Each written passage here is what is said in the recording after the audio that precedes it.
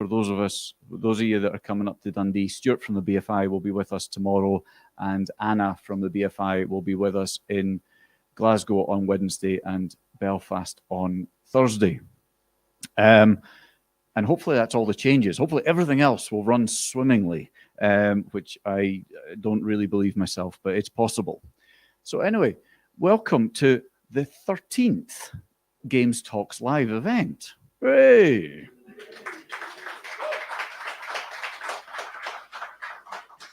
this is the fourth event in Edinburgh, and they have gone by a couple of different names over the last 4 or 5 years. There were Games Drinks Edinburgh. They've been called a couple other things, but Games Talks Live. Well, we've got the banners now, so we're keeping the name, I think. If you've not been before, the purpose of these is to provide a bunch of interesting and hopefully educational talks to give us as the Scottish games industry a chance to get together. Because although this week there's a whole bunch going on, for years and years, it was embarrassing that we used to only meet each other overseas at GDC or Gamescom or something. So the point of this is to get us out as an industry. So if anyone wants to come to the Dundee or Glasgow ones, that's my holy grail, is getting people moving between the three cities as well, or over to Belfast, of course. But what I realized after we did this a couple of times was the fact that we're getting together as an industry in 1 week, in one venue, it's actually really appealing for people outside of Scotland to want to come up and meet you all. Because individually they struggle to justify coming up to meet one company. But the fact that we can put this on and get a load of brilliant developers here, then it's why we've got such a stellar lineup in terms of the publishers that have come to meet everyone.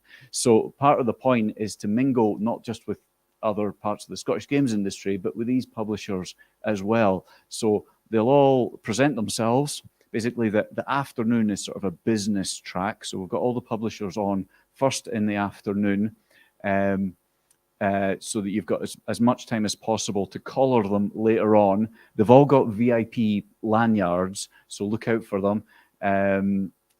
We've got basically 3 talks at a time and then a half-hour break. So there's hopefully plenty of time to collar whoever you want to after every 3 talks. This first section, partly because BFI couldn't make it, and partly because we're running late, we'll just have 1 talk on after you get rid of me, and then we'll have our first break. So our first company might be popular, but there's 3 of them, so that's fine. We will try and keep things on time because we've got a lot of people to get to, so we will corral people about every half past every hour to grab a seat again and get the events moving again with the next set of talks. For everyone watching online, we have a Discord that, although we've not been able to get it so that you can interact with the speakers and the attendees here, you can at least jump onto the Discord and chat to other people that are watching online. So in a browser, punch in discord.gamestalks.live. That's discord.gamestalks.live. That'll take you to the Discord, and then everyone else that's watching, you can chat to them there.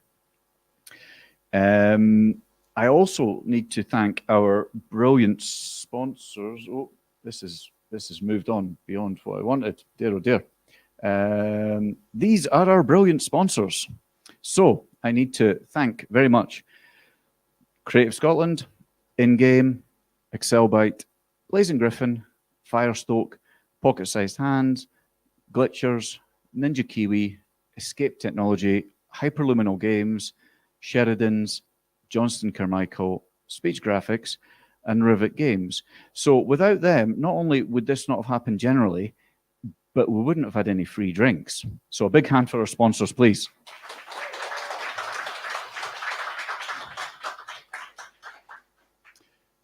Those of you that have been along to one of these before or have watched one online before, we also always try and raise a little money for a good cause. So the cause this week is Special Effect, who we have raised money for before, and Nick from Special Effect will be joining us later on.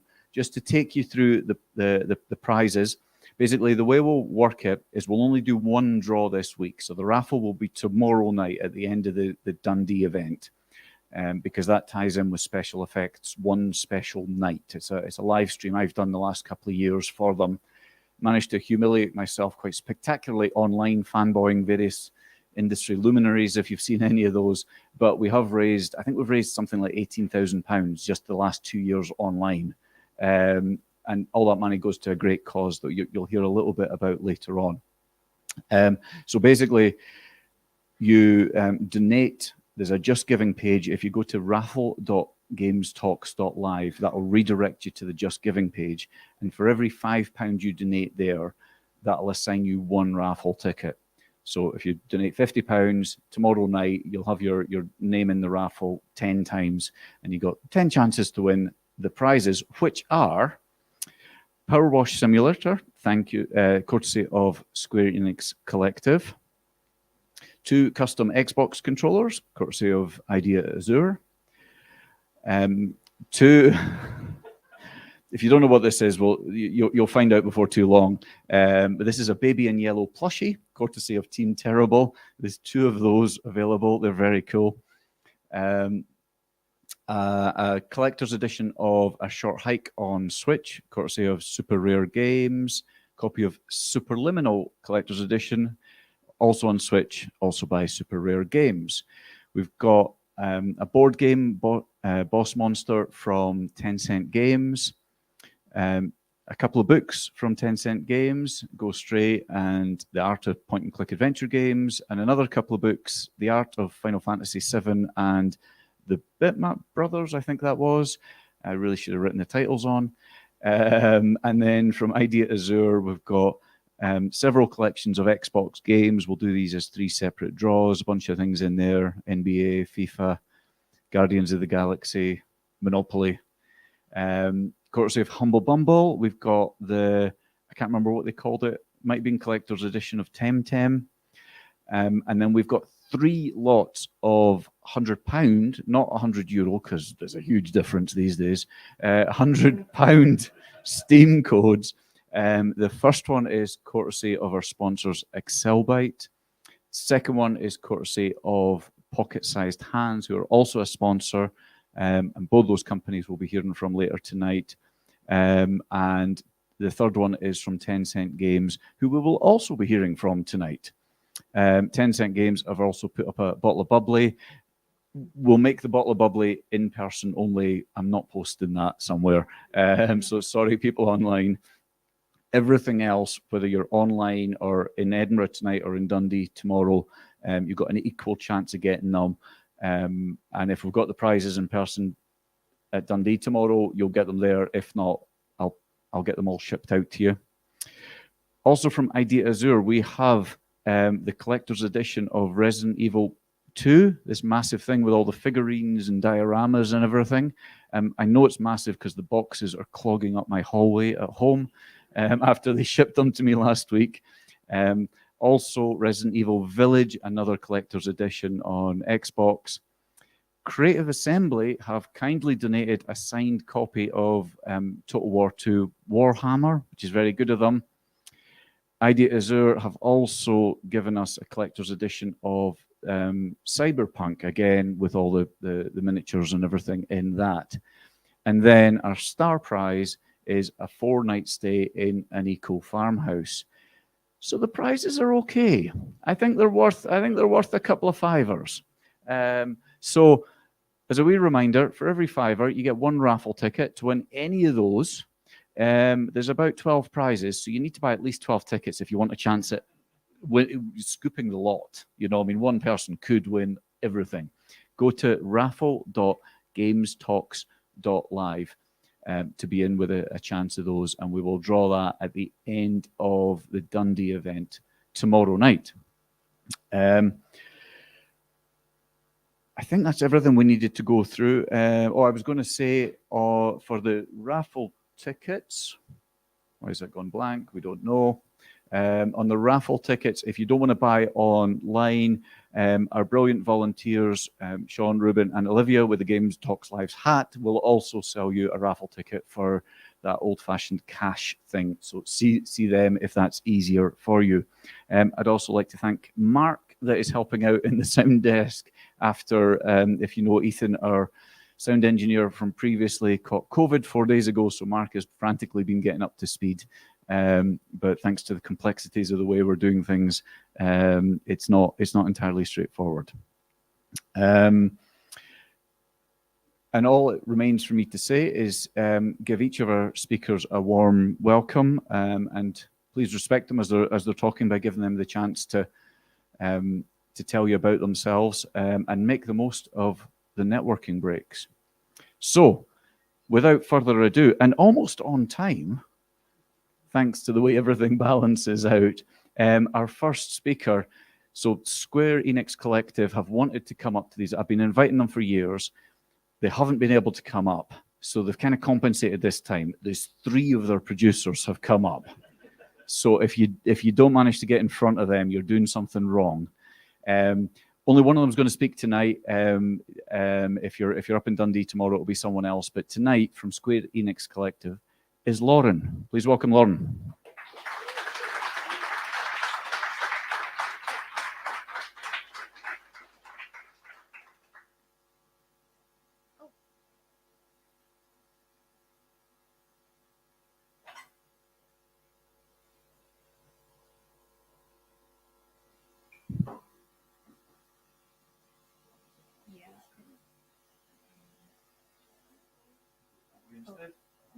Is it mirrored or is it extended?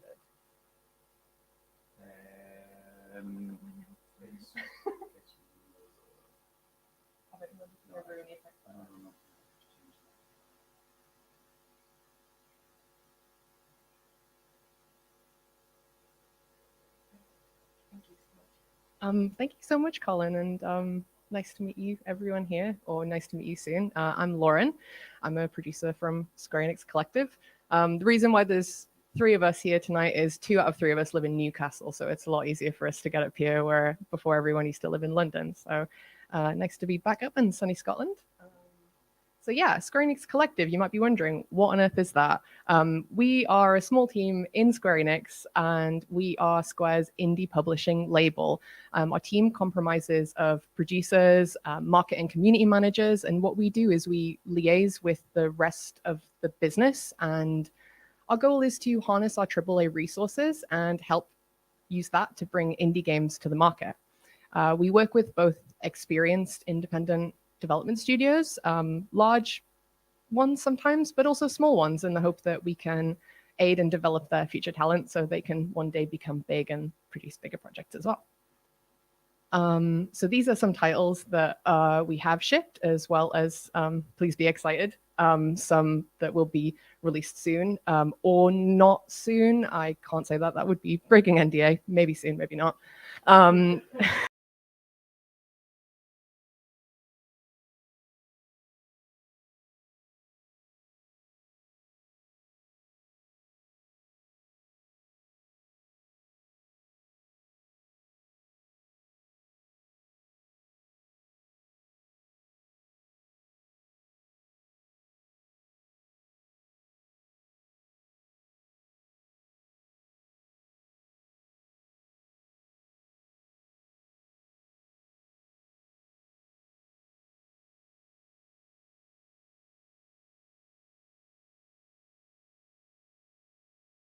Talk is going to be about all of that boring documentation, but I hope it's illuminating anyway. So you have gotten the thumbs up from a publisher. They love your game. It's amazing. They want to give you some money to make it. What are you going to need to proceed? What is it they're going to ask for? Obviously, this varies from publisher to publisher, and this sort of skews with the type of documents that we would look to ask for. But, you know, you can always ask this stuff of your publisher in advance. The sort of things we would look for are a due diligence package. This is sort of an umbrella term that we use to describe a whole host of documentation, which includes but isn't limited to stuff like an organizational chart, a resource plan, sort of your hires and who you need to hire to ship the game, development roadmaps and schedules, risk logs, finance plans, technical game design documents, things like that. Additionally, any info on any third-party material that you have in your game. This sounds really like unimportant, but actually, if you have any third-party assets or programs in your game and you don't source the right legal lines, then you could get sued. So probably want to check that in advance as well.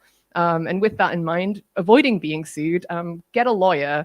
It's always good to have someone in your corner that is sort of like representing your best interests. Like you would hope that you've partnered with a publisher who really wants to help you see your game through to the end with the, you know, your best interests in mind. But you're paying the lawyer, so they're obviously going to have your best interests in mind. And the lawyer can do things like help you get your bank account set up, get you business insurance, and get your company registered. All of these things you will need to do in order to sign that development agreement in the first place. So once you've signed the development agreement, someone said, hey, we're going to give you loads of money and you're going to make your game. The great news is you get to make your game. And the even greater news is there is so much more work that is not making the game that you need to do in order to get that game to market. So a couple of things that might include on that list is, you're going to have to make time to join calls with your publisher in order to make delivery plans, content updates, and set expectations with them around what's happening in the game right now and what's coming around the corner. You want to prepare milestone deliveries, the documentation to go with that, and the actual time it takes to deliver these things, builds, assets, documents to your publisher. Keeping live documents updated, so you don't just write your TDD or your GDD and then leave it to rot because, game development changes from the start to the finish. So you need someone who is responsible for keeping that up to date all the time. Who is helping you create and understand your QA and delivery process? Who is it? Someone's got to do it.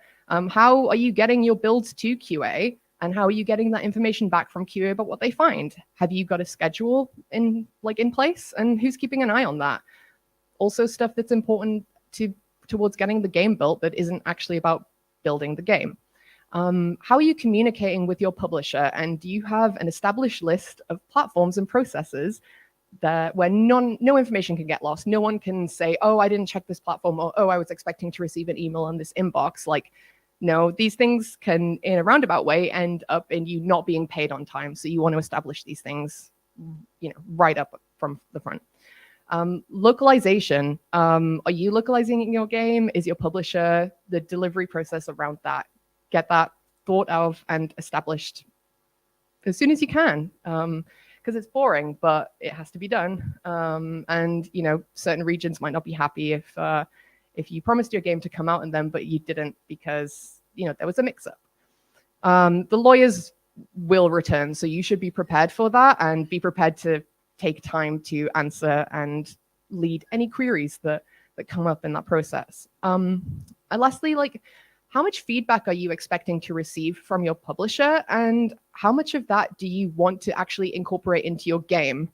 Every team wants different levels, so it's actually good to set expectations early on so both parties are aware of what their responsibilities are, and you can plan a timeline around being able to incorporate that. So the good news is there is actually one hack that every game development studio can employ to do all of this without having to take any time away from developing the game. And I'm happy to tell you, that's hire a producer. A producer can do all of this, and it will allow you to move on, make your game. This kind of circles back to my previous point in the due diligence phase. Your publisher, or a good publisher, should be able to look at what you have planned in your roadmap in your development schedule and identify whether with your team plan and organization and the timelines you want to deliver on, do you actually have time to make the game and also deliver the game? Those are kind of two different things almost, and a producer can really help with that. As well as production overheads, we have marketing overheads. One of the main reasons people work with publishers in the first place is to get access to their marketing people, because marketing people are special, and I guess they do magical stuff. I don't really know what they do. They just make the game sell, which is really cool. But in order for your publisher to do the best possible job marketing your game, they're actually going to need your time and input, weirdly enough. So anticipate taking some time to join strategy calls with them, get to know them, and allow them to get to know your game as well. The team will also probably need to liaise with you in terms of delivering assets, or perhaps they will ask you to create assets from scratch in order to support their marketing efforts. Work with your publisher to agree on how much time will be set aside for this, and often you can't really know until they present a strategy to you, and then you tell them if you have enough time to help them deliver that strategy. Are you trying to build a community around your game? Do you have a community manager already internally, or Are you looking to hire one, or do you expect your publisher to handle the community building? Who is responsible for maintaining and growing that community? And does anyone on your team even have time to make tweets? Honestly, probably not. Establish how much support your publisher is going to be able to give you in order to make tweets and stuff. And also events. You want to consider who on your team is best placed to attend events. Is it appropriate for them to take time away from development? And is there any work involved in the run-up to that event, preparing content for shows, like making a build that's like different from a milestone or other kind of delivery? Do they need assets for like posters and banners? Do you need to participate in running a stand, or are they going to hire people to do that? Also, like, how involved do you actually want to be in deciding the direction that the marketing will take and how your brand for your game or your studio is going to be established in the public eye? You want to figure this out with your publisher early. Some teams obviously prefer a completely hands-off approach, and they would prefer for the marketing guys to just totally handle this. But some people are quite protective, and they have a really strong identity of how they want their game or their studio to appear. So they want to make more time to be involved in that. And if there are a couple of things that I would like you to take away from this like really boring ramble that I've had today, it would be working with the publisher, schedule time to do boring admin stuff. It's boring, it's admin, but it has to be done. A good publisher will always want to work with you. They will always make time for you. So do your best to keep in touch with them and keep them updated. Make sure your comms lines are cleared, and you want to know who and how you can reach them in a time of crisis, or if there are any problems in a pinch. And lastly, but maybe most importantly, ask for budget to hire a producer. And definitely nothing will ever go wrong in your game development if you have a producer. Thanks for listening.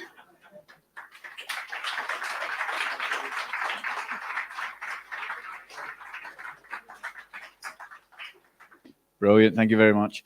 Those of you that were here 6 months ago, we had Rami Ismail do our final talk. And I don't know if you remember, but one of his points was the way to make things go smoother and increase your chances of getting a publishing deal was add whatever it is, 50 grand to your budget and hire a producer.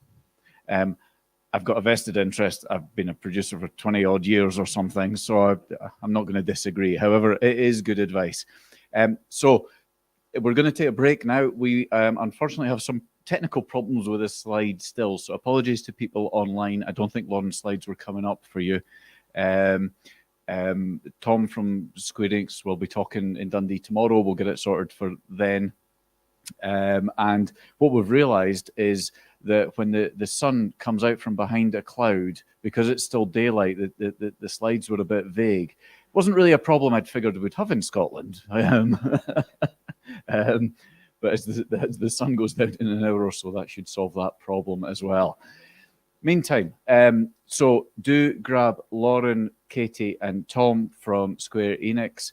We'll take a break now. We'll be back in 25 minutes. All the speakers have a VIP lanyard to make them easier to collar, so do grab them. We'll see you in 25 minutes. Thanks.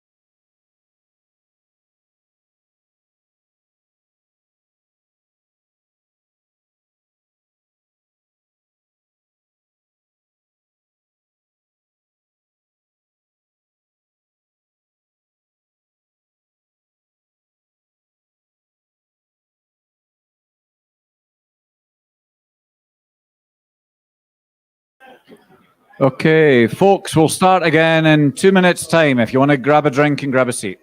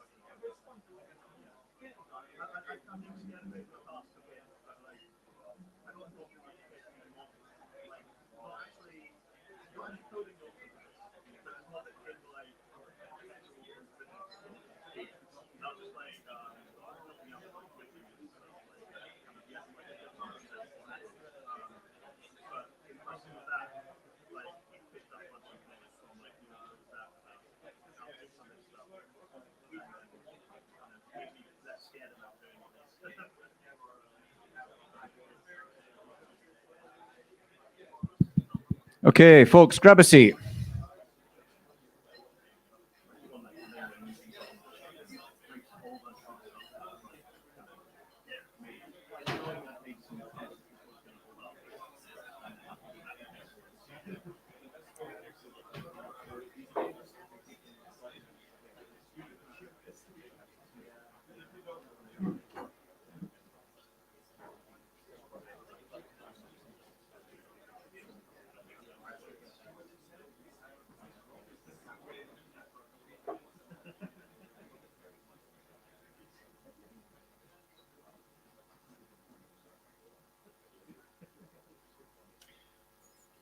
Okay, fantastic. Thank you very much.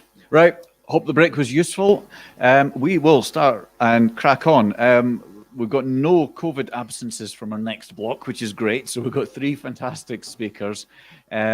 Before we get started, just a reminder about raffle tickets, particularly if you're watching online. Buy raffle tickets at raffle.gamestalks.live. However, on to the serious business. First up, again, someone I've been trying to get up for a long, long time. He's come all the way from Manchester, so it's shocking it's taken me this long to twist his arm to come up. However, representing Team 17 is Mr. Simon Smith.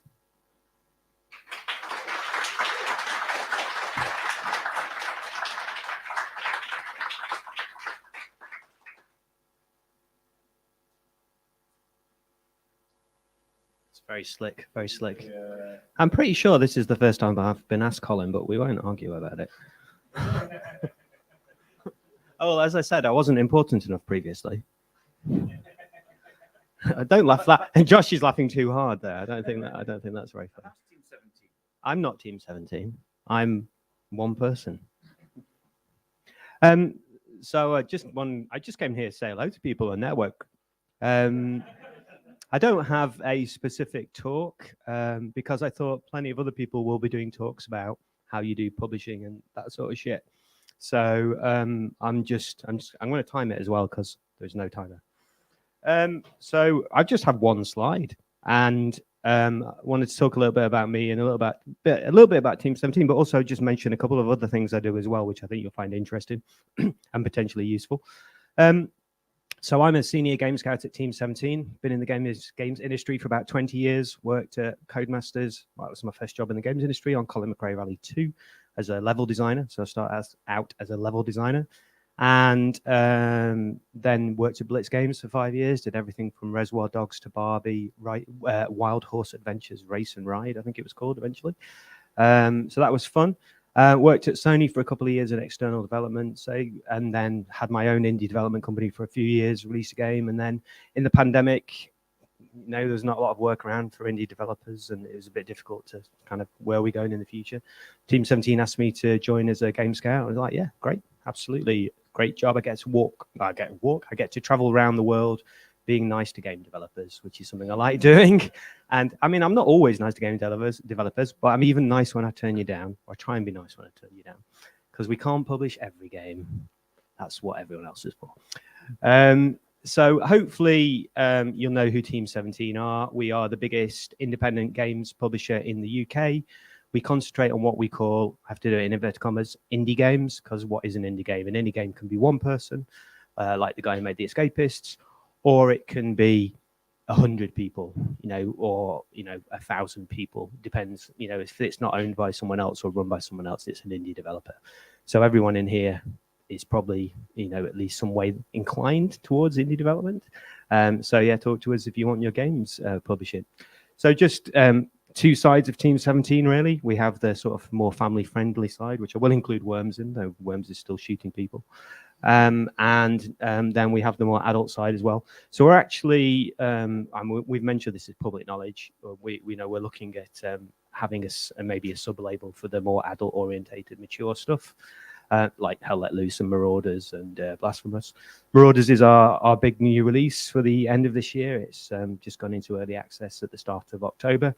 If you don't know what Marauders is, it's a bit Ship of Fools. No, that's one of our other games. It's a bit. It's space pirates. So you're flying. It's basically teams of 4 people flying around in space.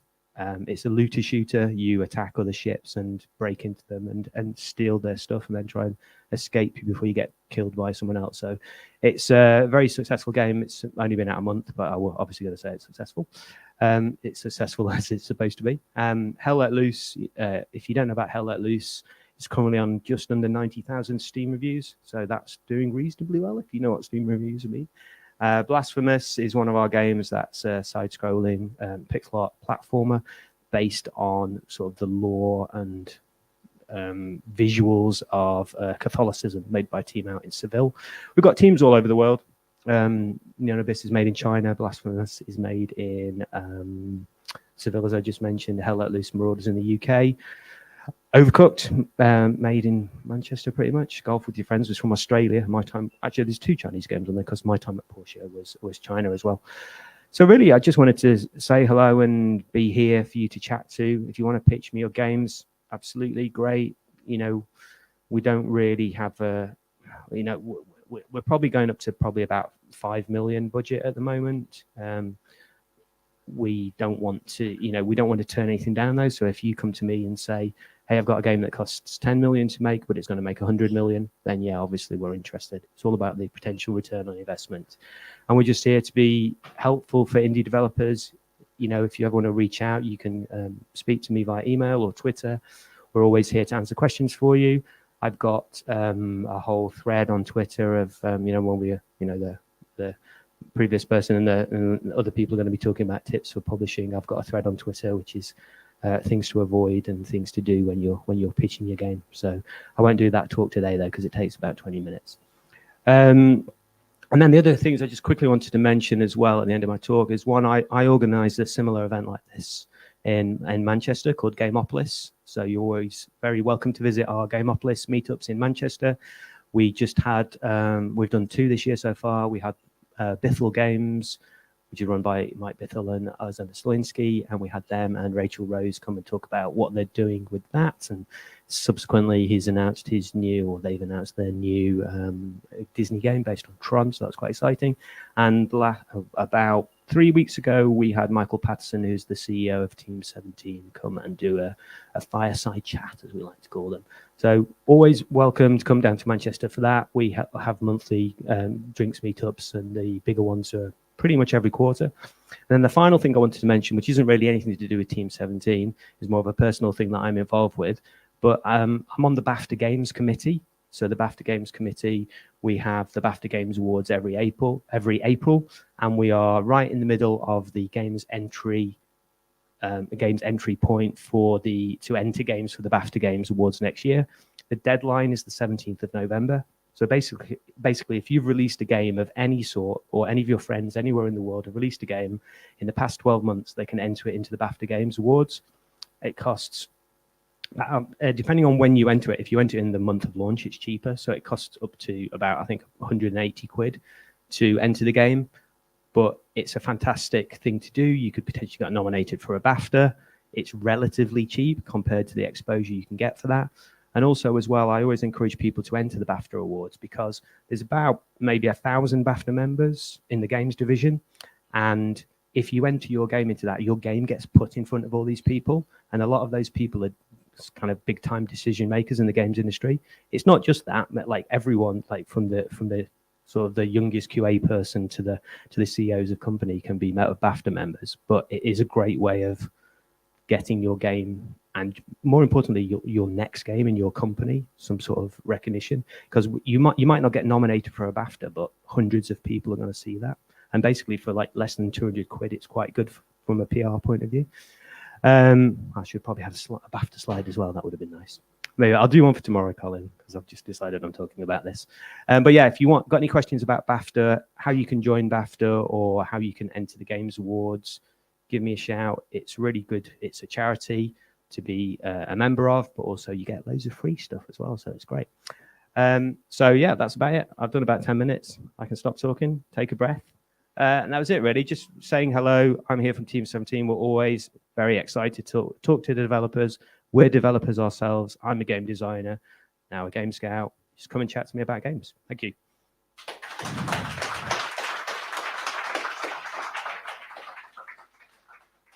Awesome. Thank you, Simon. Yeah, please do grab him in the next break. He's a lovely bloke, and you'll see him around at all the other conferences if you're up and down to Develop and Gamescom and all this stuff. So, moving on, our next company is headquartered slightly further afield than Wakefield, Team 17's. Three offices. Our next company is Tencent, who maybe have more than 3 offices. I'm not sure they can count. So here from Tencent is Shannon Maclaughlan. Thank you.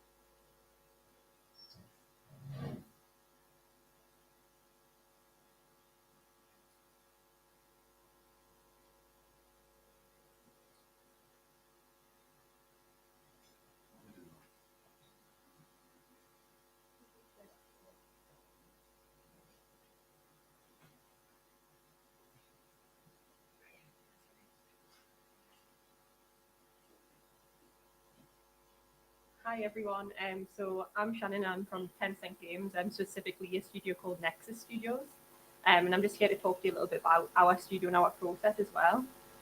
We're a little bit different to a publisher. We do have publishing arms within Tencent, but specifically we're an investment company, and we invest in everything from indie studios to probably the biggest studio we have on roster is Riot. Thank you. That's a bit short. So. Yes. That's great. Thank you. So the Nexus Partnership Studio, we're actually based out of Liverpool, and we began in late 2021. Right now, we've got about 20 people working across our studio in Liverpool, but also in Shenzhen, which is where Tencent HQ is. Collectively, as a team, we've worked on 300 titles. And anything from Sackboy, Star Citizen, F1 2021 to Goat Simulator and many in between. All of our team members have worked on a variety of game genres through launch to release in the last 30 years. Together, we've got 100 years combined experience and working on the ground locally with our studios day to day, which allows our studios to benefit from a huge amount of expertise across the Tencent group. For those of you who aren't as familiar with Tencent, because they are primarily a Chinese company and until recently moving into the West, mostly made games in the Eastern market. They do have games arms, but they also do many other things from medical experiences to delivery companies all across the tech industry. So this is my nice team organizational chart. So our studio is currently headed up by a guy called Pete Smith, who some of you might know. Pete previously was a director of product development for PlayStation and was hired by Tencent in 2021 to build our studio from the ground up. Many of our team members, sorry guys, many of our team members have previously came from some of the most well-known game studios and publishing studios in the world, and have helped numerous developers across through company service, consultation, and partnership and collaboration. So as a partner studio, what do we and I do day to day? Well, we have 5 partner studios that we currently work with, which are Tequila Works, Sumo Digital, Splash Damage, Inflection Games, and Shark Mob. Hopefully you might have heard of some of them, if not all of them. And while a lot of our projects are currently under wraps, 2 of our studios are bringing out 2 amazing titles that I can mention today, which is Song of Nunu, which is a League of Legends story. Song of Nunu is created by Tequila Works in partnership with Riot, and it's a single-player narrative game where you join Nunu and Willip through an idyllic but treacherous world to find his mother. And also Nightingale. Nightingale's by our Canadian studio, Inflection Games, and it's their first own IP project. And it's a survival crafting experience set in a rich Gasland Victorian fantasy, currently due for launch in 2023. Again, as those from the Square Enix collective say, have to be kind of vague about dates. So what's my aim as a partnership studio? Well, the aim for our partnership studio is to invest in studios and then empower them and support developers in delivering the next generation of blockbuster games globally. And the way that we do that is essentially we build or acquire teams that have really good IP potential and help deliver the next generation of games that'll push the envelope in that genre. We obviously leverage Tencent's expertise in free-to-play and games as a service strategies because that's what Tencent have the majority of expertise in. We also utilize Tencent's experience and vast ownership of studios in order to promote co-development across the studios, and also to allow for mobile and multi and cross-platform integration. And we also have so many teams of researchers at Tencent.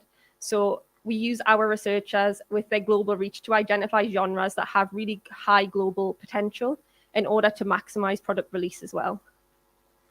So our main aim is to support the studios that we invest in, to empower them to make the decisions they want to grow as a studio, and also to collaborate because we're not simply a publisher, but we're also part of the team as well. We really help them very much every single day.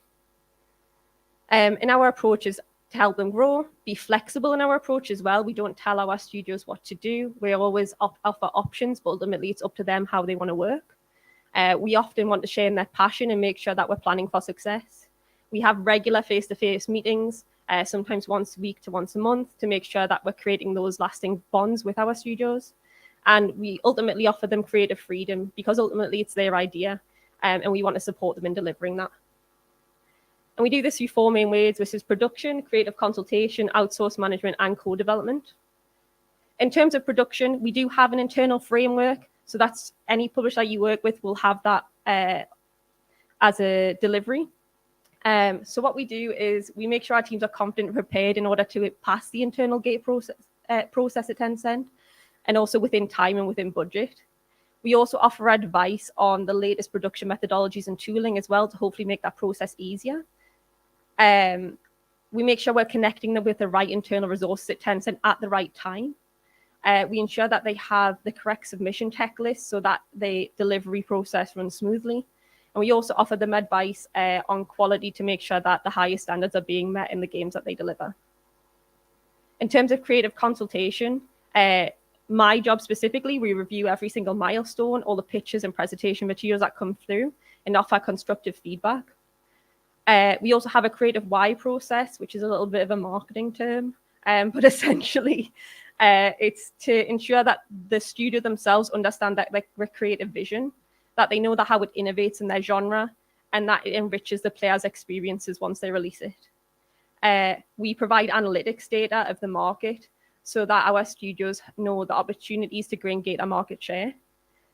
And also we provide creative direction. We have a fantastic creative director on board, and this is from anything to do with narrative, marketing, artistic direction, and brand in general.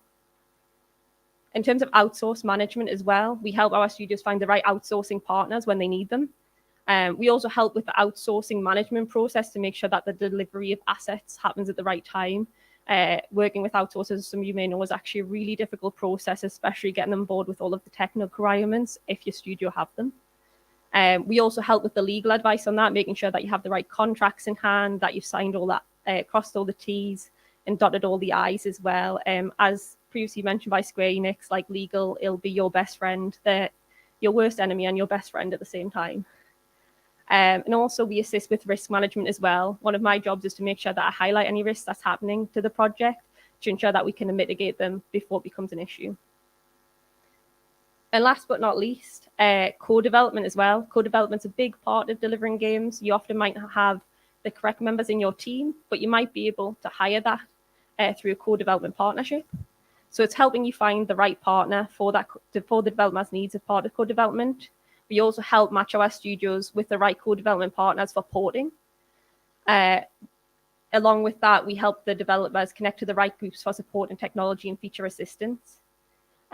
We offer advice in day-to-day project management and co-development services.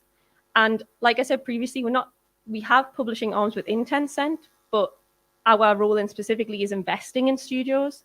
So we might help you self-publish, we might help you partner with somebody in Tencent to publish your game, or we might partner you with somebody like PlayStation, Xbox, so on, to help you publish and be with the right partner for that delivery.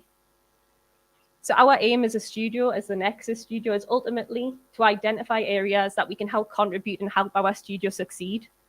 We help define the process and methodologies best tailored to suit our developers' needs. We utilize our knowledge and expertise to make sure that the developers have everything they want at hand.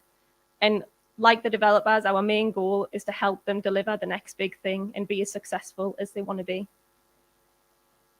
So I hope I didn't talk too fast. I am from Newcastle, so I do just spurt things out. But thanks very much. That's my email as well. If anybody does want to email me, feel free to come talk to me as well. But yeah, thank you.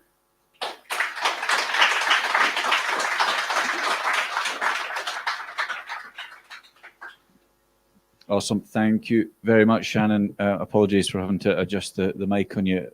Ed's a little bit taller. You know. Okay, so moving on. I've known this next gentleman since he was at Nintendo, which is probably a good few years ago now, actually, when you moved on. Wii U days when no one actually wanted to come to Nintendo, but Switch was coming. Shocking. Anyway, he's now at Bitwave Games, and here to tell us more is Mr. Ed Valiente. Hi.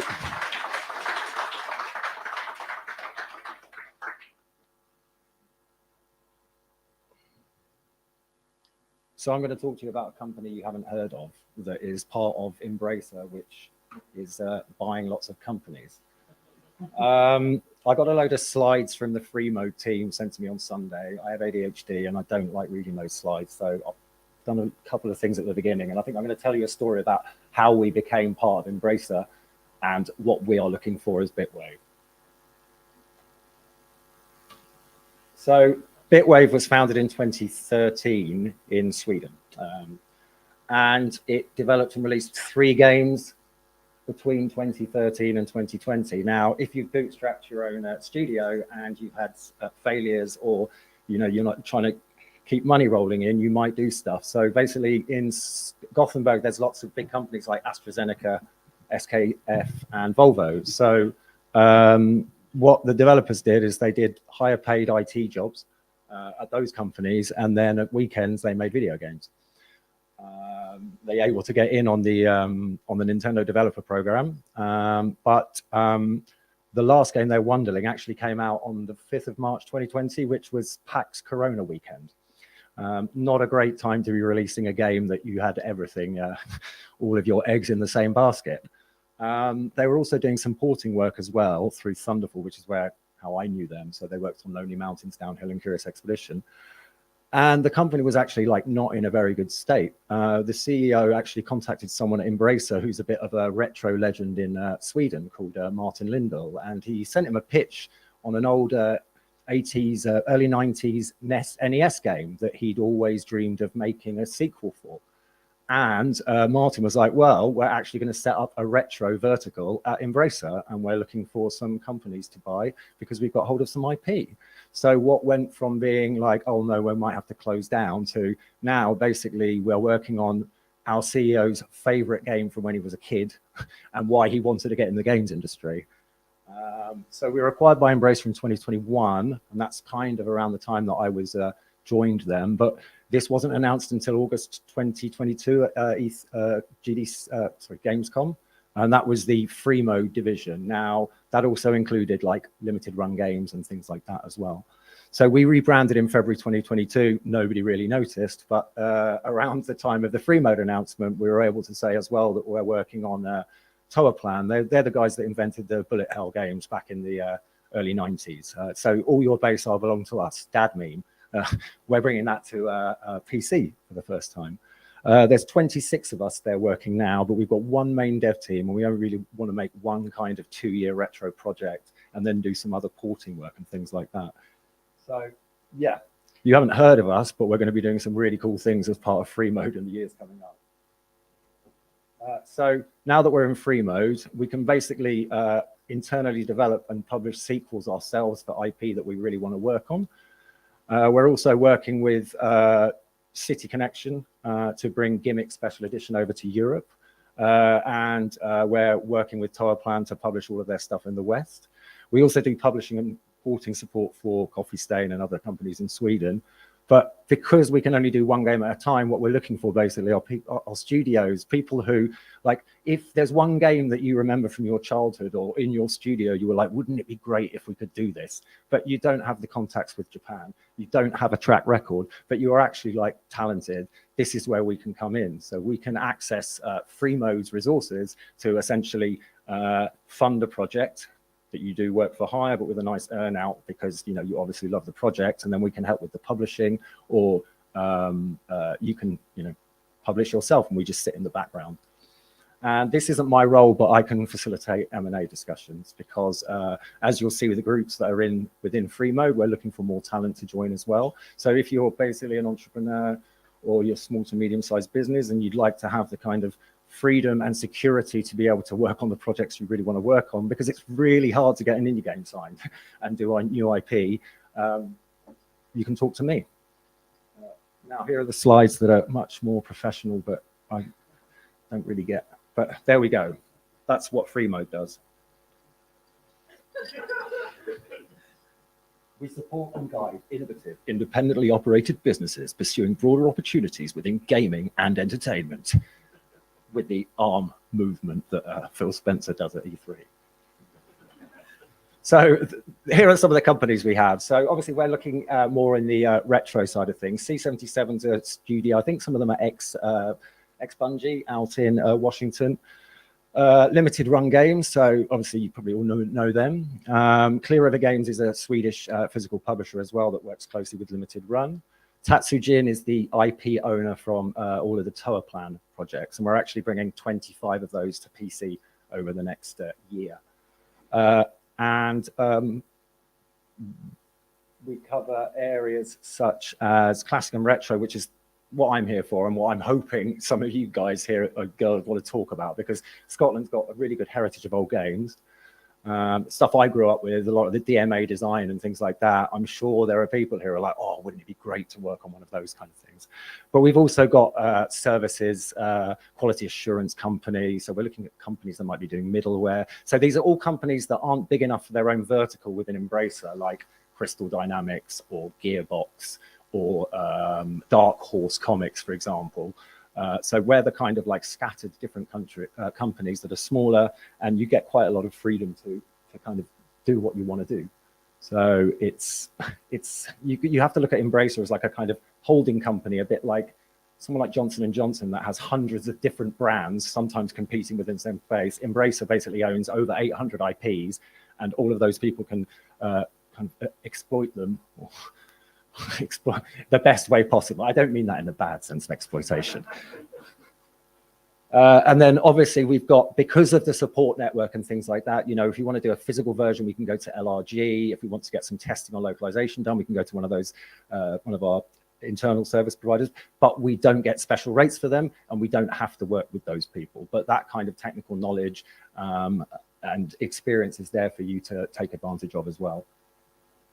And this is really kind of why I wanted to be part of this journey, because I joined the industry in the 90s. I grew up playing Amiga, Commodore 64, and then worked on a lot of old Japanese JRPGs on PlayStation 1, GameCube stuff, which is now basically anything before 2010 is retro now, right? So even show me your games from PS2 and early PS3, and we can make that happen as well. So there's a lot of, I think you've seen there's a big kind of increase in the sort of bringing back retro IP, but trying to do it properly with quality of life improvements and things like that. And you know how hard it is to actually launch a new IP. I've met a load of talented indies who are basically do a Kickstarter to do the spiritual successor to this. Now, if that doesn't fail, but actually we know the people with that IP, we could be like, oh, hang on, you guys could be perfect for this. So if you do want to just come up to me and tell me your favorite game you'd like to do, I'll be able to tell you quite quickly whether it could or couldn't happen. So these are sort of the areas that we're covering. So, you know, everyone likes good merch, everyone likes cool things, limited edition packs and stuff like that. So we're looking at expanding more on the arcade side of things. And we also have Asmodee as another one of the divisions that does board games. So we have access to a lot of the board game stuff. So there's lots of different opportunities to have there. And it can be quite hard who to speak to within Embracer. So if you're interested in Dark Horse comic stuff or Asmodee properties or something like that and don't know who to talk to, you can contact me and I can put you in touch with the right person. And sort of this is where Bitwave is fitting in at the moment. So we're doing all the old Toaplan games, and actually the guy who's developing it, how long have I been talking for? The guy who's developing it is, he actually made the emulator 20 odd years ago for the game and was part of the whole Toaplan community. So he's met these 60-something Japanese rock star game developers, and they're like, oh, we remember you from back in the day. So he's actually getting to work on something that he was really heavily involved with. But obviously, like, we can only do one of these kinds of projects at a time. So we're looking for more people there. So on the publisher partner side of things, we can license stuff that isn't part of our IP collection. We've got really good contacts in Japan. Like, that's partly through my work, having worked for 4 Japanese companies over 25 years. And there's just that real sense of passion. So even if it might seem like, oh, it's just a big faceless overall organization, actually working on the free mode side has been super exciting and kind of feels a bit indie, just with old IP. And I made it through, and I took 10 minutes. So if you want to chat about retro games, come and speak to me. Cheers.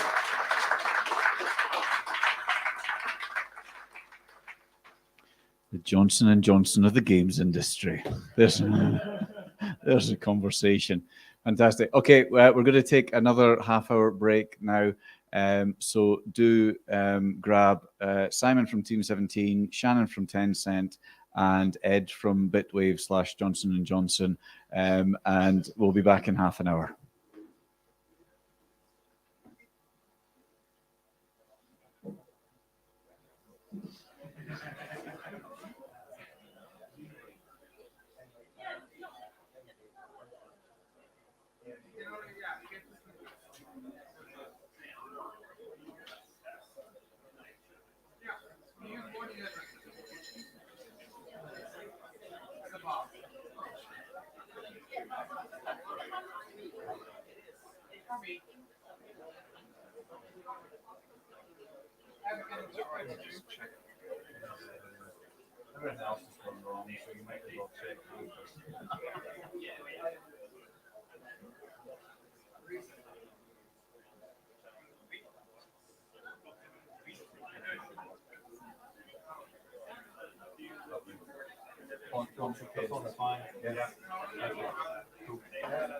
Wow, something like that, right?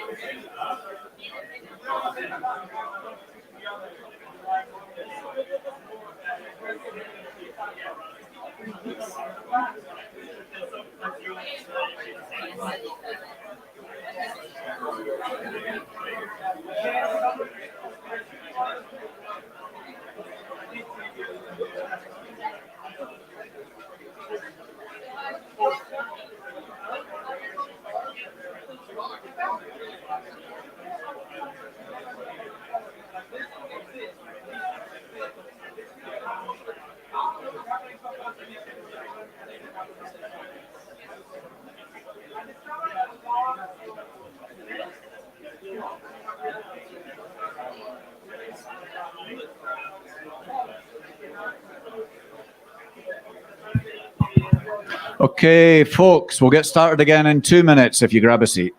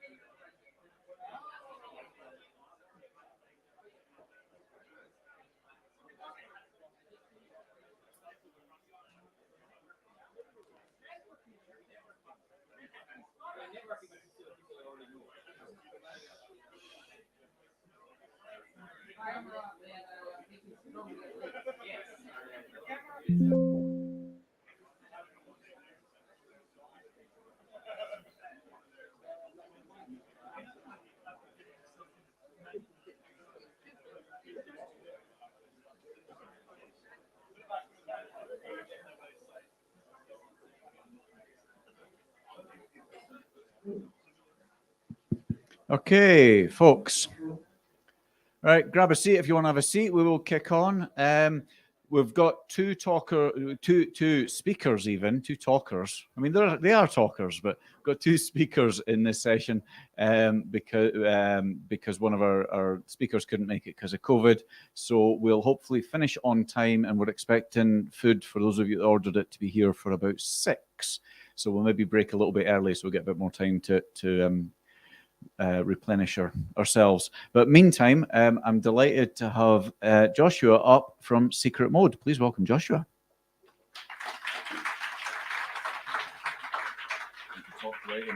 Yeah.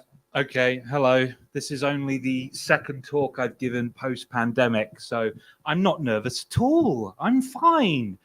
Hello, everyone. My name is Joshua Garrity.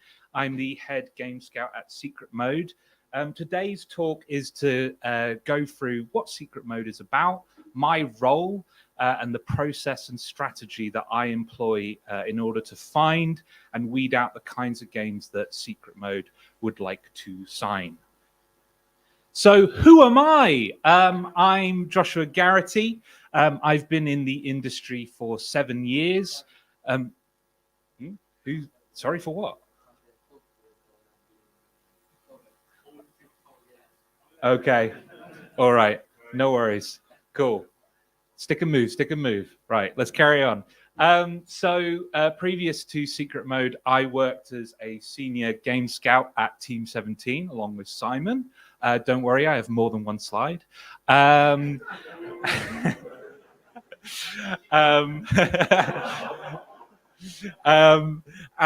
Previous to that, I was the acquisition manager at Fireshine, previously called Sold Out. And at Sold Out, Sold Out used to be a physical publisher. Now, as Fireshine, they do a bit of both, digital and physical. I was kind of brought on board around 7 years ago to help build their digital strategy. So stuff like Core Keeper, Brewmaster, etc., games that I brought into the fold with that publisher. I already mentioned Core Keeper and Brewmaster, but some other titles that I've signed in my career include Gord at Team 17, Shadows of Doubt at Fireshine, and many, many more that I can't discuss because they're not announced. So who is Secret Mode? So Secret Mode was set up by the Sumo Group. So we serve two functions. Sumo Group wanted a path to market for their own internally developed IP. So from Sumo Digital, from the Chinese Room, from Auroch, they didn't want to have to deal with other third-party publishers. They just created a publisher that they owned in order to do that. But in addition to that, we do work with external third-party developers to bring their games to market. We're based out of Royal Leamington Spa, along with the rest of the games industry. We've been around since March of 2021. So we're relatively new compared to some of the other publishers that you'll hear from tonight. Here are some of our games. August of this year, we released Turbo Golf Racing into early access and Game Pass. That's from Huge Calf, who are based in Manchester. Imminently, a little to the left, will be released. That's from Max Inferno. And a little later down the line, we've got Loddlenaut from Moon Lagoon. I won't go through every game that we've got on our catalog. Please look us up on our website, and you can see the rest of the titles that we have coming down the line. So what are we looking for? I felt like it was really important that we have a strategy in terms of the games that we look at. Even though, unlike your Devolvers, unlike your Annapurnas, we're maybe not as established. We haven't got that identity that those publishers have. But we wanted to have some guiding lights, some areas we wanted to look at based on what we're passionate about internally, what our skill sets are internally, and what generally is doing well in the market. So the first pillar there is narrative. good writing, genuinely good writing, sells games.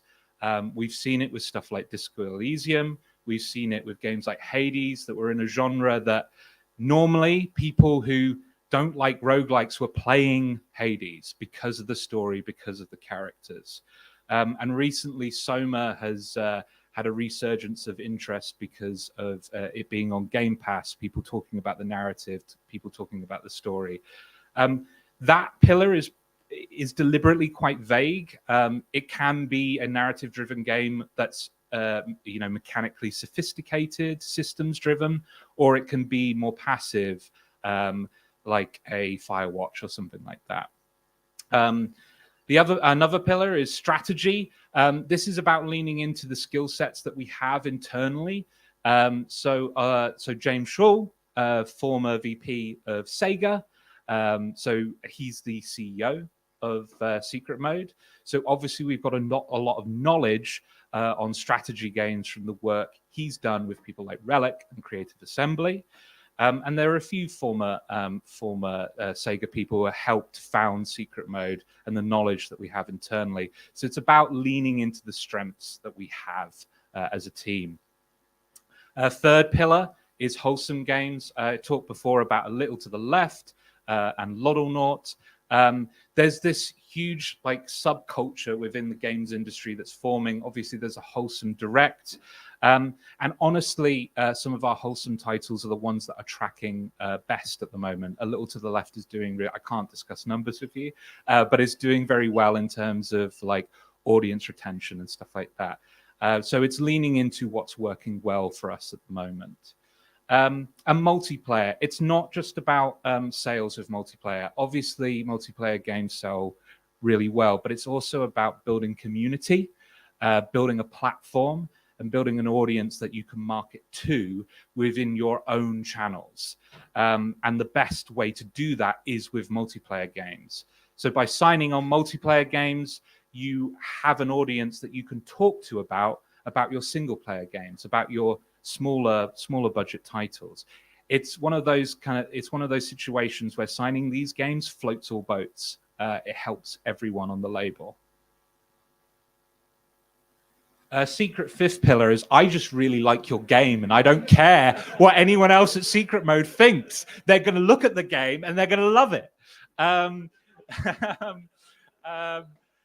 This is just to say that we're not being strict about this, right? It doesn't have to fit into those four pillars. It's just to give us a sense of direction and to communicate to everyone in the industry that we kind of know where we're going. But if I really like something, if something looks really special, of course I'm going to give it the time of day. Of course I'm going to give it attention. And this is all fluid as well. Maybe next year I present entirely different pillars to you. But yes, it's all flexible. It all changes all of the time. I want to give you some transparency on the process of bringing games into a publisher like Secret Mode. So I'm a big believer in giving credit where credit is due. I was brought on board Secret Mode around 3 months ago into the head Game Scout role. And I came in full of confidence going, yeah, I'm going to set things up exactly the way I want. All the lessons I've learned in the last 7 years, I'm going to build a structure perfect. And then I arrived and somebody who's only been in the industry for 1.5 years called Paige Dolan set up a process exactly the way I would want it. So I didn't have to do anything. I was just like, well, okay, why am I here? Just to give credit where credit's due, Paige Dolan, Greenlight Manager at Secret Mode, one to watch. She's a wonderkind. Just to talk you through the different layers of the process. First of all, opportunity identified. We'll talk a little bit about where we saw stuff in a bit, but then it will go into a soft green light meeting, which is just a panel of the people from the inbound team. And it's simple as gut feeling, do we like it? Because if we don't feel passionate about it on a fundamental level, there's no point doing the heavy lifting of forecasting, positioning, marketing, etc., etc. We have to fundamentally like the game before pushing it forward. A lot of games die at that stage, speaking honestly. After that, we move into project group review. We like the game. We think it's good. Now it's about being a guide for the game for the different departments within Secret Mode. So we will set up a project group review deck, which goes through all the important information like budget, timeline, etc., etc. How much time have I got, by the way? Am I running over? Couple of minutes. Okay, I'll speed through this. So it will go through all the details of the project. We will present that to everyone within Secret Mode. And then we'll have a follow-up approval meeting with the heads of department to go, is this something we want to pursue? If it's a thumbs up from there, we will then set up a green light deck, which will involve everyone from the company adding in their knowledge and expertise. So the finance and sales team will create a forecast. The marketing team will come up with a light marketing plan. A production team will give their opinions on the timeline and milestones of the project, and then we will present that to the Sumo Group board to get the final thumbs up on the project. So yeah, and if you pass green light, we'll start discussing contract terms. Where do we find your games? All over the shop. So obviously social media is a great place. Twitter, Screenshot Saturday, forums like TigSource are great. Frankly, just setting up a Steam page is will really help you in terms of discoverability, and obviously events like Gamescom.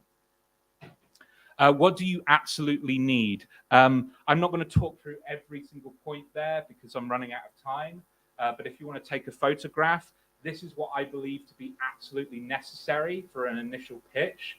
And the bit on the right is what puts you above and beyond. Not necessary for an initial pitch, but something that will put you over the edge and put you above the competition. So thank you for listening. That was my talk. Yeah, thank you.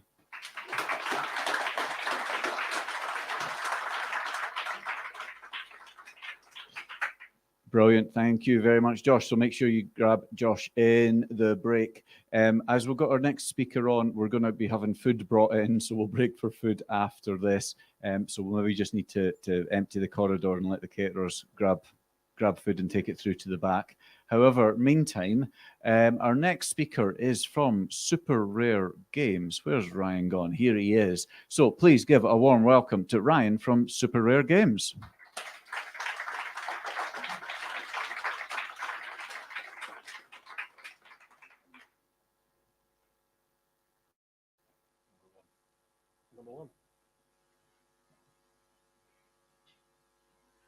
Cool.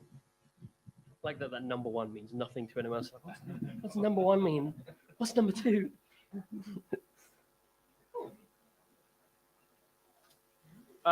Cool. So yes, so this is tips, traps, and whether you should pitch. You obviously should. And a little note down there. I'm very sorry for the terrible graphic design is my passion level slides. You'll see what I mean in a minute. I'm not a graphic designer. Thankfully, we have some of those. See what I mean? Terrible. Cool. So about me, us, I'm Ryan Brown or Toad's Anime. Hello. I talk too much. I'm worried that this is going to go on for 20 minutes. Please, someone punch me in the arm or something if it does. I'm the head of marketing at Super Games and senior biz dev / scout alongside our head George Perkins. If you happen to bump into me and see my little lanyard here, you'll see it's very long and confusing. I love that. So we have sort of two halves to the business. I don't know if any of you have heard of us before, but Super Games is a physical publisher. So we publish, at the moment, just Nintendo Switch games. So that's usually every 2 weeks we'll publish a Nintendo Switch game, basically. Some of our recent being Webbed, Strange Brigade, A Short Hike. Apparently I wasn't talking into the microphone, so that's good. But yeah, we release a new Nintendo Switch game every 2-3 weeks.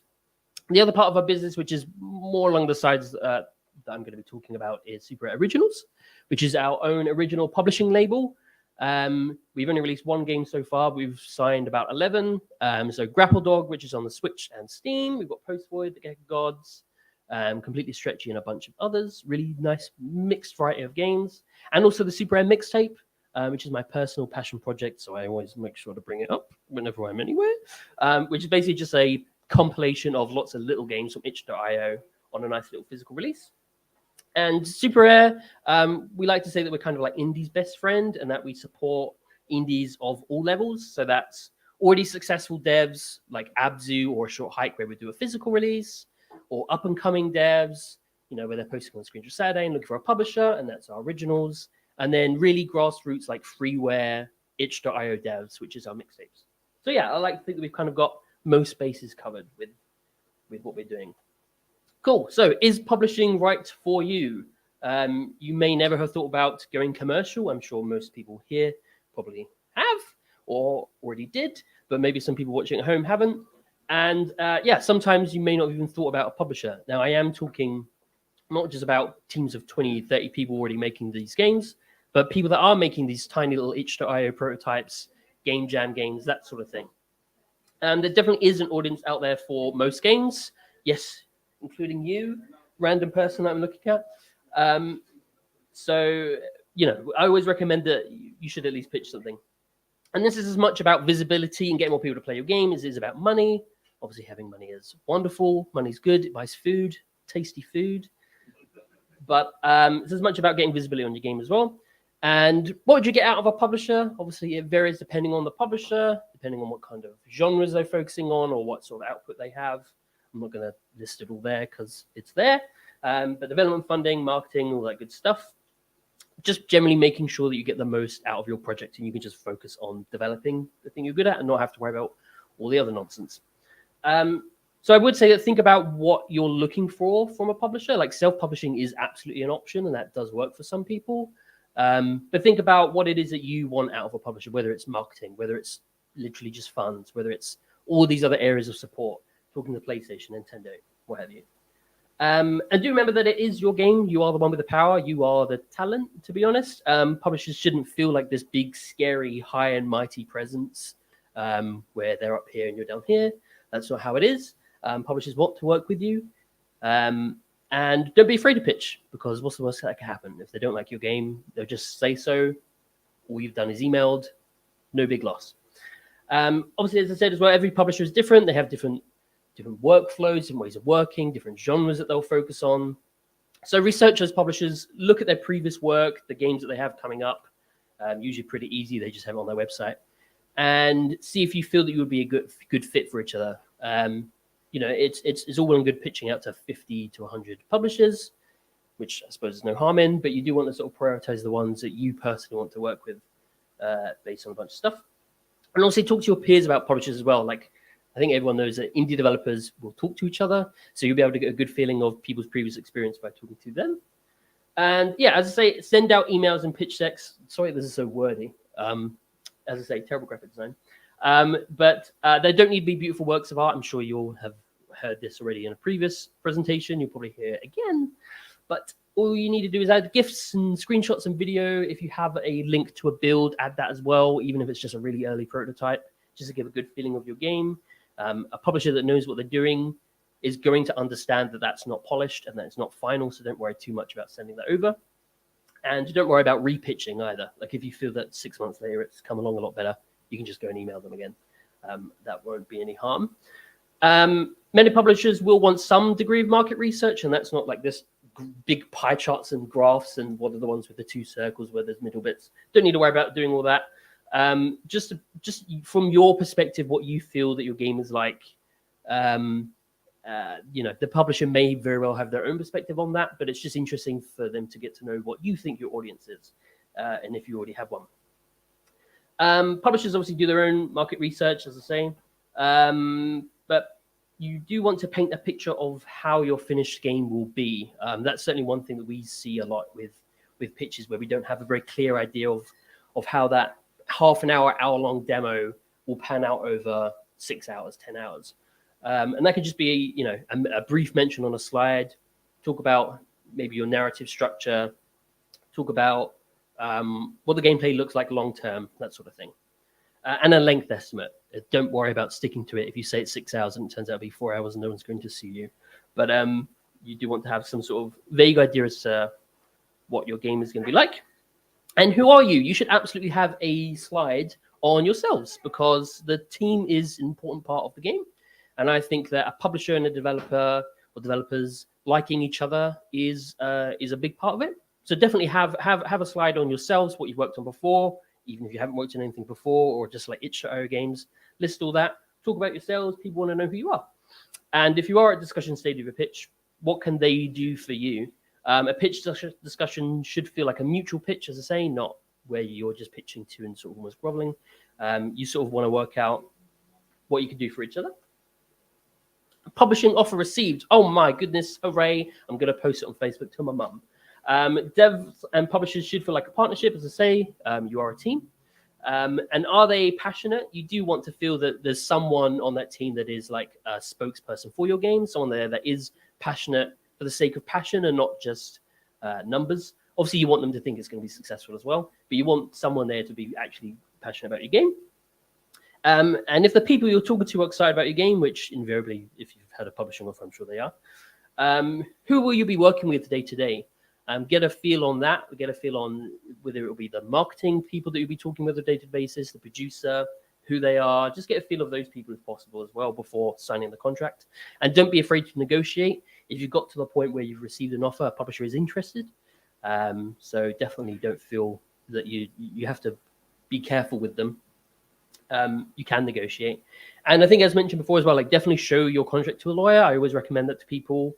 A deal is not helpful for either the publisher or the developer if one of you doesn't feel that it's a good fit.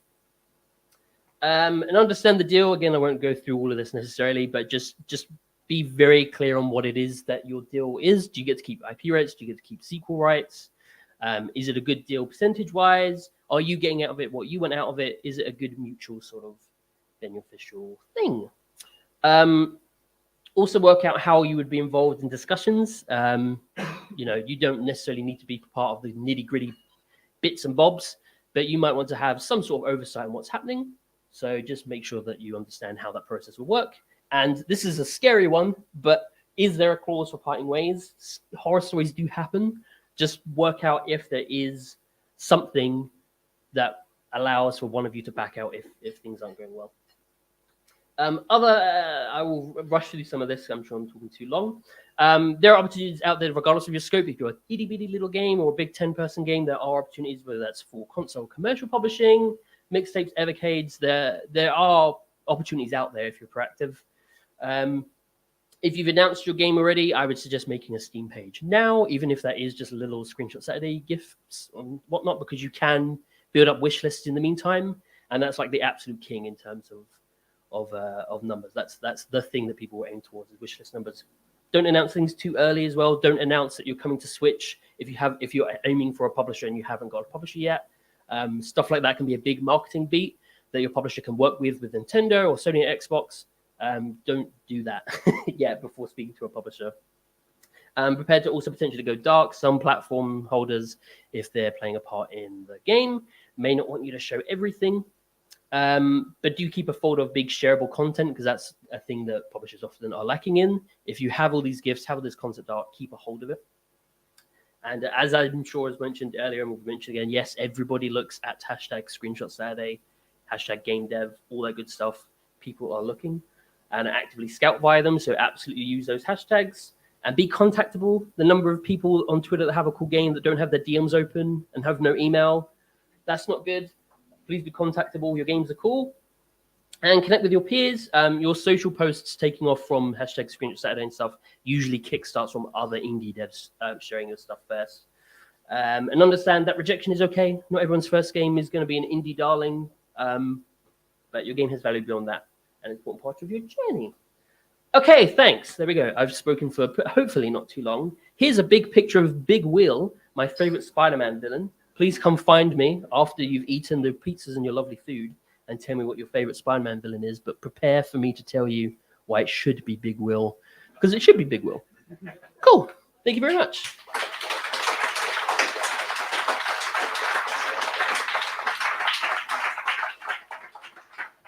Brilliant. Thank you very much, Ryan. Okay, we will take a break now. Just a reminder for people that have turned up since I ran through all the raffle prizes initially. We're doing a raffle tomorrow, running rather than do a separate raffle every night. We're doing one big raffle tomorrow night, but we're selling tickets as of now. Last time I checked, we'd raised over £1,600, which is amazing.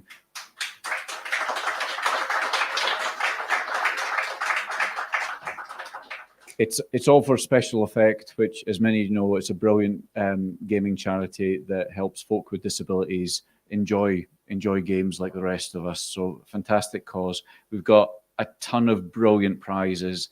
I'm going to struggle to name them. We've certainly got some super rare games. We've got Power Wash Simulator from Square Enix. We've got Xbox games. We've got Collector's Edition, Cyberpunk and Resident Evil. Tencent have supplied a bunch of books. We've got £100 Steam codes from Pocket Sized Hands, Accelbyte, and Tencent. There's a bunch of other prizes I've forgotten. And then the big star prize is a 4-night stay in an eco lodge. So get tickets. Basically, for every £5 you donate, you get one draw in the raffle, or it will keep getting draw if your name will stay in the raffle. If you don't win. So you get one draw for everything. So if you buy 10 tickets for 50 quid, your name goes in all the raffles 10 times. Buy tickets off of the folks with the Games Jobs Live hats that checked you in, or go online to raffle.gamestalks.live. That's raffle.gamestalks.live, and you can just buy your tickets online. We will now take about a 40-minute break because we've got another COVID casualty at our 6:30 slot. So we'll take about a 40-minute break. Food is now served for those that have ordered it, or speakers. Food at the back of the room. Enjoy the food. We'll see you in 40 minutes.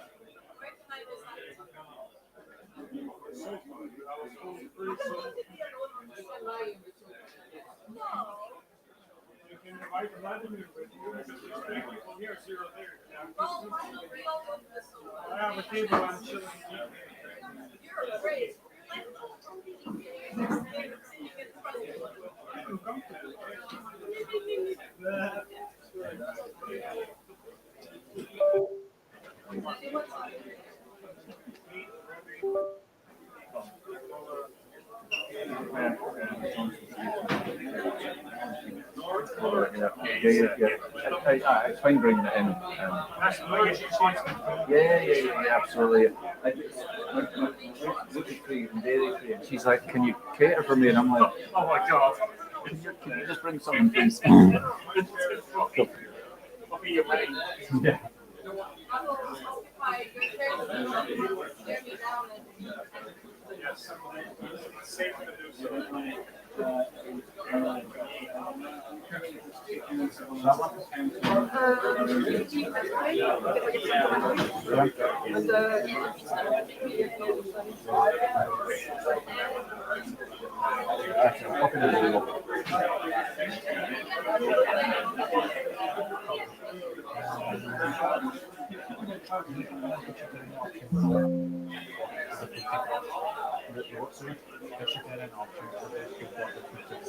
Yeah, there should be two. Curry and pasta.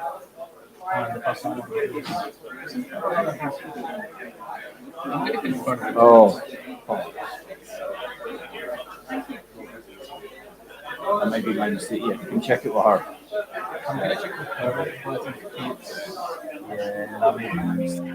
Do you want me to tell him?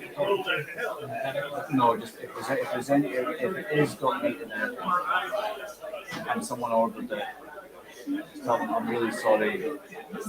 We'll get a refund for the food. And it's okay to bring something in.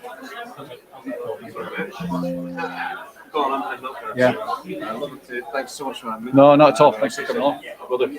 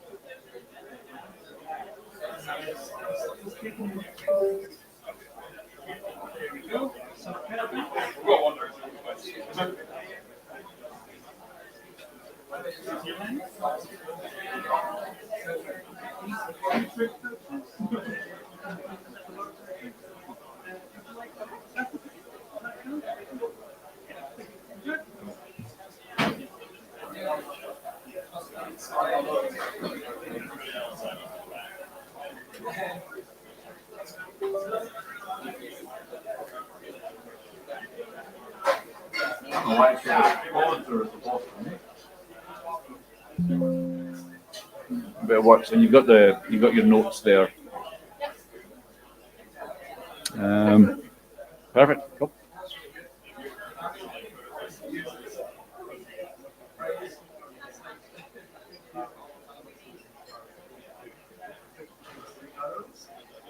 Hey.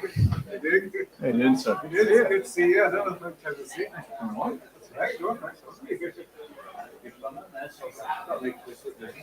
Yeah, no, it's busy. Yeah, I came in about 5 minutes just to show her white hair. Sorry, saying the next also on for the COVID.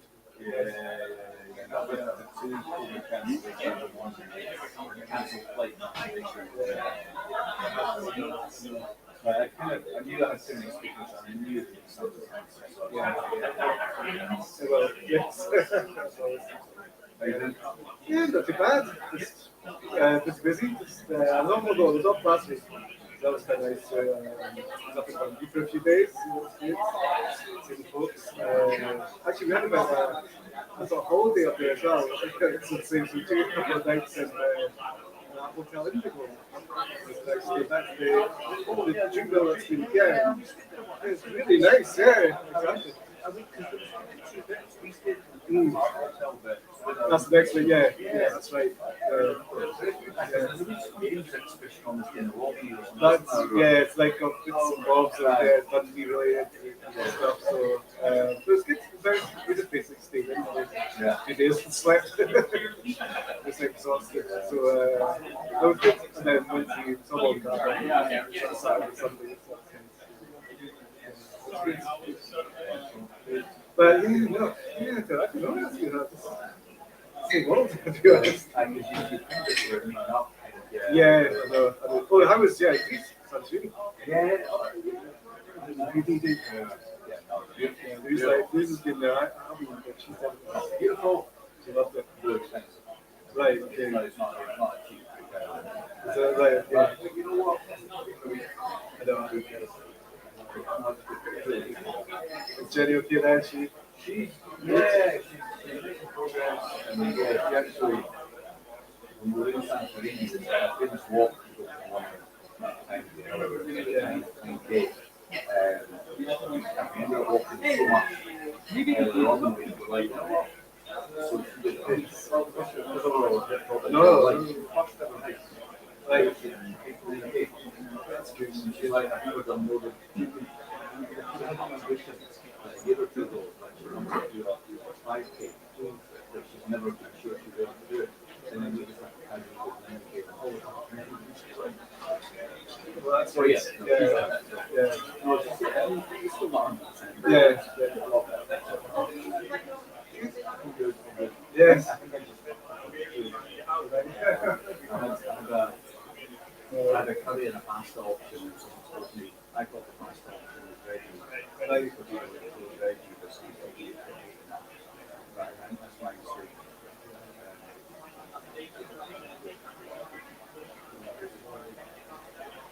Let's give it. The kitchen doing some pasta. That's what I need.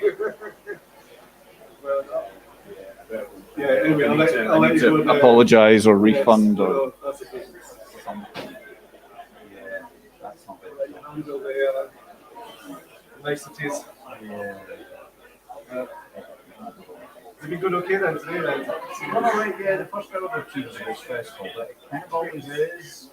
You kind of just need to. Is this the first one then? Yeah. Yeah, but we've got a run of 4. I'm over to Belfast on Thursday. Yeah, Dundee tomorrow.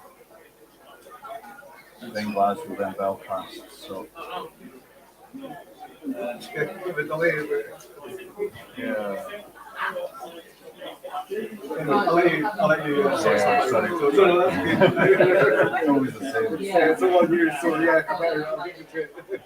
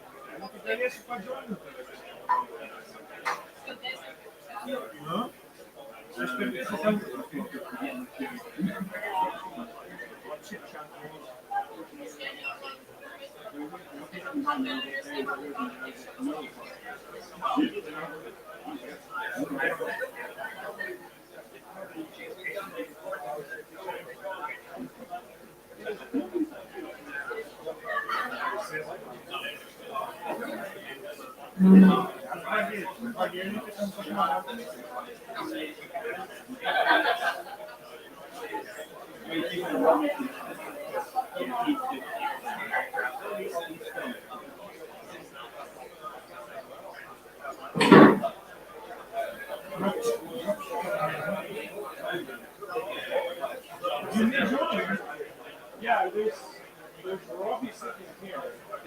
There's Nord sitting here. And if you want to join us for food, I'll go check.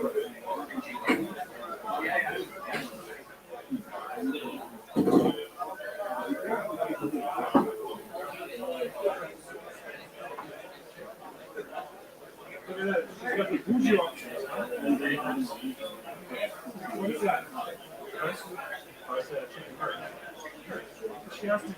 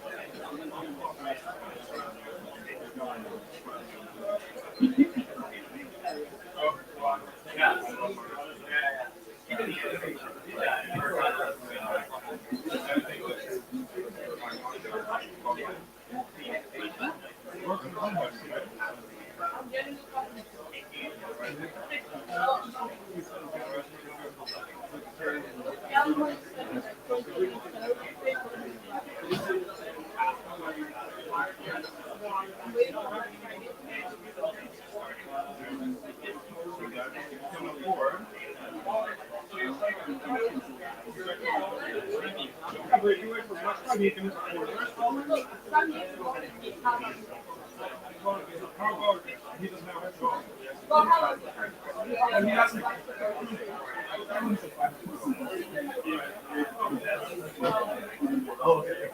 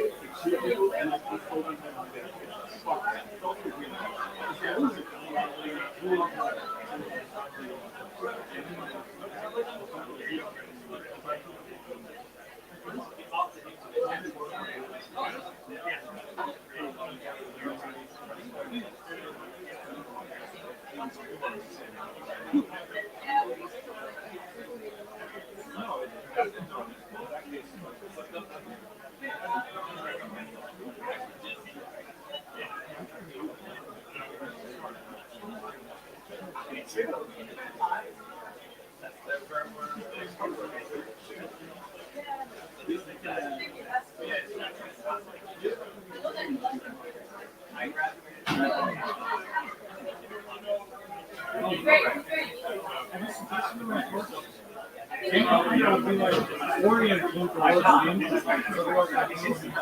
when you're stuck in the middle of absolutely anything you want to do, if you don't like living any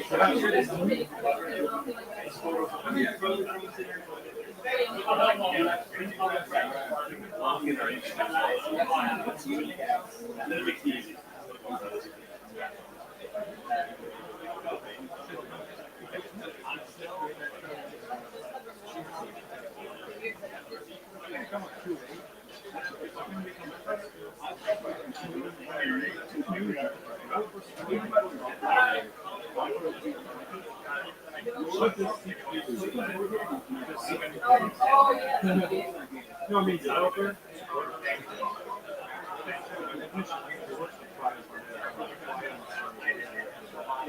One thing to use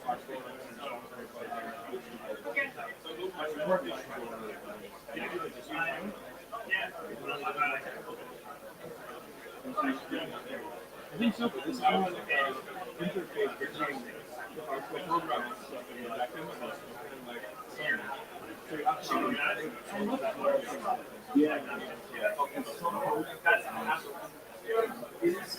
and also he was HR well, either way, he was I think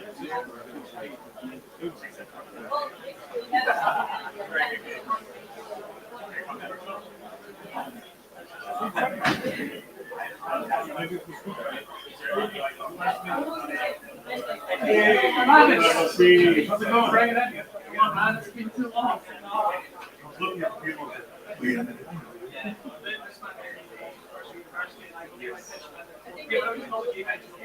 you were like, oh, this hardware is really efficient. I built it from scratch. I haven't changed that much, you know. I think the classic there is no. I was like, cool, yeah, great idea. How's it going?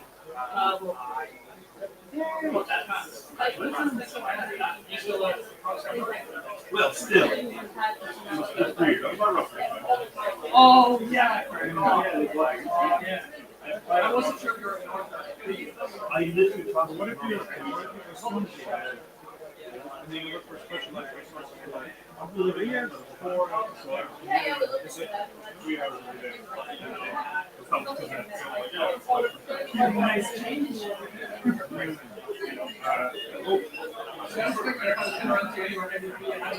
Yes. I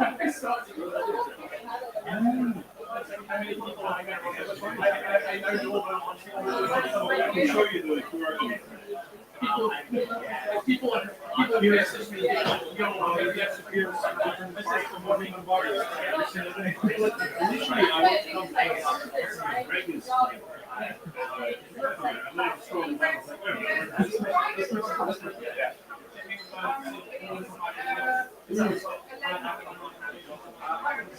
I hear you're talking. Yeah.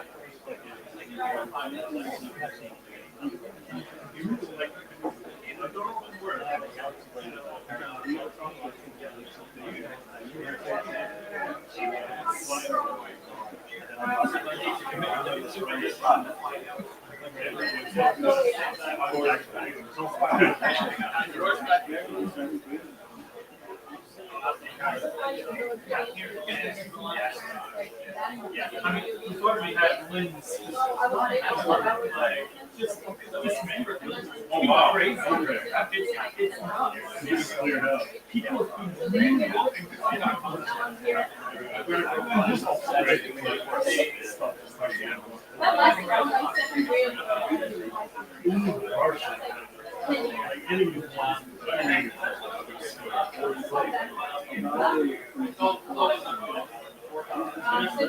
yeah.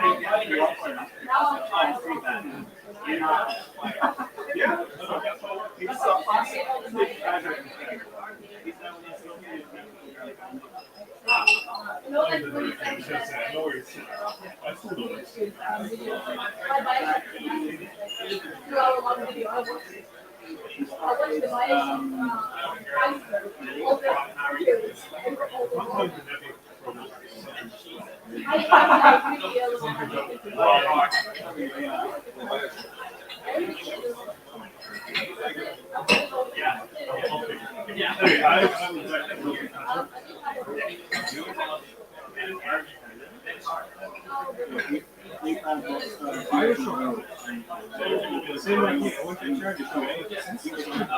love this series. That's why I read it.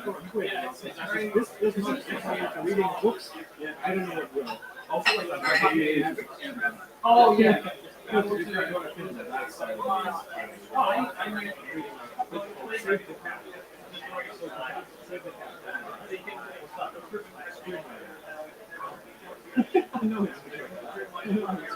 It's like some type of book about like screenwriting. I'm pretty honest on it, so I'll probably anyway. And share the writing would.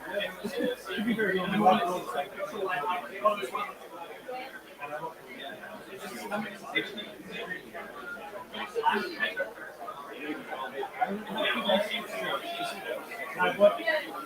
Kitchen was the first thing you buy. Oh, really? Yes, absolutely. That's part of the holes. I was like, there's a kitchen, dining table, and chairs. And I was like, should I get this 10-foot chair or should I get this 70 years like and I was like, okay, 70. I was legitimately going to spend 600 quid for 2 chairs for my wedding. I didn't know. It still was like almost around 50 for 2. But you know what? I have it. I can fold them up and take them all themselves. This is good, and I can move for 10 minutes.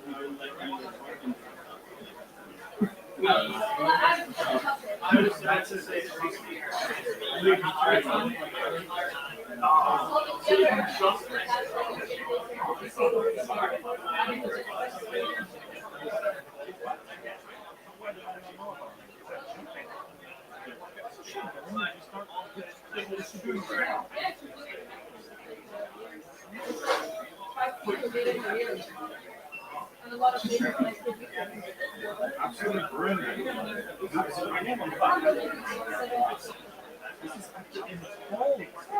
Well, the thing is, you can always replace these white ones with those like this. The customer will this is like, I know it's so sad. You know what? Take it to the yeah, it's very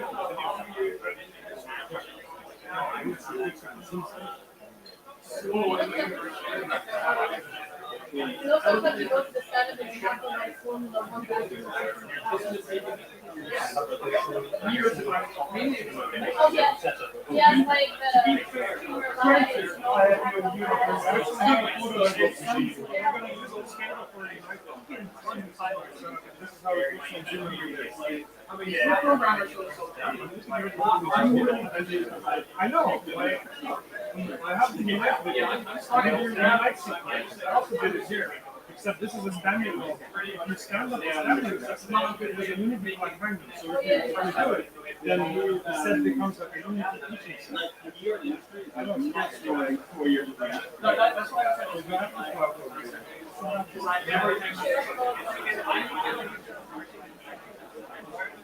It's probably not, I don't know. I think it's not.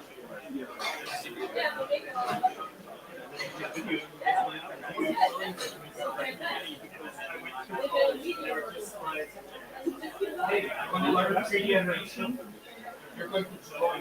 I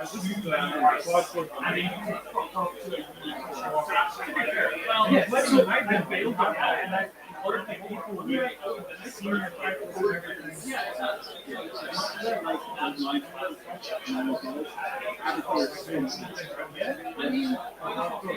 And I looked at other people's work. I'm quite great in the audience.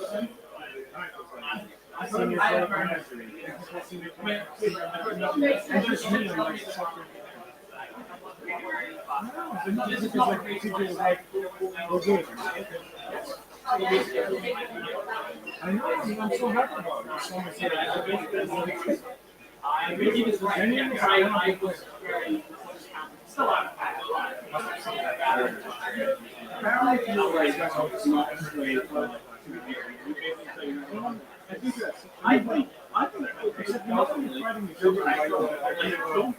Is this useful in the greater scheme of like iPhone and purpose of games?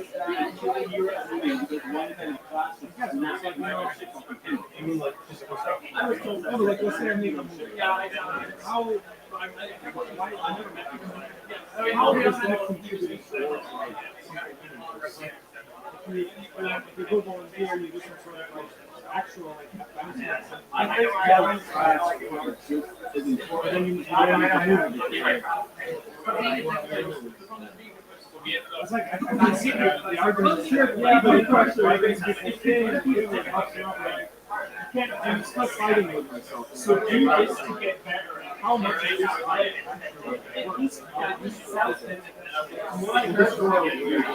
Something wrong. I never thought that. Something about you can say is false. I also used to phrase it. The guy never called me. So like the class I was he didn't be right. So I called.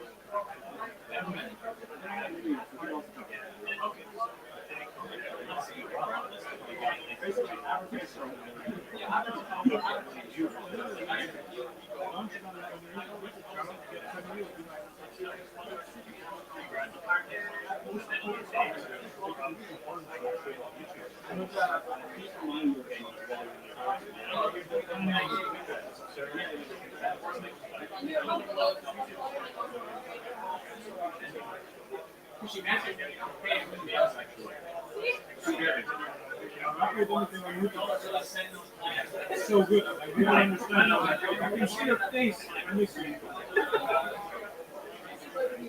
Grandma used to show me their grandmother's one time.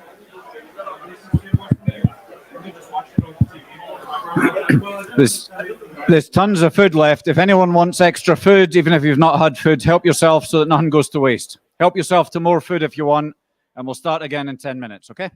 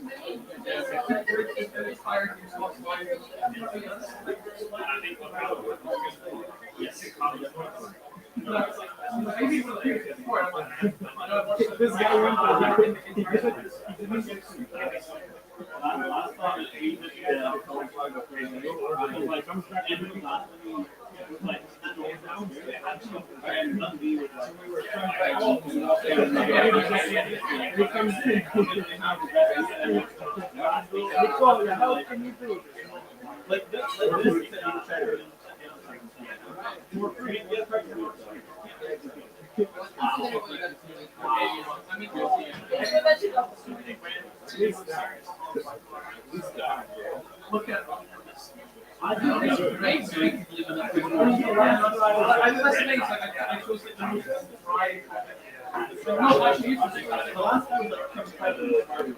Yeah, but like, which I will. Mine is like, I like master. It's like, especially the full same. Yeah, that's the next one. Okay, folks, we'll kick off in another couple of minutes if you want to grab a seat.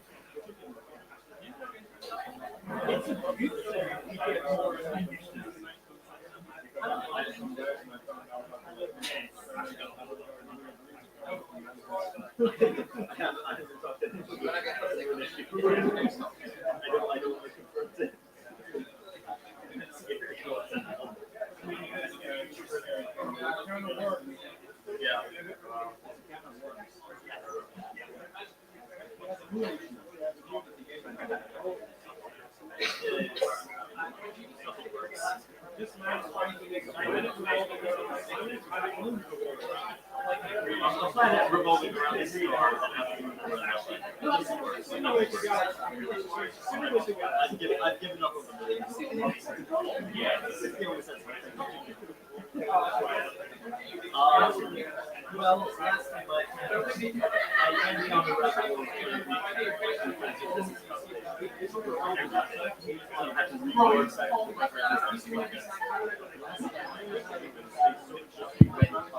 Okay, folks, if you can grab a seat, please. We're about to get started.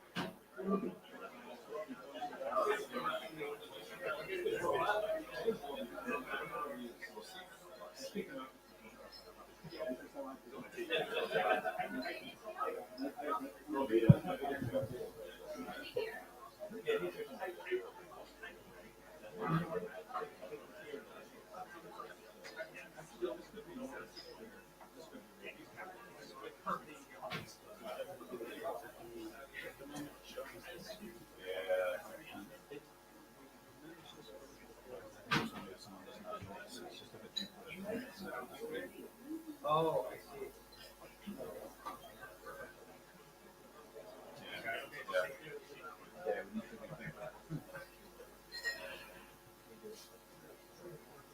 Okay, right, we will crack on. For those affected by the food options, my apologies, that was my mistake. Apologies if you couldn't get what you needed. I'll issue refunds afterwards. We'll sort that out. That's me being stupid. However, everything else is going well, I think. Yeah? Yeah. Good. Good. And if you could have the food, the curry in particular was amazing, I thought. So really enjoyed that. However, let's crack on. So we've got two talks in this block. So first up, flying over from, you flew from Paris? Yeah, from Paris this morning to be with us, especially. So we should all feel pretty honored. From Focus Entertainment, please welcome Gwenaëlle Wozniak.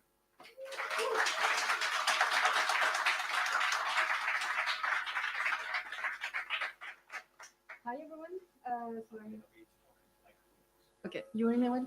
Yeah. Okay. So I have a French accent. I will do my best. So I come from Focus Entertainment. It's a publisher, and I joined them a year and a half ago when the publishing team was created, which aimed to scout games in order to make some deals, etc. And I will focus on the work I do in this company, which is assessing the game's design and content of the games that we are scouting to see if it could be a fit with the company. And I will explain the methodology and the process of that. So in the team that is composed of 3%, you may have already met Cécile Fléchon, who was there last year. She's our coordinator, and composed of also Ivlia Wonk, who is our chief content officer. So the three of us, each week, we go through a weekly meeting where we see all of the games that we have on the table for this week, starting with the pitch decks.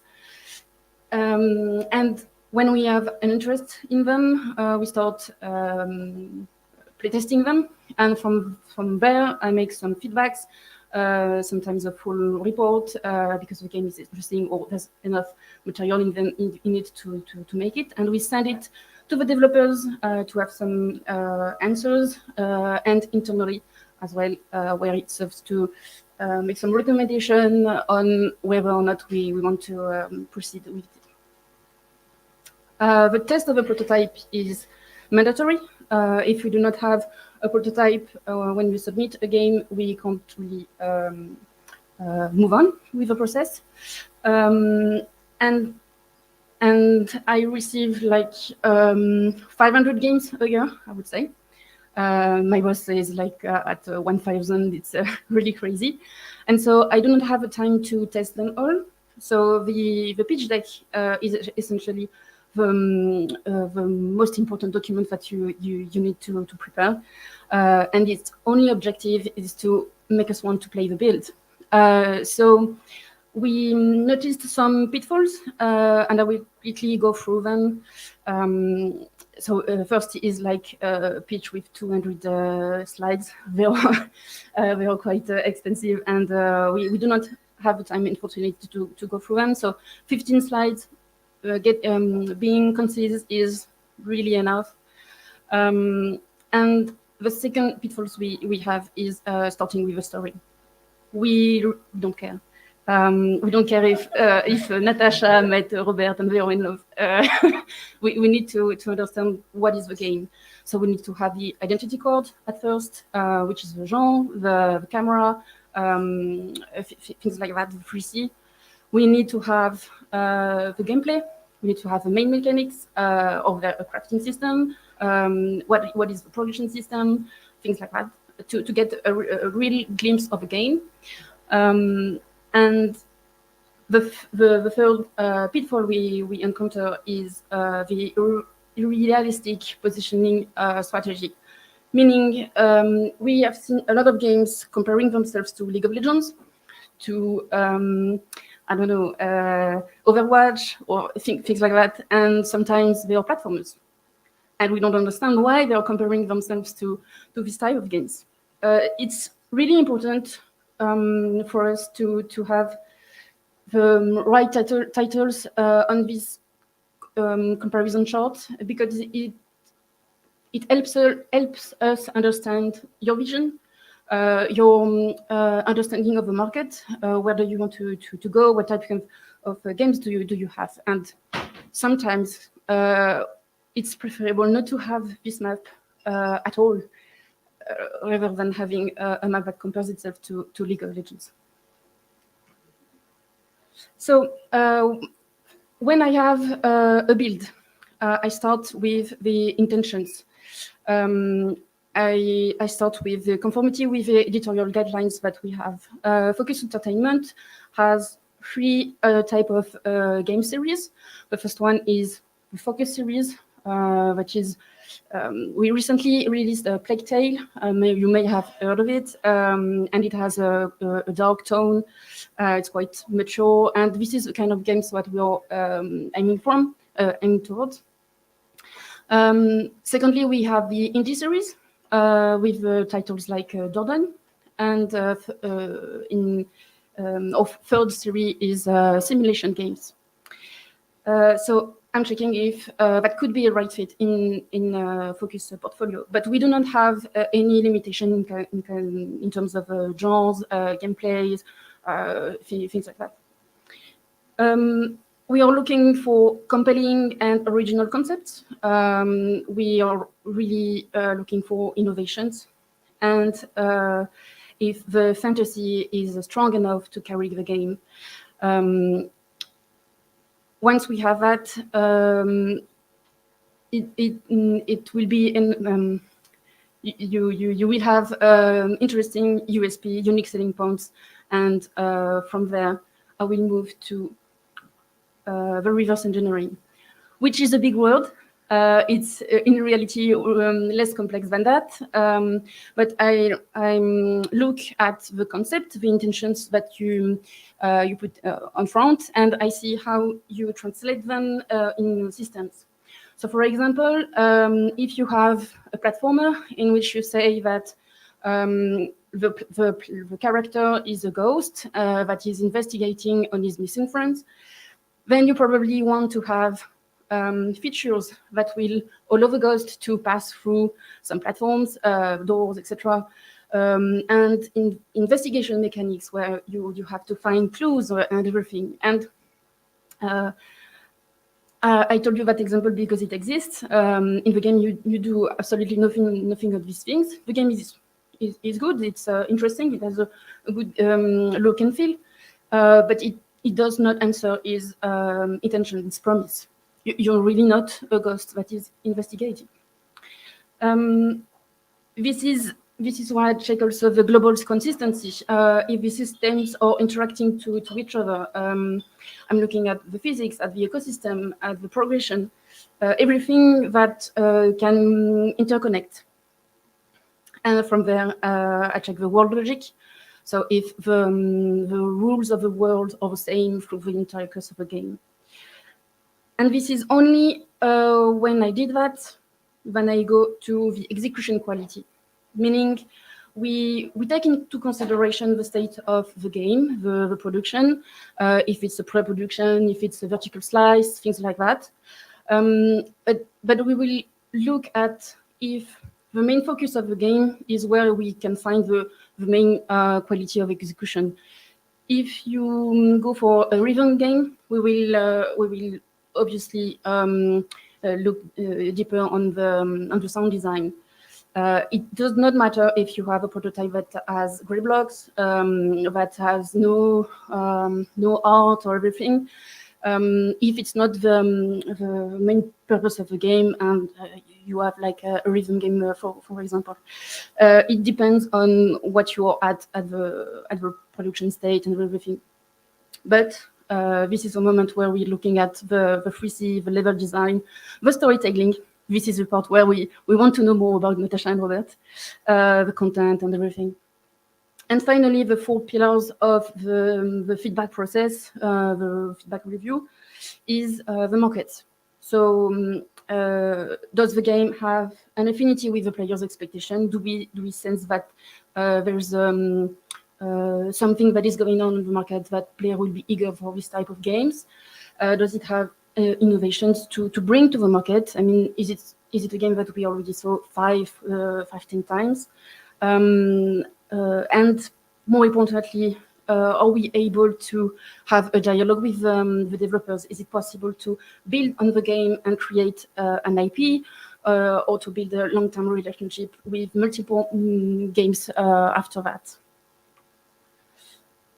And I want to go back on this one. This is when I check the global consistency. Usually, a project that is really consistent is a project with 30% of its features that are of expertise, meaning the studio know how to do the mechanics that are really well established in game design conventions.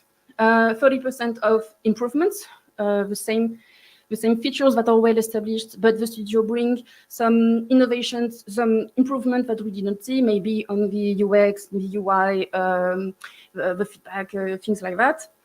And 30% of truly innovative mechanics that we did not see everywhere. This is just a model. Not all the games have to have that, but it's helpful tip to have in mind. Once we went through the 4 pillars and we have feedback review and engage in the discussion with the developers, etc. We can now go through the recommendations at our Great Light meeting, where we decide if we want to propose a deal term with the developers, and then start the follow-up. A huge part of our job also include taking care of a relationship with the developer, meaning understanding his game, answering his feedback on the feedbacks, seeing if we are aligned and if we can help them support their vision, because it's never us who wants to force something, but we, on the contrary, we will try to embrace what they want to do and help them accomplish that. So this is the time where we do some documentation, researches, design support, and everything. And finally, to be able to continue that process, I try to go to events and learn from you. How do you design your games? Thank you.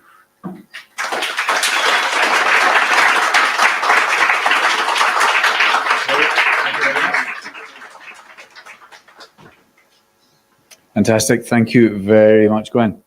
Okay.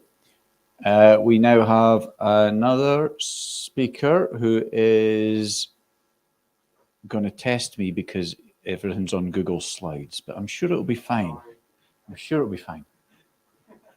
We have technology. Does that work? Does that work on the live stream as well? We're all good. That's a very good point.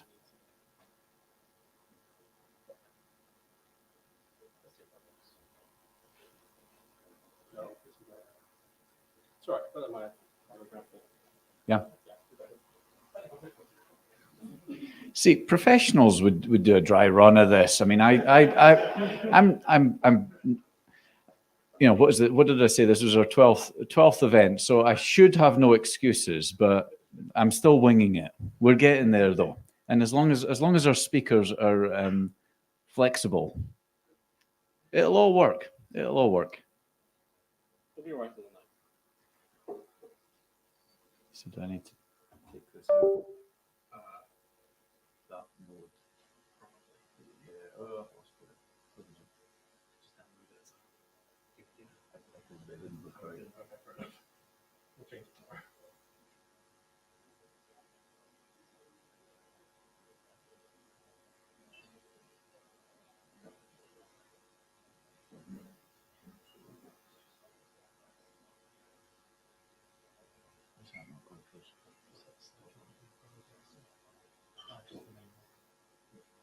Yeah.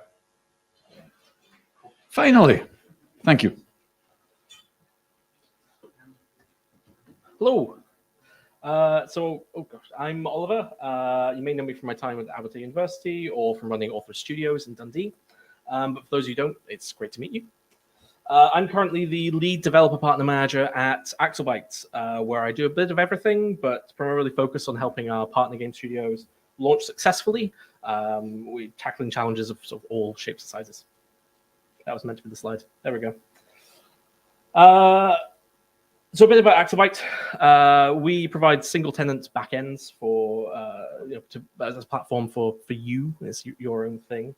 With our bread and butter typically consisting of cross-platform play and progression, cross-platform e-commerce, and your own single account system.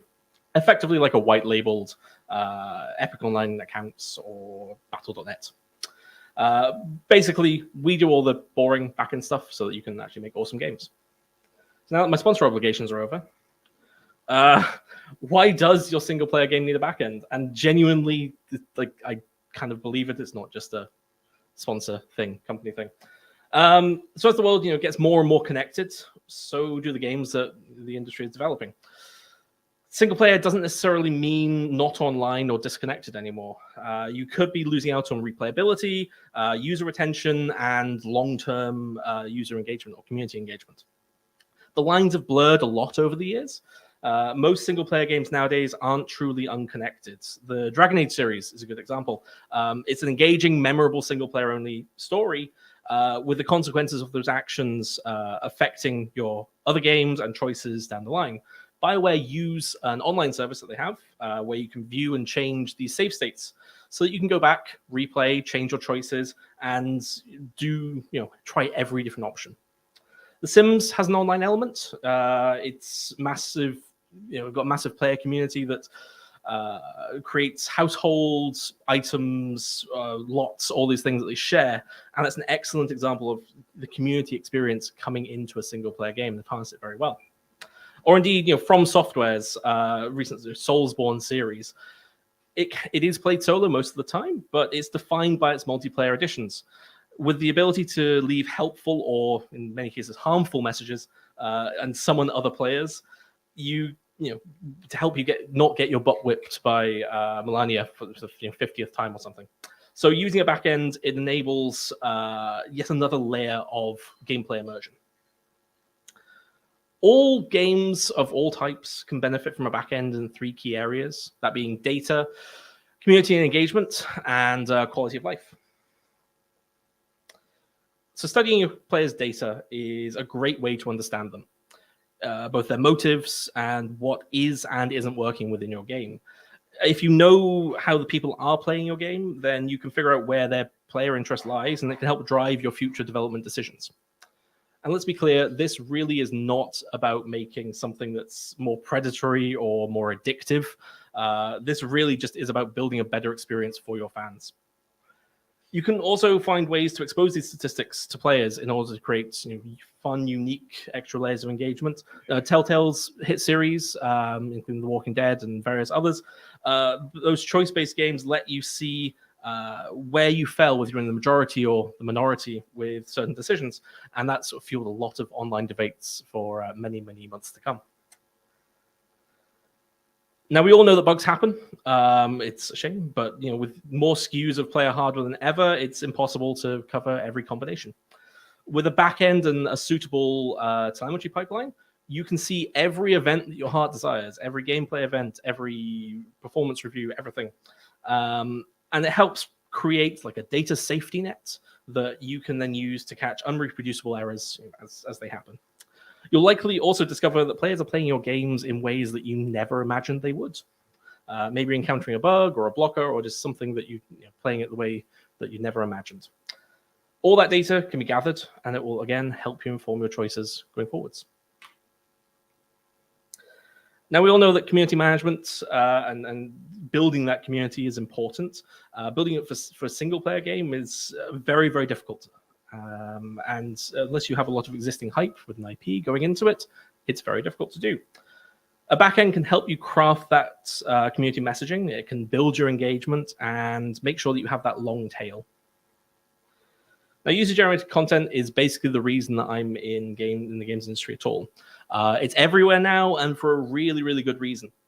Giving players the opportunity to tell their own stories and build their own quests, or even game modes, and hell, even unique games at this point, within your world or your rules or whatever you've built, it opens up incredible opportunities for your community to engage in effectively emergent play.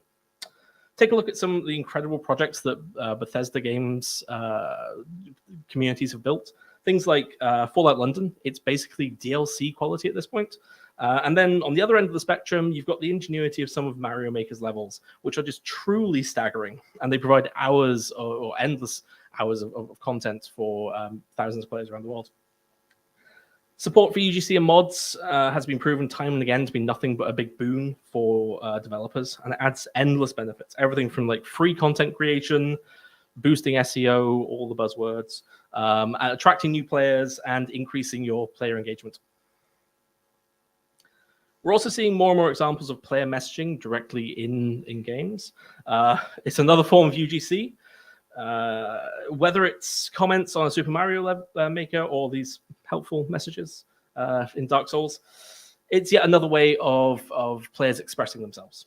And it makes you feel like you're not necessarily alone, even in this single-player experience. You're forging a connection between the players and the game. And then there's getting lost in the video games, which is amazing. It's the best feeling. I'm sure we all enjoy it.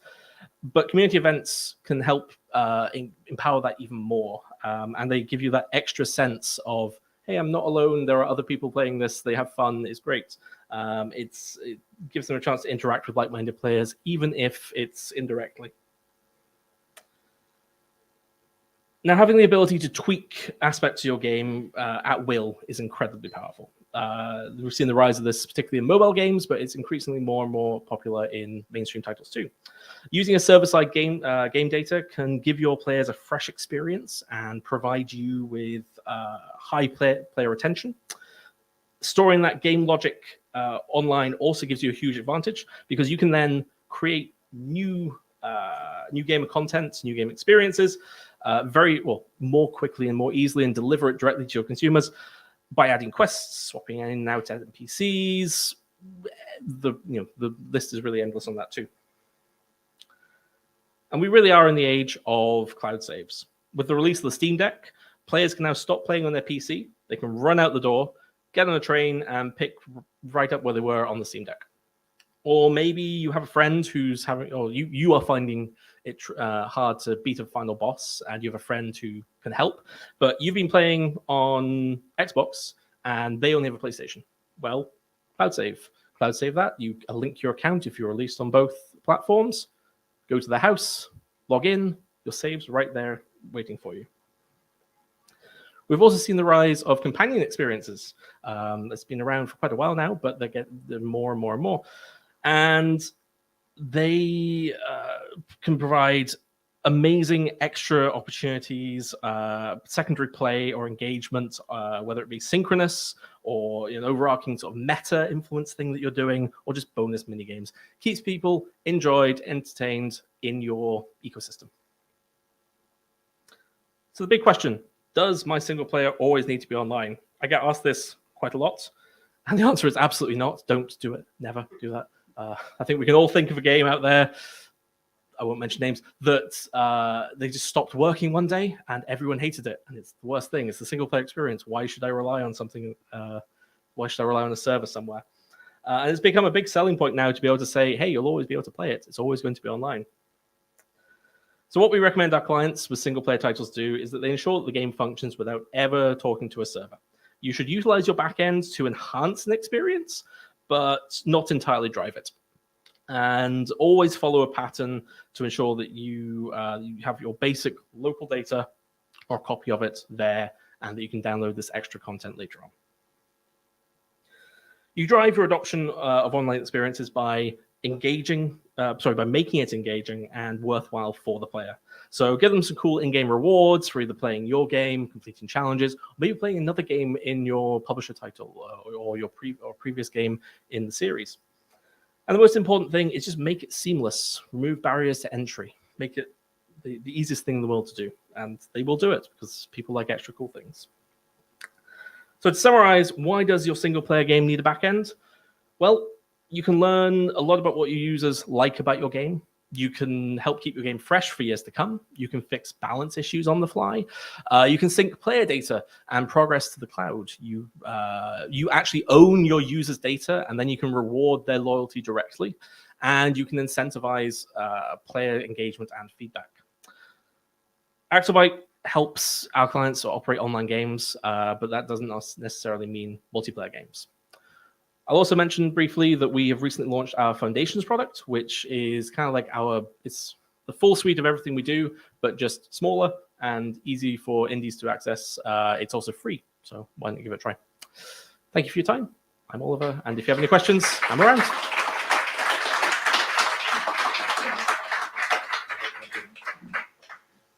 Fantastic. Great. Thanks, Oliver. So please do grab Gwen and Oliver. We'll take another break just now. All the speakers have the VIP lanyards. They're here to be badgered. They're here to meet everyone. So do go up and just make sure you get time with whichever speaker you fancy. We'll take a break. We'll be back in 20 minutes or so.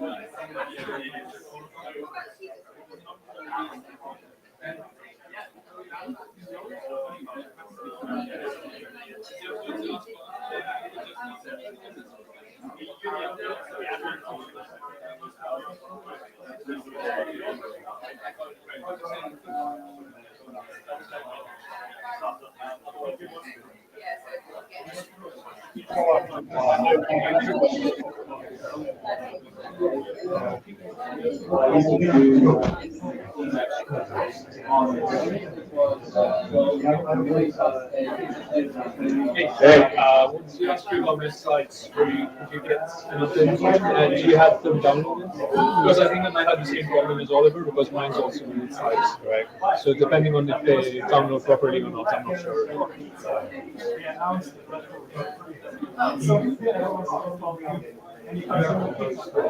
So his problem was that he wanted his interview. Do you need his interview as well? Yeah, because I need my notes. Could you just try downloading this and see if it downloads the notes, and maybe it's easier with PowerPoint for some reason?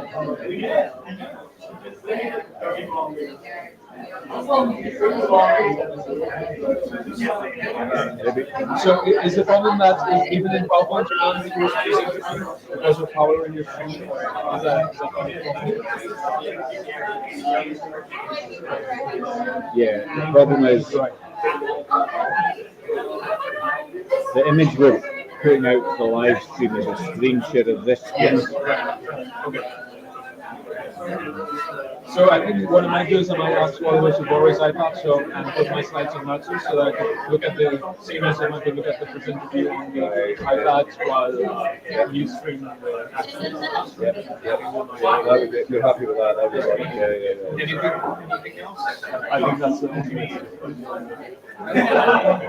No, with it, I mean, there must be a way of splitting the right image. Yeah, I think the same thing happened at the last conference I was speaking. Yeah. Same problem because they have a live stream as well, which is a screen share, so you can't do presenter. Yeah, we ideally want to screen share that. Yes. Okay. Yeah, no, if you can do that, that's all. Okay, I'll do that. Okay, cool. So your actual slides there. Okay. Cool.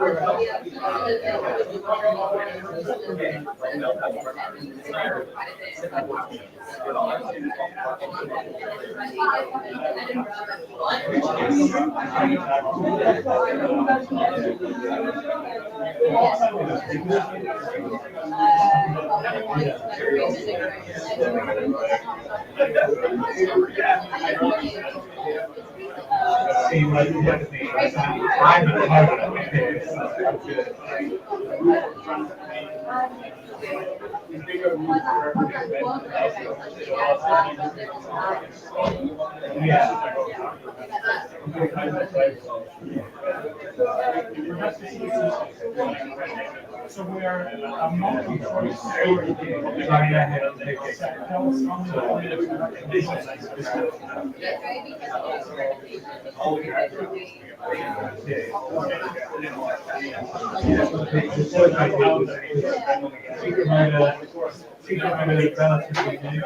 so it was just like an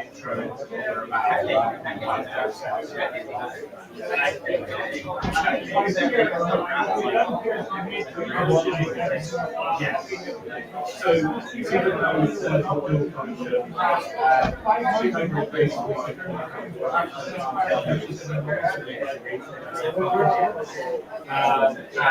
so we kind of play again.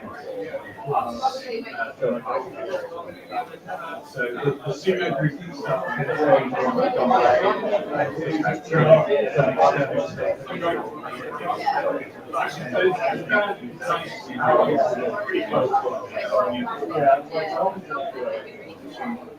what's great is I have nothing to do with it. So the stress and the tension and everything like that.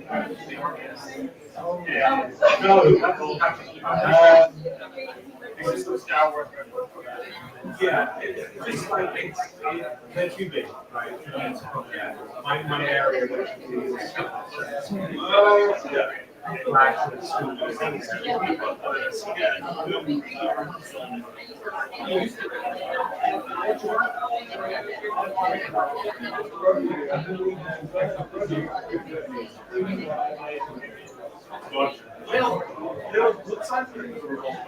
I see when you control so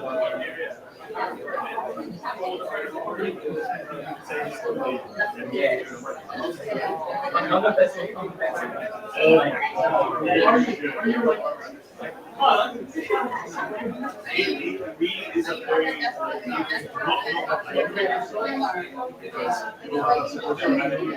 if you're like me, I need how quick.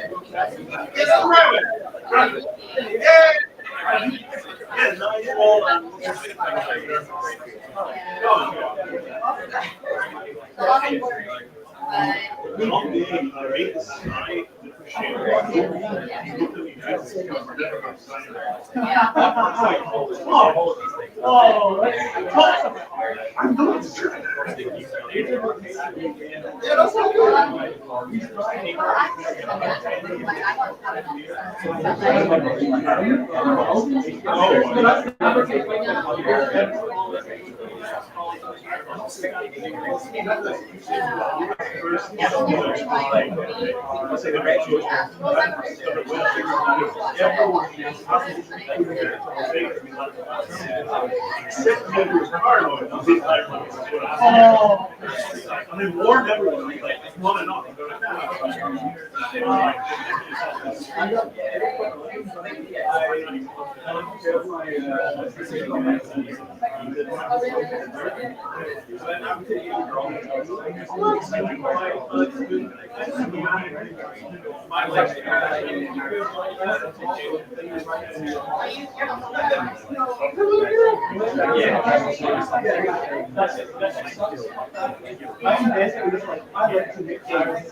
And they're like, nothing's done.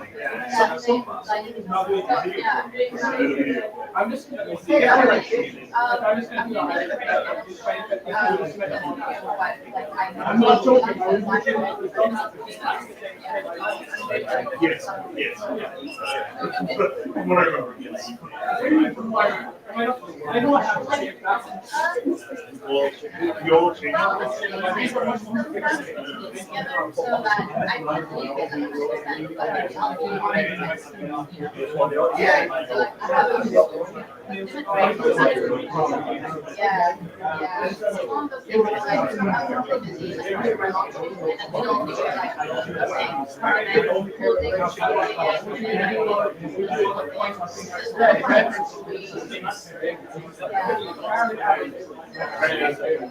Oh yeah.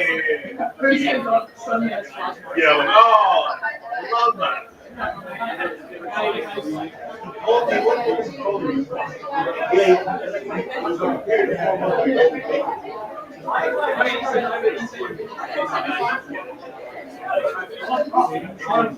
You are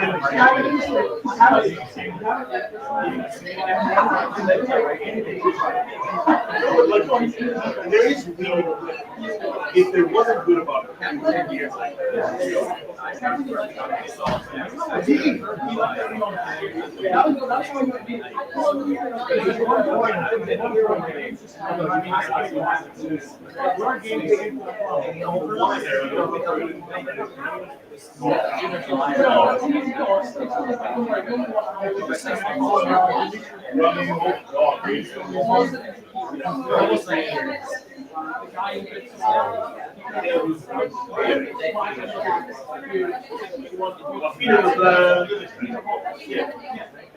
Where did it go?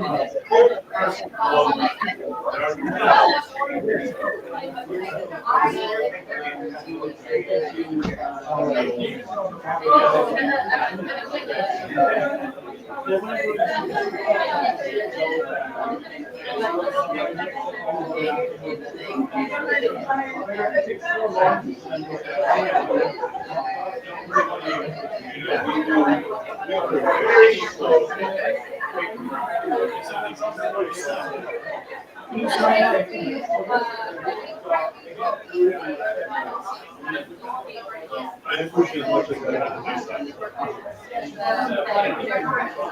yeah, right.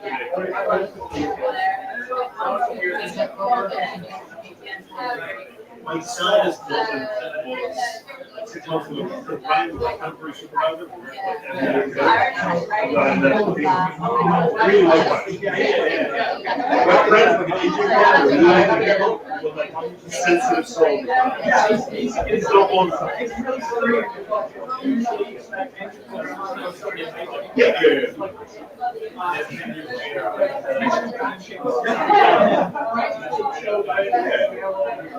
Also, I think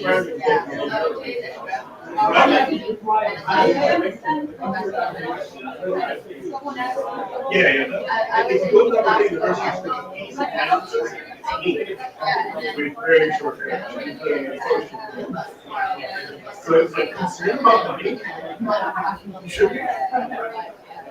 And the forensics was the guy who was picking up still I'm going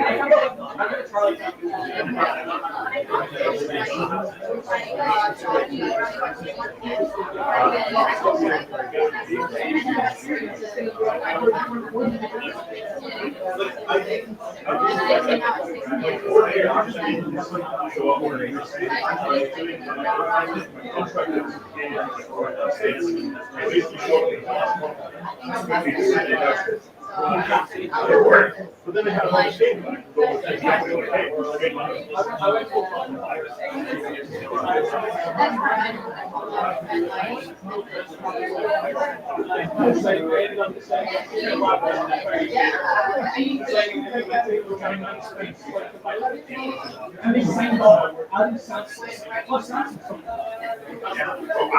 Some of the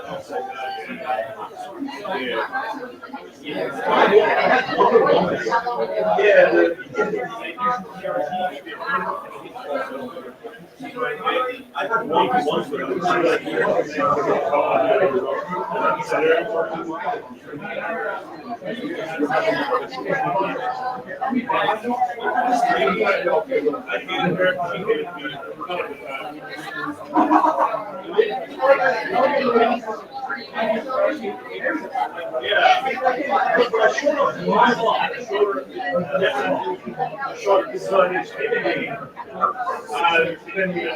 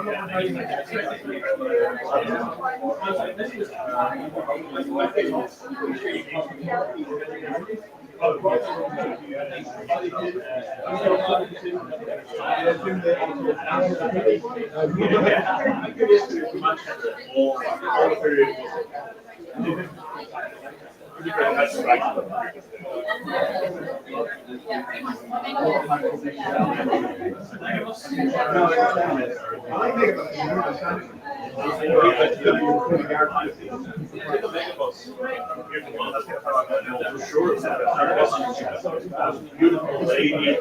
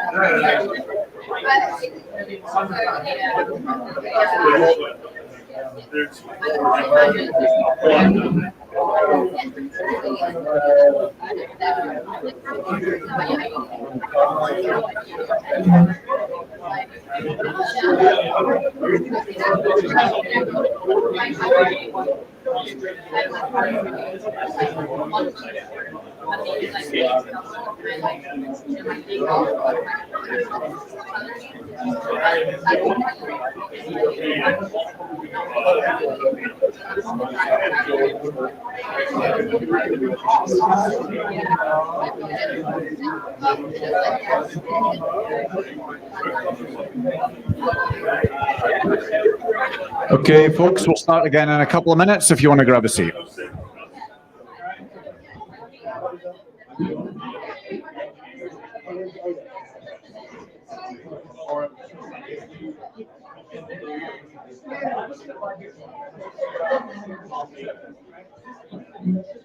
Presenter ready.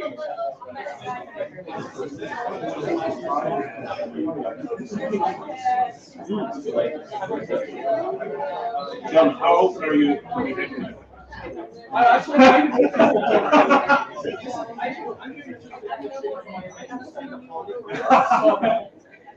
Well, every Thursday, Monty Barrow. You open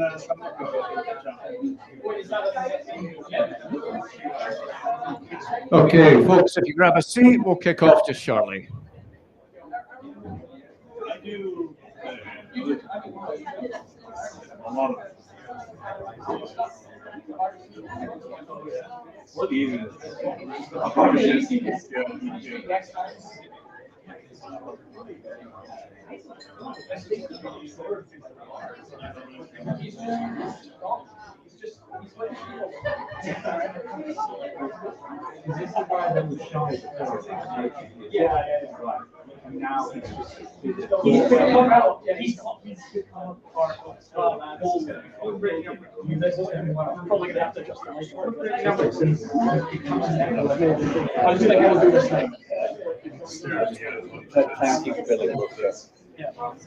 I'm good.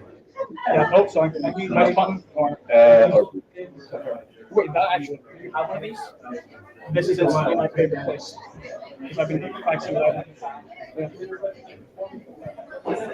Okay, folks, we have my all-new favourite speaker of any event because he's just said because we have a clicker up here, this is his favourite event ever. So The bar has been lowered. I'm taking that. I'm taking that. Okay, we will kick off. We've got two talks in this block because Stuart from the BFI, his flight was cancelled, so he's not flying in for another 3 hours or something. And although the venue is open till 3 a.m., I think a few of us are going to need our bed. However, meantime, to kick us off, we have John Duncanson from Pocket Size Hands. Please give him a big hand.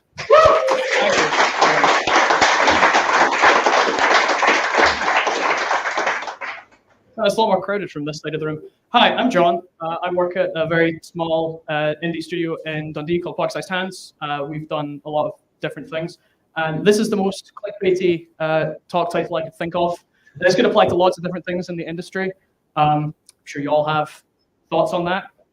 So I'm going to reveal what the talk is actually about.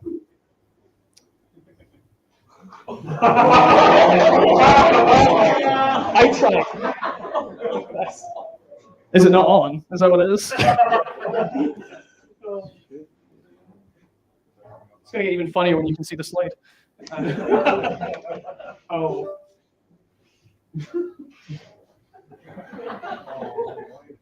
That's fine. We'll just use the nice one. It's all good. All right. All right. So this. Oh. I think this is this not work? Is this because I have to click that? There we go. All right. That's what this talk is about. That's me, and that's technical debt. So technical debt is a thing I think lots of people have had to deal with. I mean, I'd like to think that that's not the case, but it tends to be in the industry. So I figured, why not do a talk about it? And why not put a picture of me being Indiana Jones? So first of all, to talk about this, we're going to need a definition of what technical debt is. So this is my definition of it. This is an actual comment I've written before.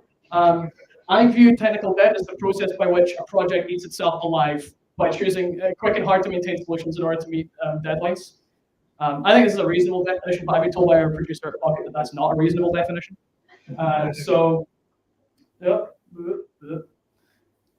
This is what Atlassian defined technical debt as, and then people who make Jira, so they know a lot about technical debt.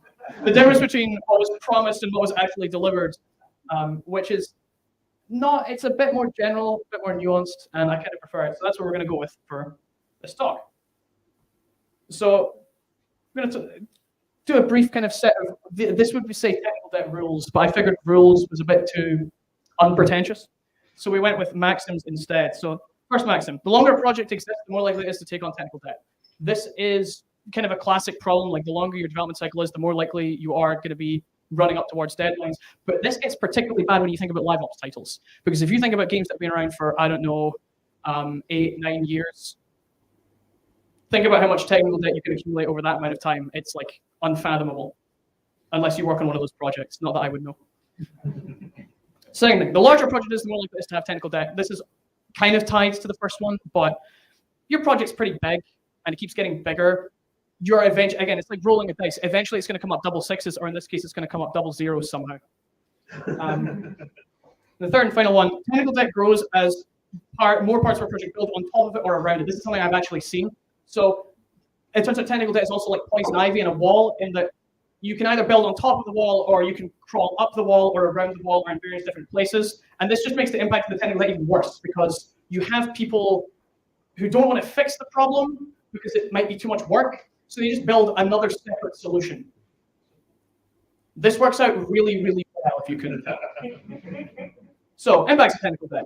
Yeah, I mean, this is obvious. You have a harder to maintain project. This makes things difficult because, well, no one likes a harder to maintain project than it really needs to be.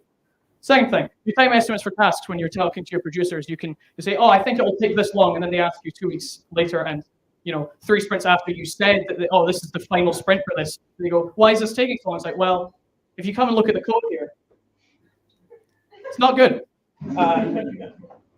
Third one, it's a very common source of bugs. If something ostensibly acts the way that it's supposed to act, but there's some random edge case which you haven't accounted for, you will likely run into this sooner or later, especially the longer you're working on something. You'll run up against the limits of whatever implementation has been put in place. And the final point, the one I care the most about, you get sad programmers who come into your morning stand-ups looking like this. Yeah, programmer morale is a big problem on these kinds of projects. So at Pocket, we've been doing this kind of stuff for a while. We've done various different projects. So we figured we'd share the stuff that we've done kind of works for us. So some potential solutions.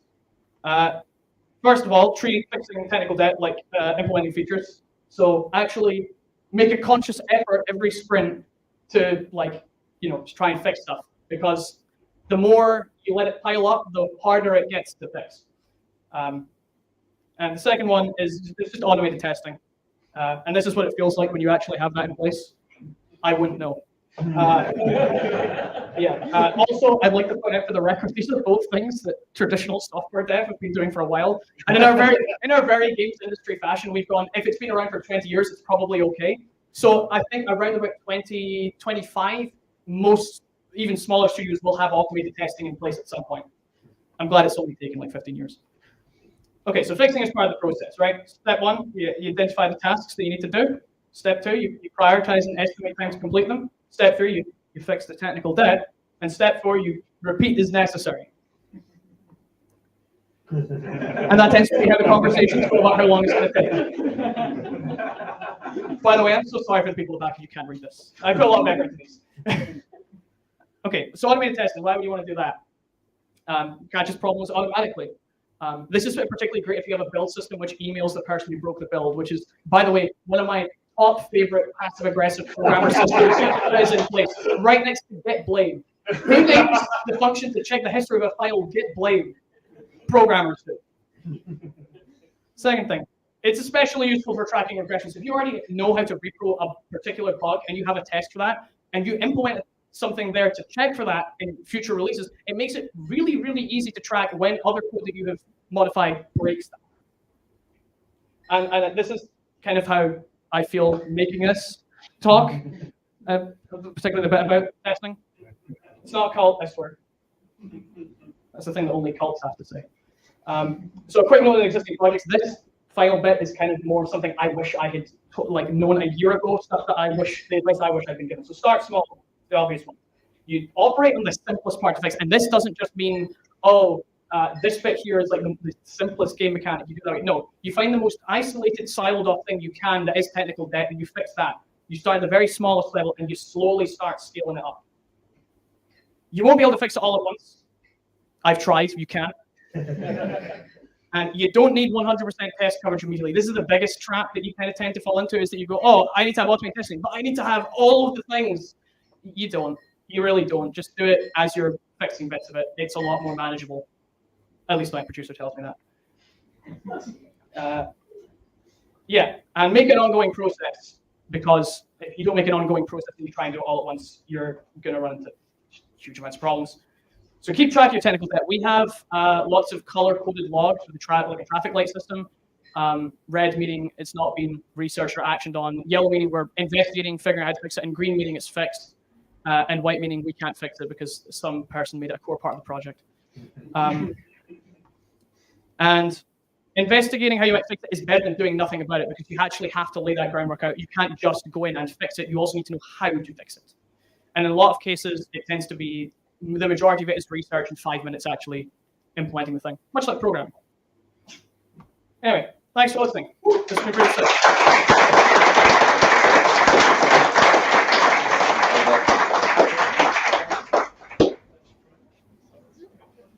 Brilliant. Technical debt has never been so entertaining. Brilliant.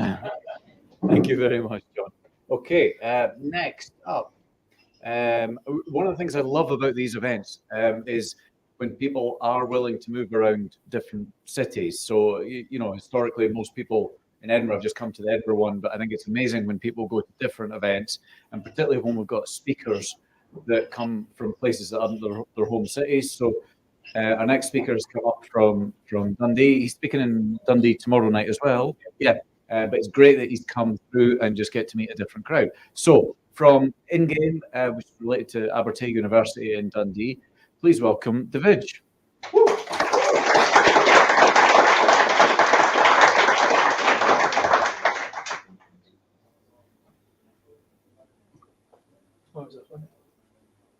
Yeah, it really doesn't work anymore.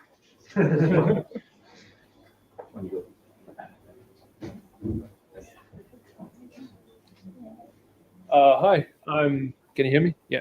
Hi, I'm Divij. I'm an R&D fellow for technology innovation at InGAME, and basically I'm a game software engineer and designer. And I'm here to talk to you about InGAME's AR design toolkit for outdoors AR experiences.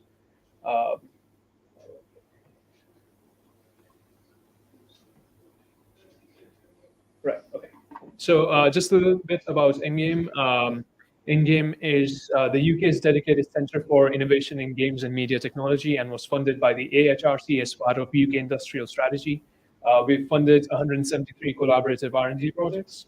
Particularly for the AR Design Toolkit, this was developed through funding two collaborative industry R&D projects in Dundee. Applies game tech and game design to tell untold stories from unheard voices, and will be part of a toolkit partnership that we have with VNA Design for Business in Q1 23.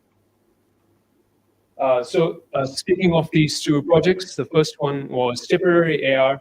This was a collaborative R&D project with Florian in Dundee.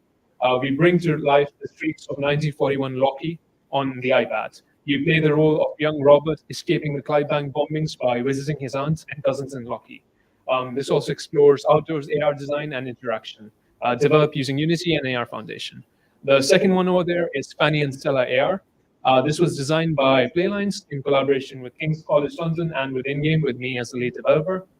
We developed for the Strand Aldwych area in London, surfacing underrepresented voices from London's queer history in a prototype location-based AR heritage exhibit.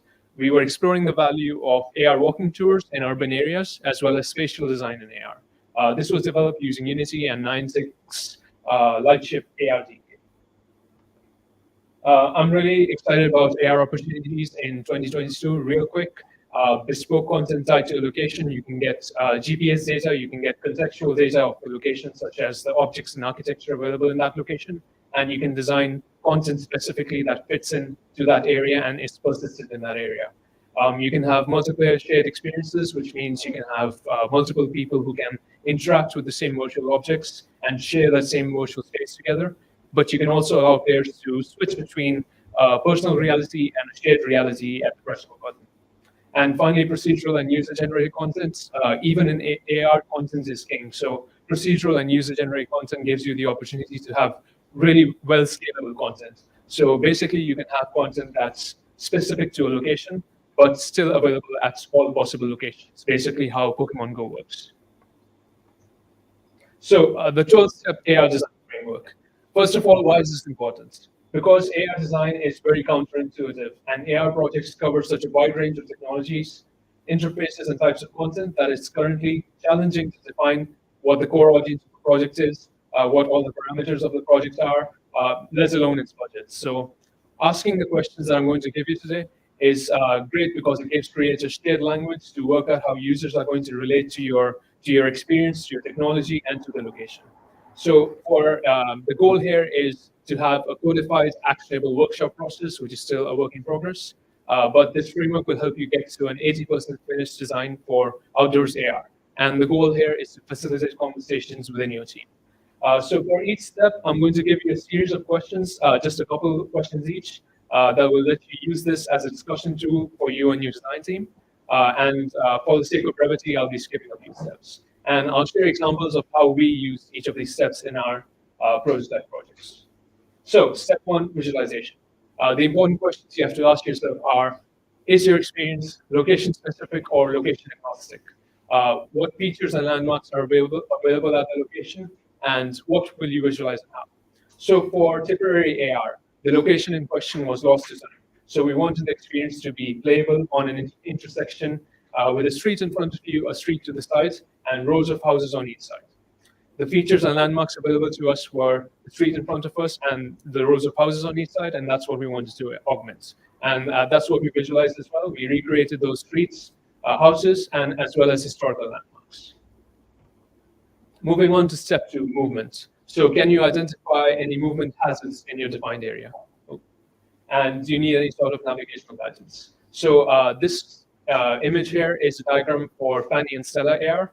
As you can see, there's the calibration area in front, the user location at the left, and then the main AR objects location to the right. So this diagram was really useful to think about that. So this was meant to be used on location in front of a disused tube station, and we had a sort of deep sidewalk to set this up at. So we had to think about what is the size of this AR object, how are players going to interact with it, and how much radius do they need, how much room do they need to be able to walk around it and view everything that we're presenting to them in AR. But we also wanted to think about how we could make this work on any sidewalk in the future, in which case we'd have even less room.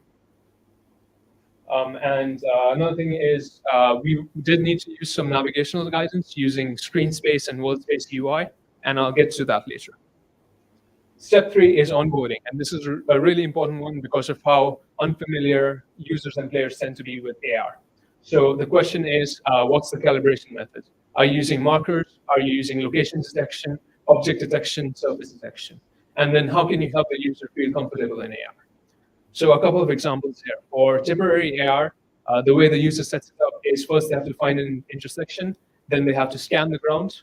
Next, they place a guideline object on the left. They have to adjust its rotation and position and confirm. Then they place another guideline object on the right, and they adjust the rotation and position, confirm. And then finally, they'll see the virtual world appear in front of them. So we guided the user through this with a step-by-step UI, but that's still a really involved process to just set up the AR experience and be able to experience it. For the second example, for Fanny and Stella AR, we're using Lightship VPS, which is Visual Positioning System, and this cuts down some of that onboarding work. So for this, we just show the user the location, an image of the location they have to go to. We guide them there. We show them what they have to scan. So the second screenshot that you see there is the pillar that they have to scan to calibrate the experience. And once they finish calibration, the stored objects just appear in their AR space. So they have persistent saved locations that are relative to the calibration points. So just by calibrating, everything in AR appears in front of them, as you can see with that poster in the third image there. So step 4, moving on to information and content design. The things you need to think about are what is the depth of information each object needs to convey, and what are the forms of content that you need. So are you using AR visuals, on-screen visuals, audio, video? So for us in Fanny and Stella AR, all of this information was in the main AR object, which was this lamppost with posters on all 4 sides of it. So the left poster has visuals and a headline, and the right poster has about 60 words of content. For more in-depth content, we had an in-app browser, which is the one you can see on the right, the second image there, so that we could also have more in-depth information and not have to put that in augmented reality. The little diagram you see on the bottom left is a top-down view of the lamppost object. We basically divided it into 4 quadrants, and we had to think about what content do we want the player to see first, and then what's the order we want to take them through the content in, as it fits in with the story that we're trying to tell them. And we basically trigger voice-acted content when a player walks into that specific quadrant. For storytelling and role-playing, 2 really important questions to ask yourself are, if it is location-specific, how does the location support the story? And how does the story support the user's experience of the location? If it's location-agnostic, how can you ensure the story has a coherent structure and experience since you don't know where the user will be using it? For Fanny and Stella AR, the storytelling is location-specific and it's tied to that location. We're telling the story of an event that happened over there at a theater about 50 or 100 years ago. Basically 100 years ago, I think. Forgot about the date. So step 6 is player-generated content and persistent content. Is there a way that a user can interact with the world and potentially create something in the world? And how will the created virtual objects interact with and mix with the real world? Is there a way to anchor those objects and keep them persistent in the world?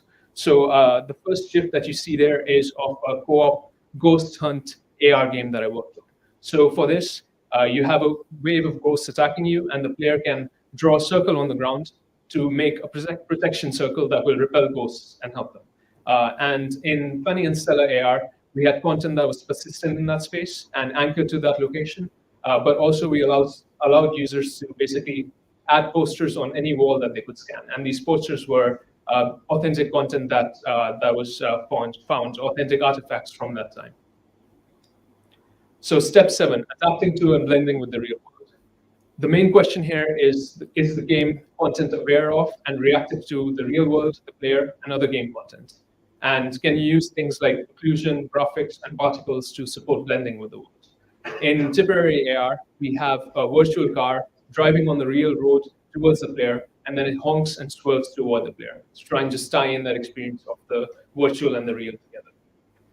In Fanny and Stella AR, we explored a few other things, like can you make the objects seem more rooted in reality by grounding them? So if you see there's a little yellow circle at the base of the lamp object there, and you can also think of clustering, which is having kind of smaller objects around the main object, and that helps really tie it to that location and make it look like it's really in that space.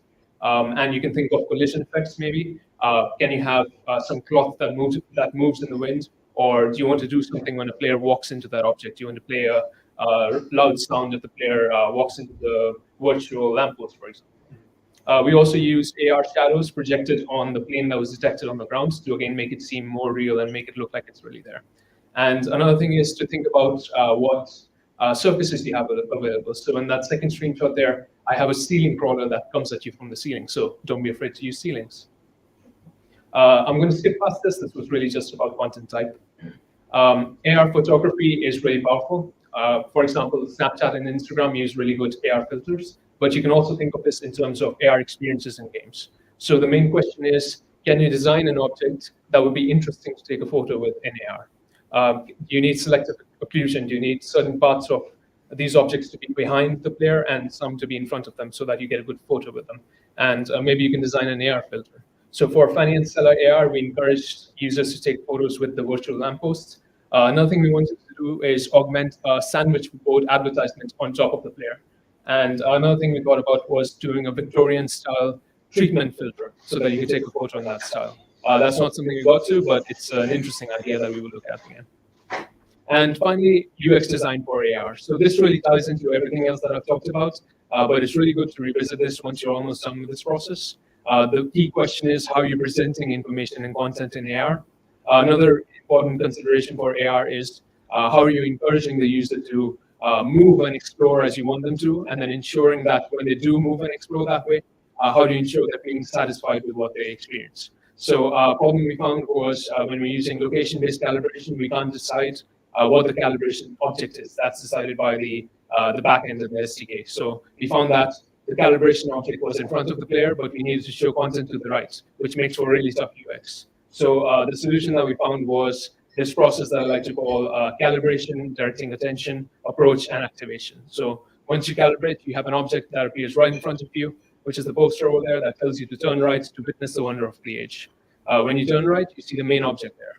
But then we want players to approach that location and go to the first quadrant. So we have this glowing circle at the bottom so that we get players to go to that first quadrant and activate that, which worked well for us. And the content autoplays once they're in that particular quadrant. But yeah, the calibration method can constrain your UX depending on whether you're expecting players to scan a location or an object or a specific surface. And that's it. So that's a lot of questions, but think of it as a questionnaire you can sit down with and use with your team. And whether you're working on it in a lab or on the pub afterwards, if you can answer most of these questions, then you're most of the way towards a full spec for your AR design. This should also aid with your conversations, not just within your team, but also with clients, investors, and other stakeholders.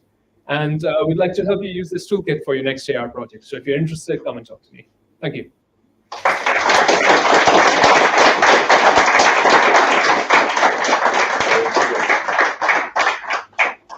That was fantastic, really interesting. Thank you, Divij. Okay, we will take another break. We just have 2 more blocks of talks after this. But meantime, usual thing applies. These folks that have come up to speak are, you know, they want to meet everyone. So do go up, speak to Divij, speak to John, who, if I can just test something, John, I found the problem was the technical debt to the batteries was. Speak to John, have a good break. We'll see you in half an hour.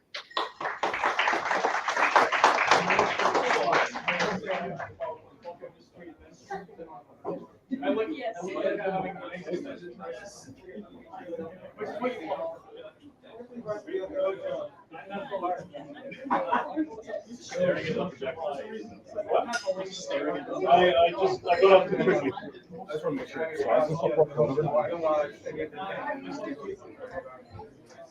Video play, have you any idea? I did at home. That's good.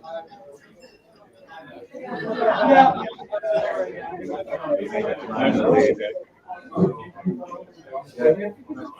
Cool. Awesome. That's all I want for the video game I was worried about. They're all good. Should we just chill inside here or something? No. Okay. I'm going to drop our top. I think you're sorry for the extra element next day. No, I think it's like a video, I can talk over it, and there's no worries about like time or anything. Not videos.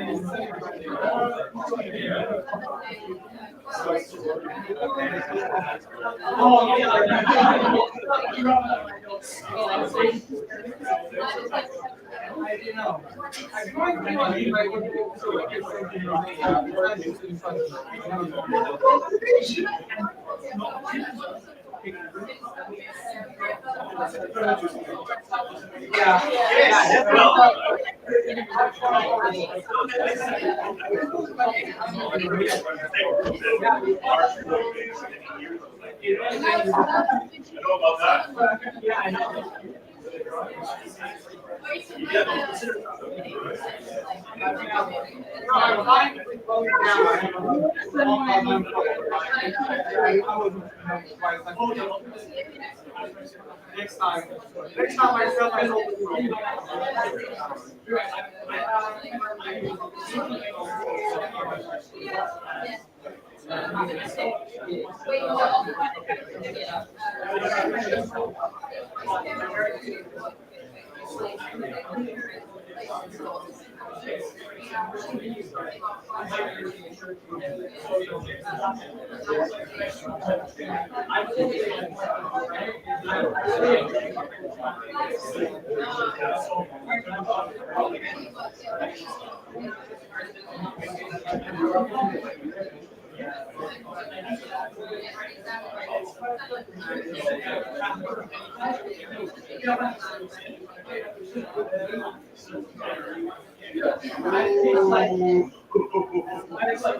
That was when I started. Oh, so you should buy your morals.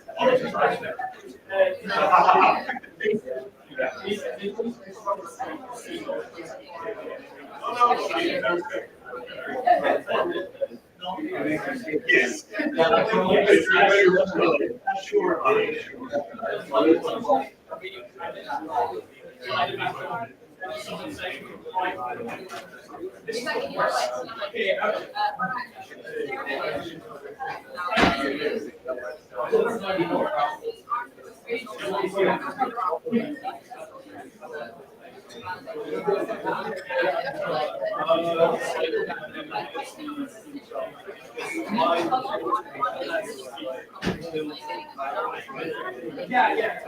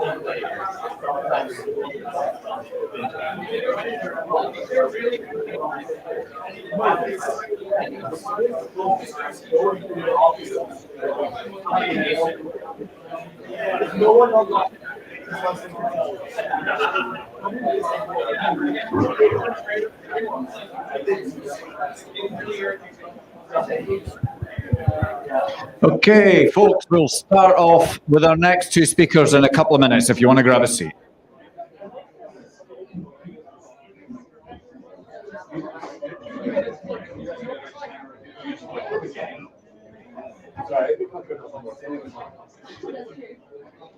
Am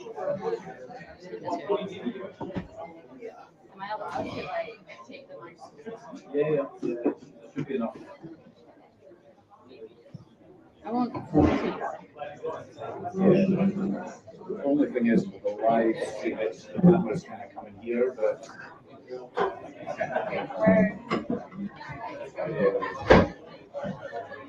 Where am I?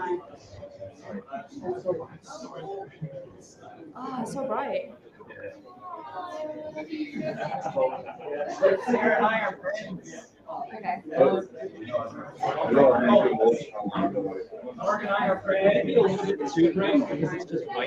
It's a little bit.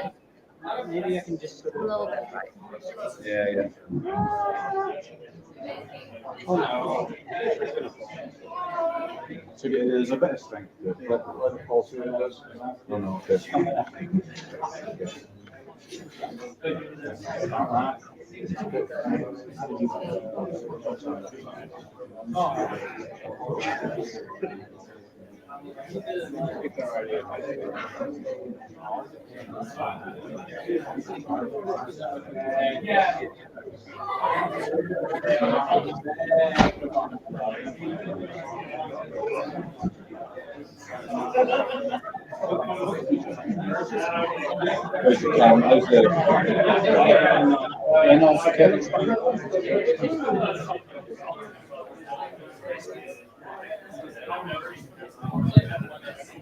Okay, folks, grab a seat.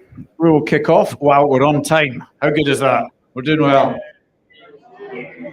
Okay, we're down to our last two blocks of speakers, I'm afraid. However, I mean, not to dismiss any of the previous speakers, but some people would say we've saved the best to last. Our previous speakers were amazing. Let's start the count again from now. So coming up, she's come up from London. She was actually up anyway, but she's managed to fit in coming around all the Games Talk Live event, which I'm really grateful for. She's I'm pretty sure you're an award-winning UI designer. I'm pretty sure you're on a BAFTA committee, and I'm very sure you founded the Limit Break mentorship scheme. So this is a real honor to have her up. Please give a warm welcome for Anisa Sanusi.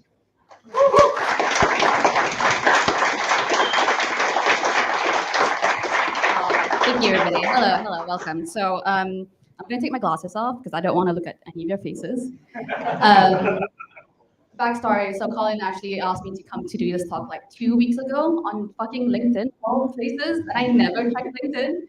So I found out about it like a week ago, and I was like, oh, I'm already in Scotland, so okay, sure. And it's like, I asked, what should I talk about? And he's like, Limit Break, like, whatever. I'm like, oh, okay. Whatever it is. So I'm going to be rambling for 15 minutes, but the person who's meant to come up now is not here. And they're like, do you want more time? And I'm like, what? I can barely fill in 10 minutes. So distracted by this. Okay. Right. So hi, just a little bit intro of who I am. So my name's Anisa Sanusi. You might know me from Twitter. I'm at Studio Anisa. Follow me right now if you want to.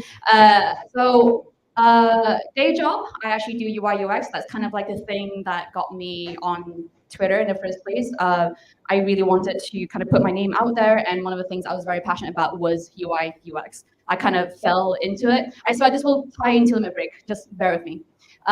So I fell into UI UX from a 2D artist job. It was something that whilst I was working in games, everyone kept complaining to me how they hated UI. And I'm just like, why? Like, it's so easy. Turns out it's easy for me.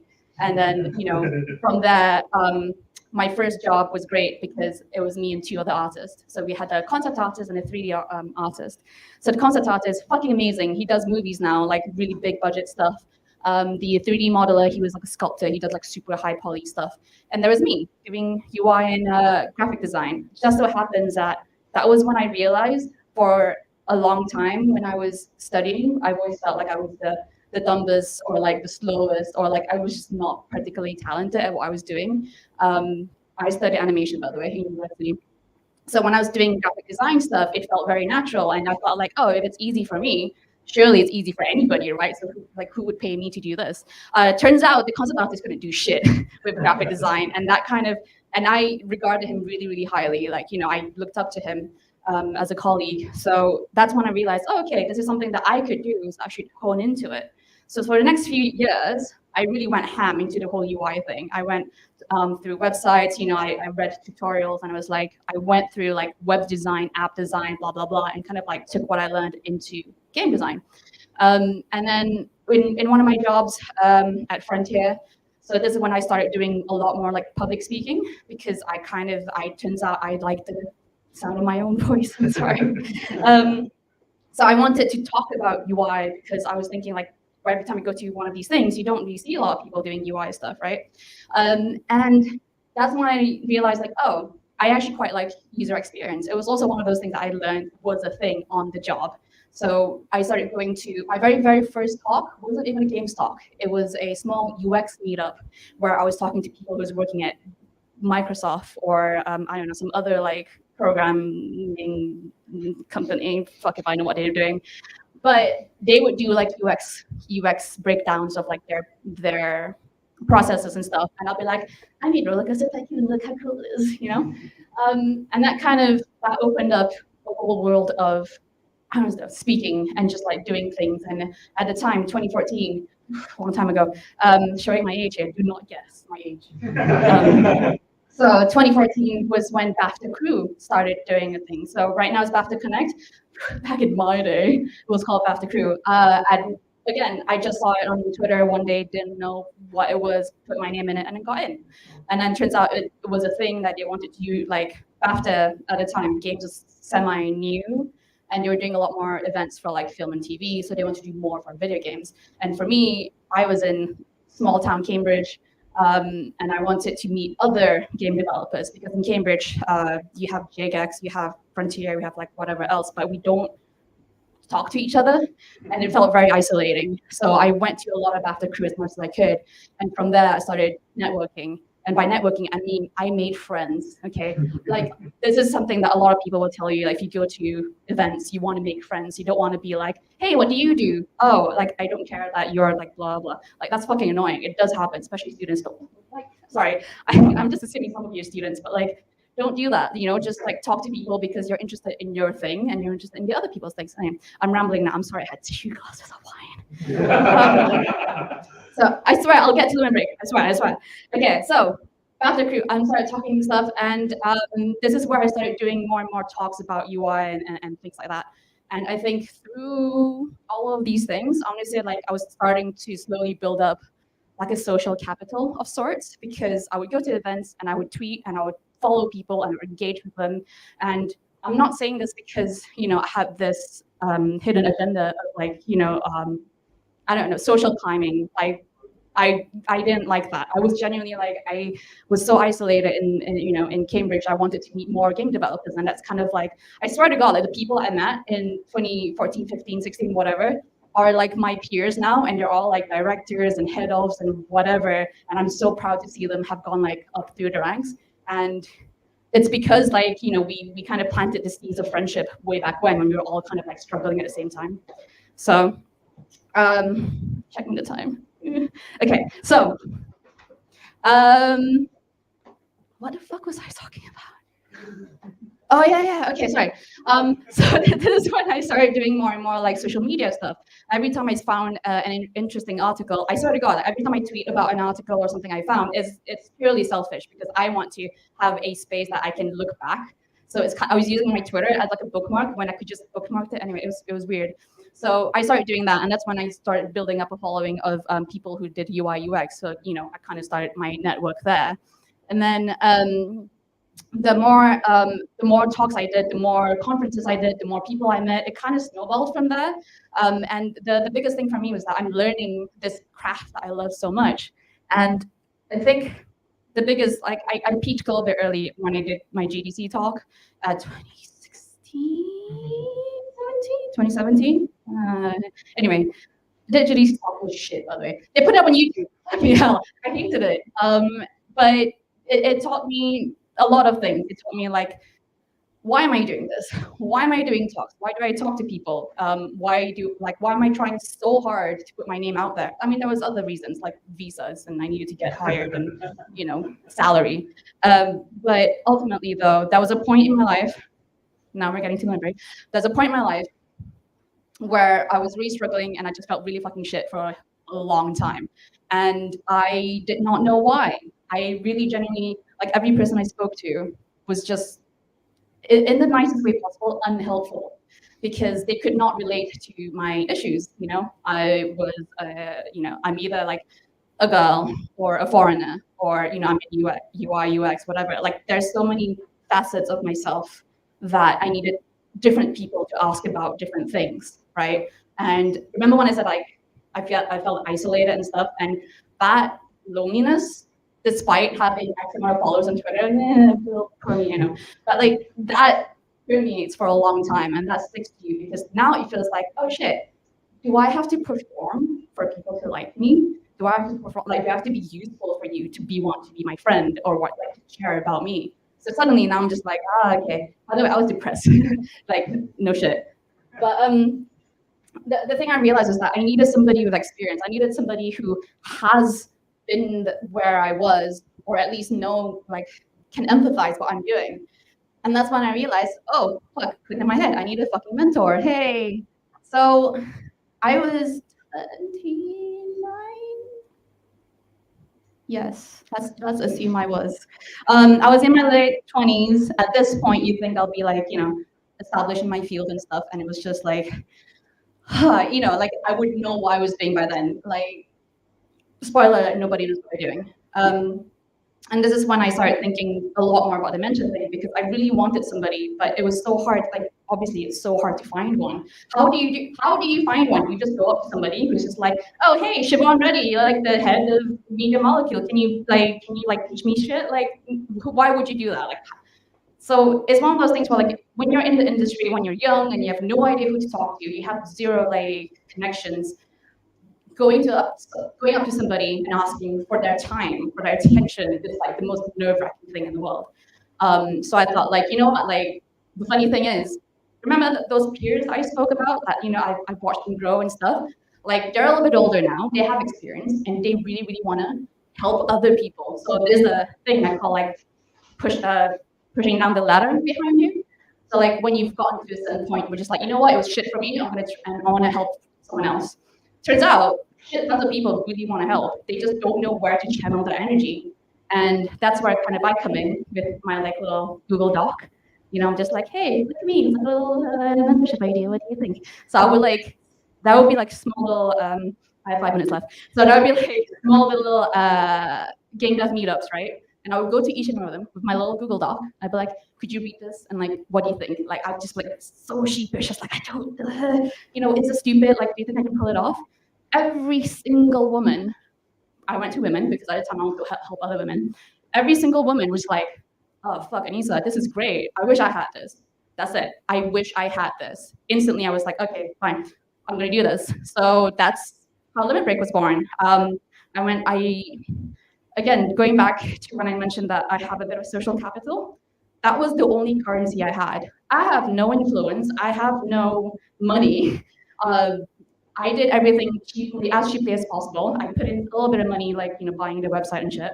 But everything else was solely on social capital and goodwill. So when I first launched Limit Break, it was very much like, hey, I'm Anisa. I'm in the industry and I see this need, and I think if you're interested in it, you should join. It was a very selfish thing for me because I wanted to find my own mentor through it, you know? So I was like, I'm just gonna set up a little thing. So I thought maybe like 20 people, 30 people would join. Year one, 100 people joined Limit Break. And that was with the restrictions of underrepresented genders, so women, non-binary people, and trans people, and also London only. So imagine it was really small. That was 4 years ago. So this year we just wrapped up year 4. I'm gonna like speed up a little bit. This year we just had the biggest amount of applicants at 1,114 people. Yes. So yeah.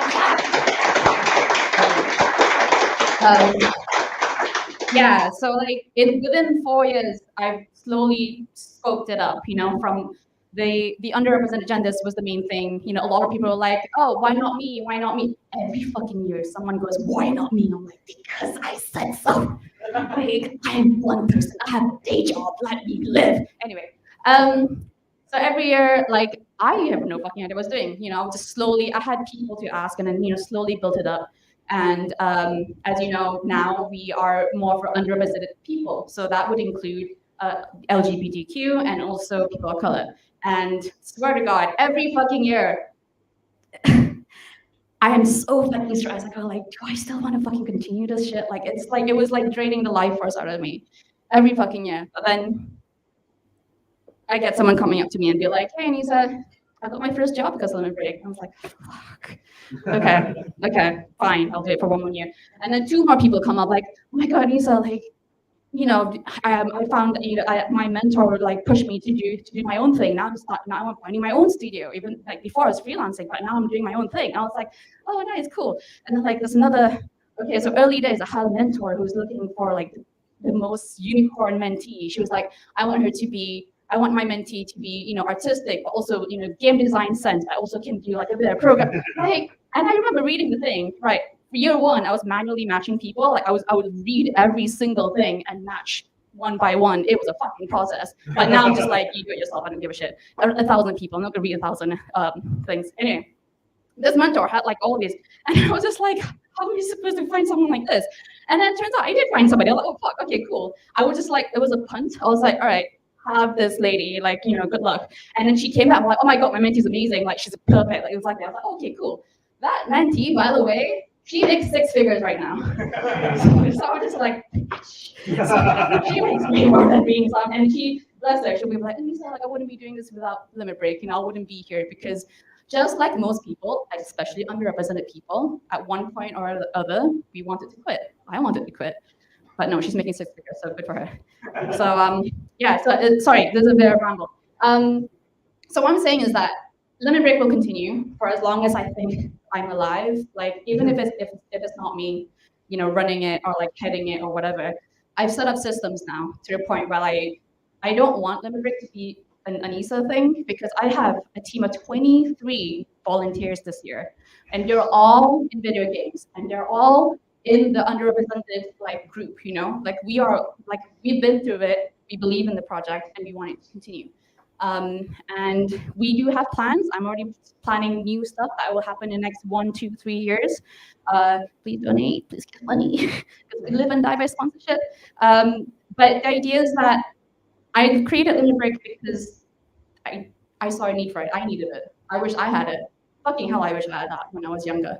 I still need it now. You know, I still kind of talk to my mentors and stuff. I had a breakdown like literally 2 weeks ago about a conflict that happened. I spoke to like 2 different people. I spoke to lawyers. I spoke to, I called my therapist for emergency.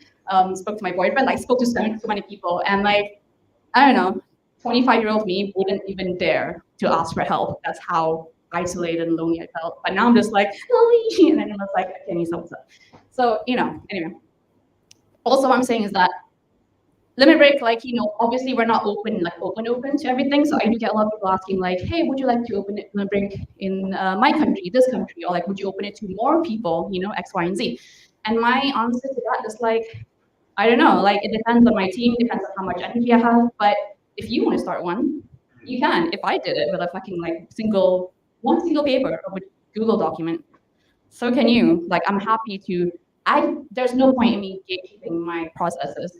I would love for you to replicate, like make replicant, like sure, duplicate it. Like I don't give a shit. The more people you mentor, the better it becomes, because it's not just about diversity or whatever. It's also about retention, you know? Like people are bleeding out of the industry because we're overworked, we're tired, we don't feel validated, we are fucking tired. and we want to know that what we're doing is worth it. Like, it's a passion industry. We're here because we fucking love video games. It's pathetic, but we're still here, you know? Like, I swear to God, as a UX designer, I'd make way more money if I worked in fucking like Facebook or some shit. But in video games, because this is the thing, this is my dream. And it pains me to hear about other younger girls, younger people, whoever, who join the industry because it was their dream and then they get pushed out. Because they just happen to be in a shit company, shit peers, shit seniors, I don't know. Like, I'm not gonna go through each anecdote story, but there are loads of that. And not on my watch is what I'm saying. Okay, that's all, thank you.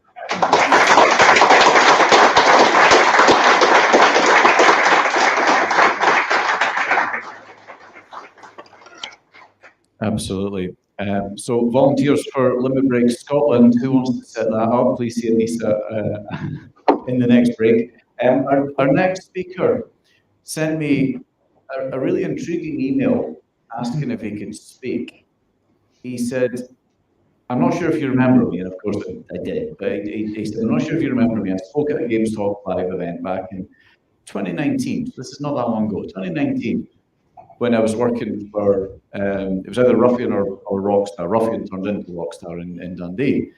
And he said, since then, bear in mind this is only 3 years ago, since then, we made a little game at a game jam.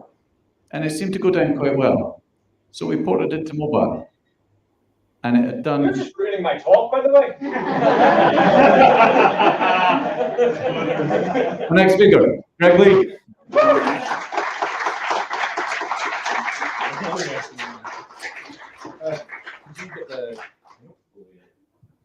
Hello. So yeah, my name is Greg Lee. I'm a game dev, and as Colin said, I did a talk here about 3 years ago. I did it about game jams because I think everyone should do game jams. They're like a really, really cool thing. You know, you get to work on cool little projects, you get to like learn, get better at what you do. And now I'm back with evidence. It's a lie. You definitely should do a game jam. So another thing as well, Colin, you always get at the end of the night, you just want everyone to be drunk when they're listening to me.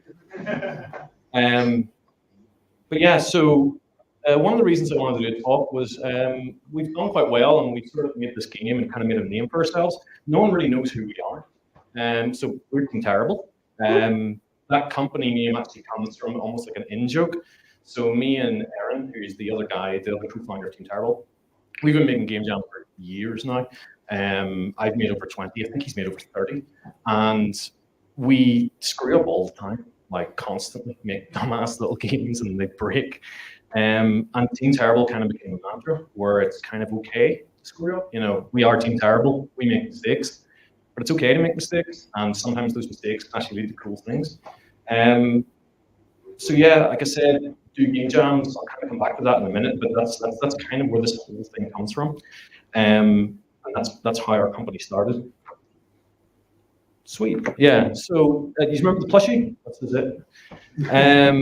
So yeah, we made this little game called Baby in Yellow in 2020 for the Game Maker's Toolkit game jam. We actually failed to submit it in time. Team Terrible. And that actually ended up being a blessing in disguise. So what happened was whenever you submit the game, it went to this little pool where only people who had submitted games could vote and see and download. And because we screwed it up, we just threw it up an inch and it was just like, yeah, whatever.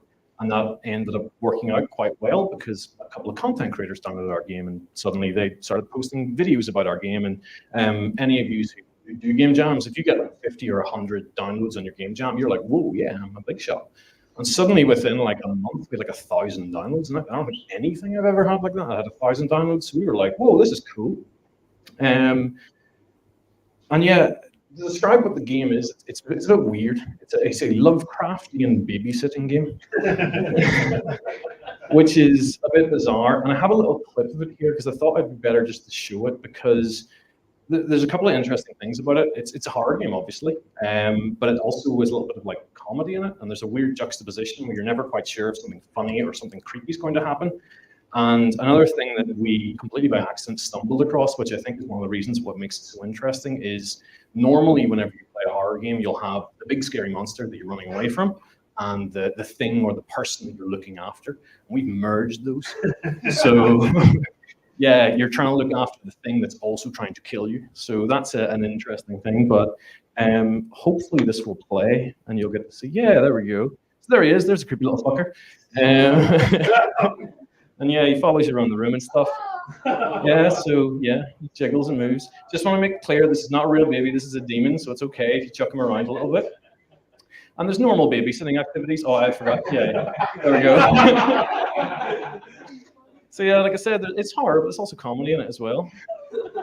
Feed the baby. Yeah, this was something a lot of YouTubers tried to do, so we added it to the game because why not? There we go.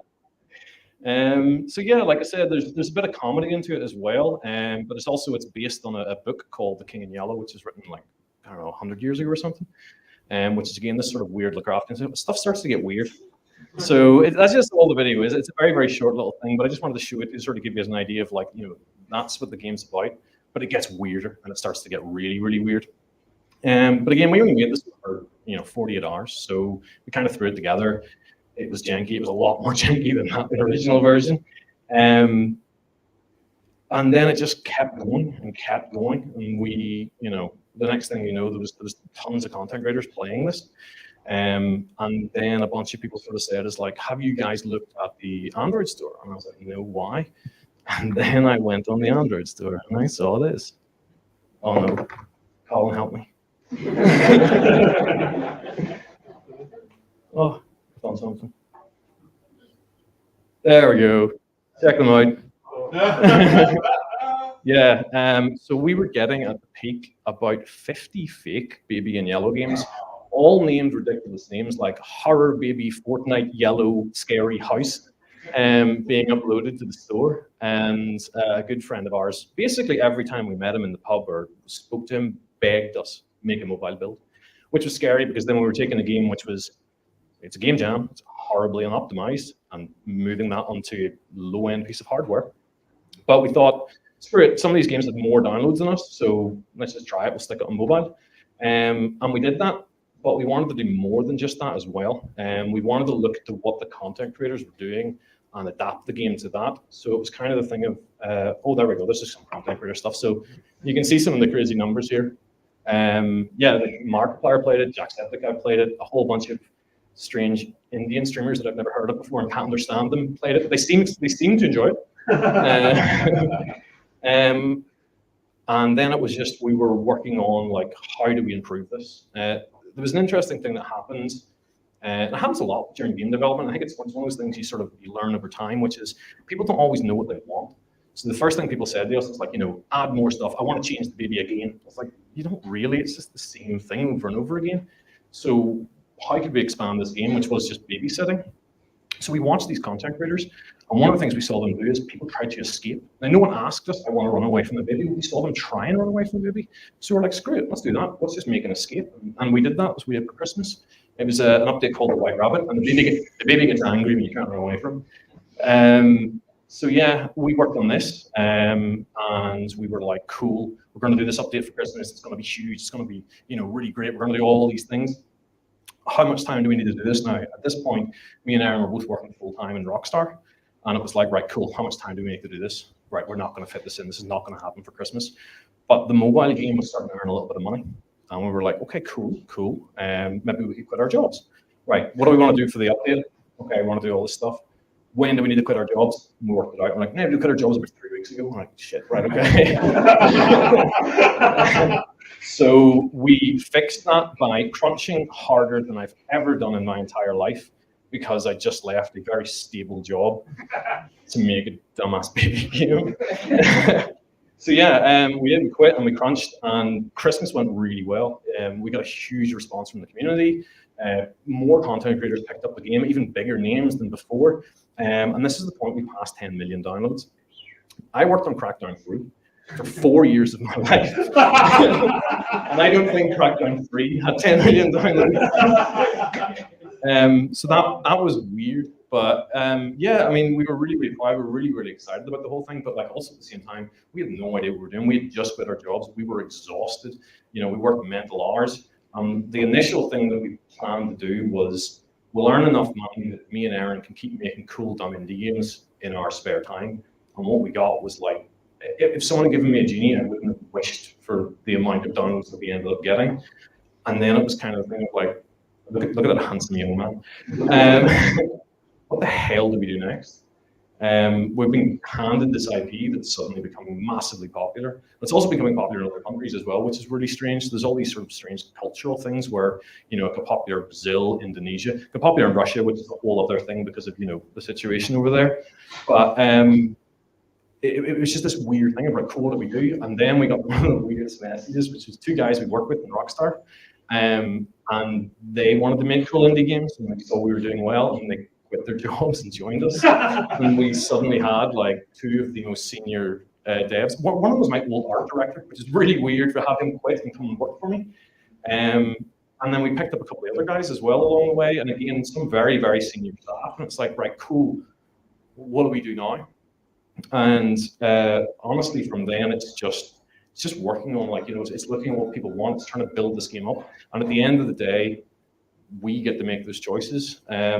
Something that I think I'm the most proud of anything from this was we're completely self-published. And after working in the games industry for like 11 or 12 years, you always have some guy in a suit telling you to do a thing because budgets. And we suddenly got an opportunity to basically, you know, make whatever creative decisions we want. We came up with this, like, but, you know, we could make any creative decisions we wanted. And yeah, as of right now, we're on over 100 million downloads across Android and iOS and Windows, which again is just like mind blowing to me. It's a free game. Please go download it. Like, you know, tell me what you think. So yeah, like it's just trying to figure out that. So we're working on an update right now. It's coming out in March. And again, we're going bigger and better. And we suddenly have this team of incredibly talented devs coming to work with us, so we can do bigger and better, and we're going to end up crunching like idiots, and it's going to be a mess, but I'm really, really looking forward to it. And then it's the whole thing of like, where from then? I mean, we all have experience working in AAA, we know console, we know all these different things, so it's like, there was a lot of opportunities for us to move on to these other things. And a year ago, I was just quitting my job to work on a little indie game, so it's difficult to make these decisions because I wasn't expecting this, and as much as I'm really, really thankful for it, and I'm monstrously lucky, I'm not going to pretend I did this through skill. It's incredible luck. We now have to pick of like, where do we go? You know, what's the right choice? I don't want to ruin this and make a really bad one. I mean, that's pretty much me, but I just wanted to briefly talk about, you know, I think you'd be a narcissist to believe that, you know, you're completely responsible for all your success, and we're definitely not. Like, we got massively lucky. You know, we failed to submit, therefore content creators downloaded the game. Had we not done that, you know, it's insane. But I'm a strong believer in like leveraging luck, and I shouted a lot last time about like, do game jams, do game jams, do game jams. Had we not done 20, 30 game jams, we never would have made this game. Now, I'm not saying that doing 20 game jams is guaranteeing you this. Not doing them is guaranteeing you're not going to do it. So you have to make those chances and those risks, and you have to push yourself. If you're not doing those extra things, if you're not becoming passionate about what you're doing and really trying your hardest, then you're never going to do it. I'm not saying you're guaranteed to do it, but I can tell you never will if you don't try. And yeah, like, you know, I'm not going to pretend that I know all the answers to this. I don't. Like I said, we got lucky, but we're working really hard to make sure we don't screw that luck up. And I think that's basically all you can really do. That's pretty much me. Like I said, I know I've just talked about a dumb baby game for a while, but I really like talking about indie dev. Feel free to grab me afterwards. I'm more than happy to talk about stuff. Aaron's also here as well. He's the other co-founder of the company. We might be hiring next year. I don't know. If this sounds like something you want to work in, the cool thing about it is, like I said, there's no guy in a suit. If you can convince me it's a good idea, it's probably going in the game. And that's the kind of people we want to hire. Those people that, you know, have an idea and have a passion and want to push ideas. They want to argue with me and say, you know, this is why this needs to go in. Those are the kind of people we want to hire. Yeah, thanks everyone so much. It's been really cool to be able to talk about this finally, and you know, we've been quite quiet. So thank you so much for listening, and Colin, thank you very much for having me here.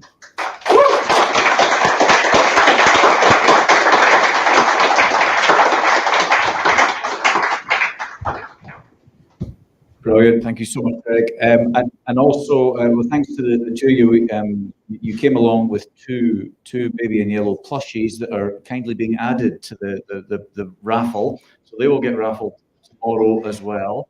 So if you haven't already got your raffle tickets, who doesn't want to get a baby in yellow plushie, you know? We will take another break. This is our final break. However, at the end of that break, we have our keynote speaker for this evening. So catch up with everyone that has spoken tonight that you haven't got to already. Speak to Anisa, speak to Greg. We'll see you in half an hour.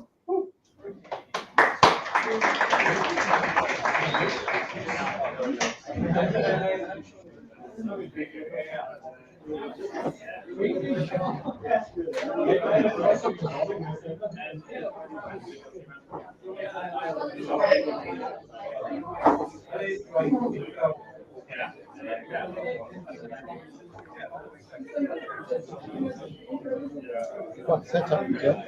Oh yeah, if only it worked. It does work, and then some people say, sorry, I'm not using this time. Oh, great to hear you. I haven't got bad oh, sorry.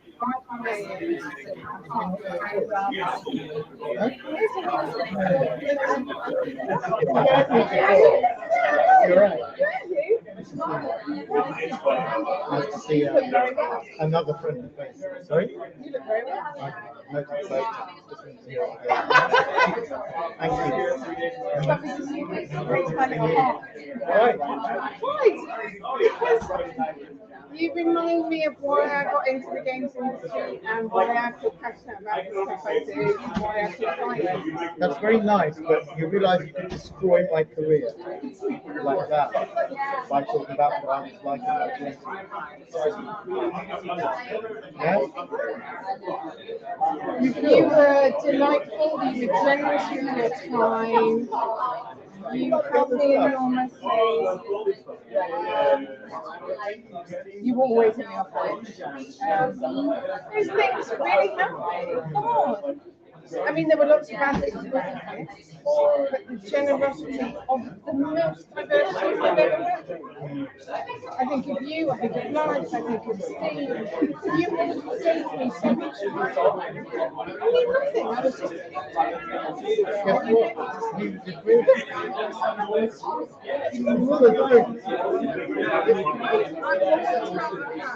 And although I have my little fights with Gary, I can never keep my property. You guys were always very just I love it. I'm so proud to work on things and work with you back in Mid-90s. No, Early 90s. Yeah, I think I got fired in 92. Really? Yeah.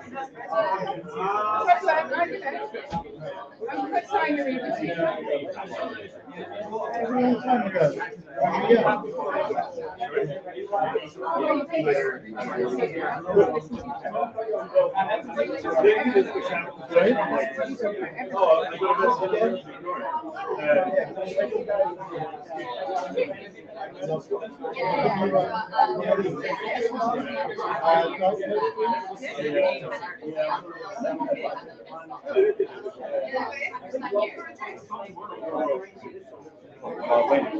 Yeah, just.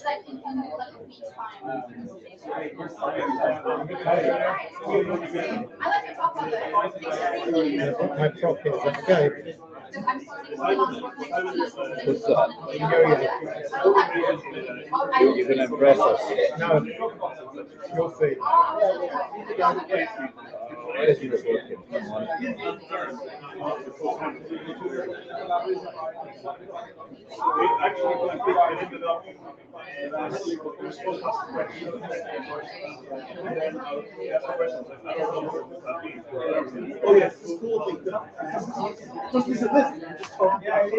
Oh no, there we go. There we go.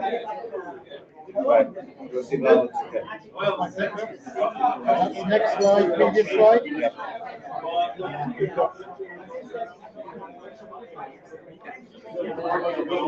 I always get confused by that. So, you get confused by the mic placement as well. By the way, I'm blind as a bat. Cool. I'll help you by shining a blinding light in your eye then. Lovely. Yeah, people standing in front of the projector. But I think it's working.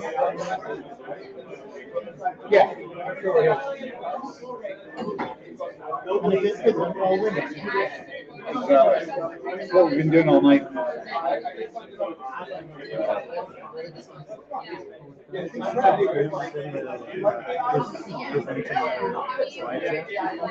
Sorry?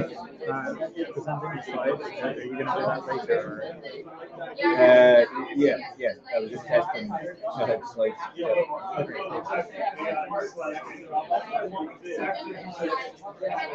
Because it turned off halfway through the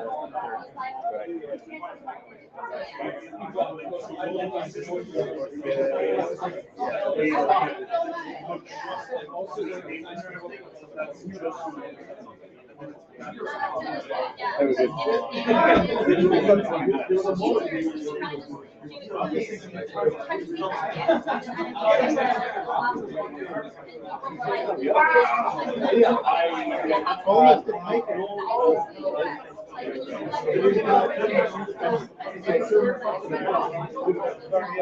didn't make it.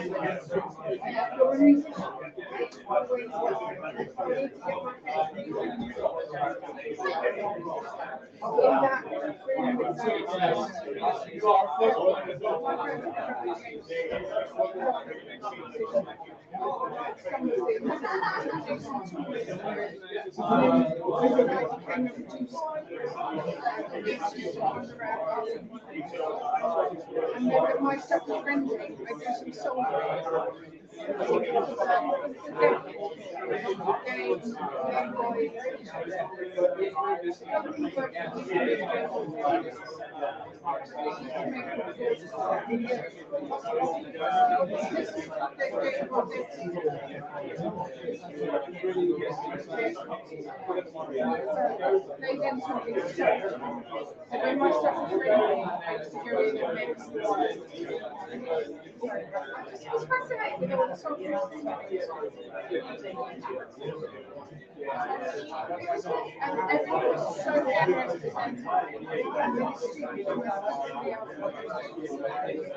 I just finished doing a master's in rendering.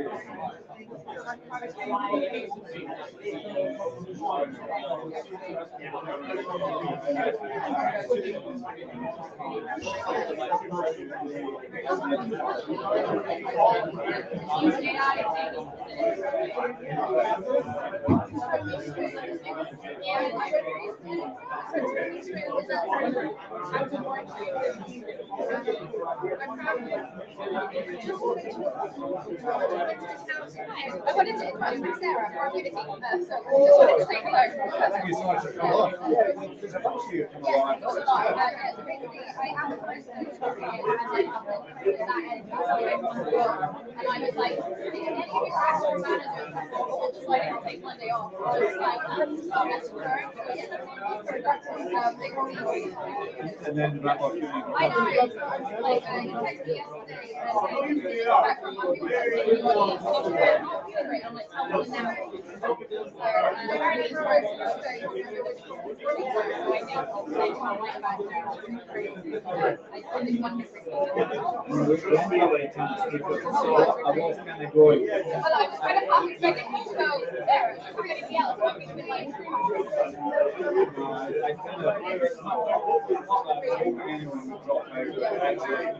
I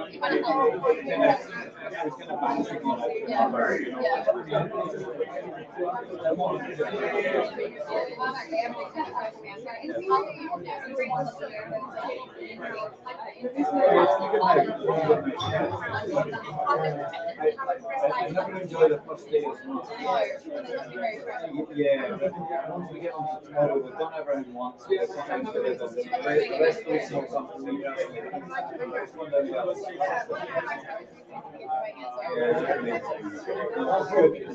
Yeah, we'll do that. I've already committed to do that.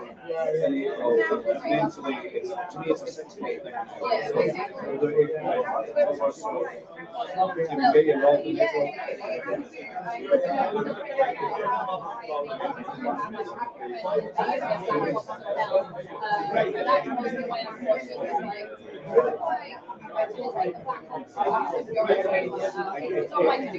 It's always the same. Little indies. Yeah, you do it. Just as they can go.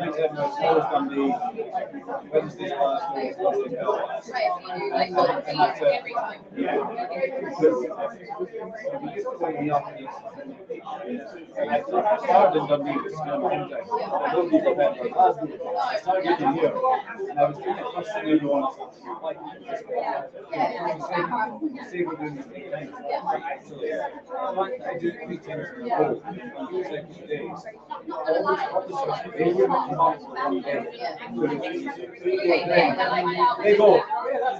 I'm like,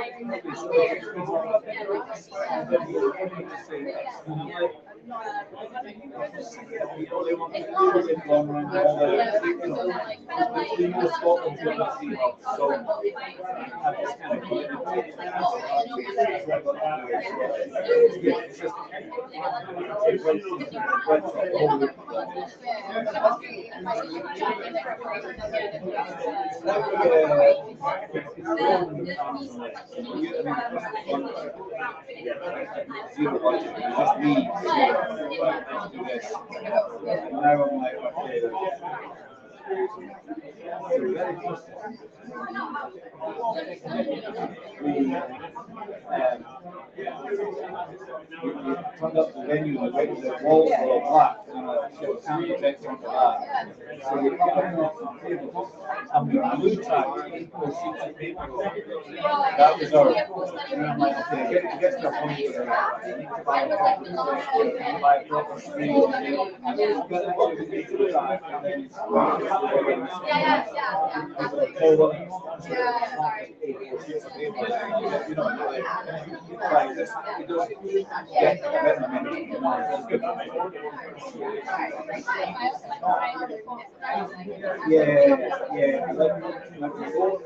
I always want to talk to you 10 minutes because it doesn't matter. Yeah, I don't really have to make the talks because it's 10 minutes. More than people like, every time I try tomorrow I've got these speakers, and you're just like, do it. You know, it's just awesome.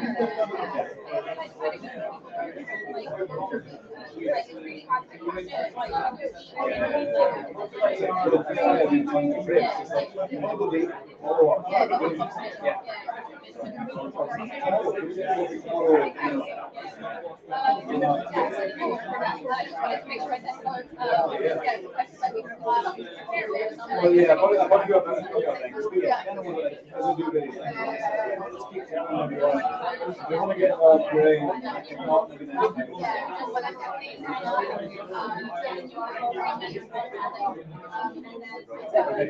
Just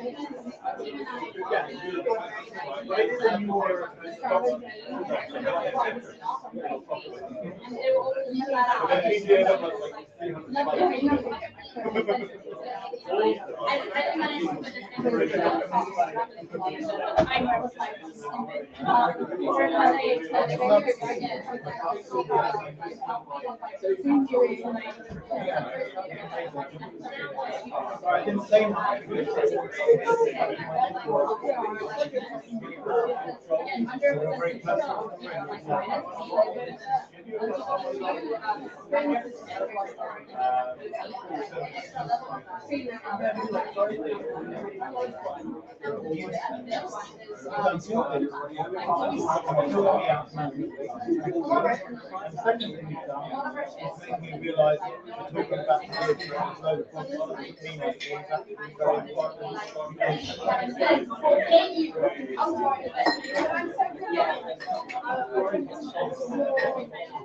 And like when I'm writing that thing, I wrote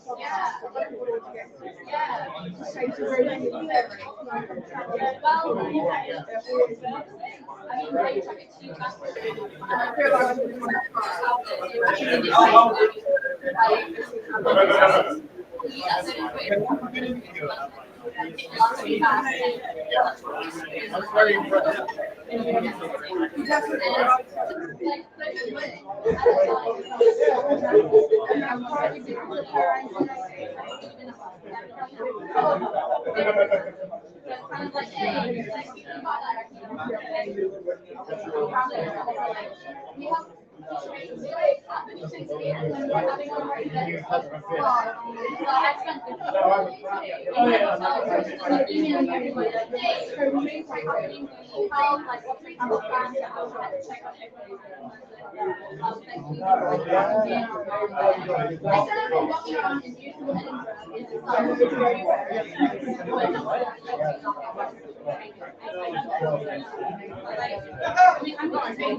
Okay, folks, we'll start again in 5 minutes. 5 minutes, grab a drink, grab a seat.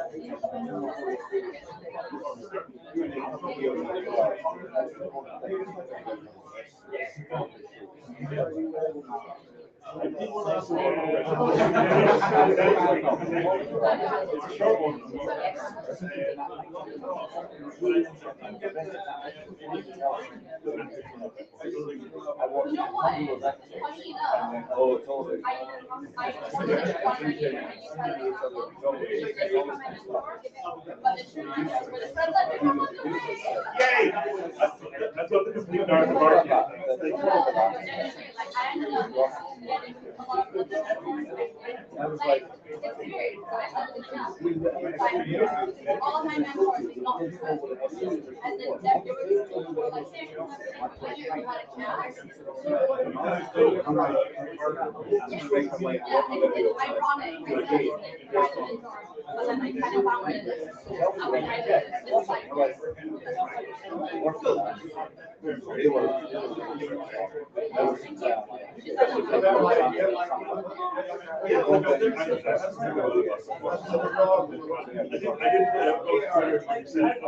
First thing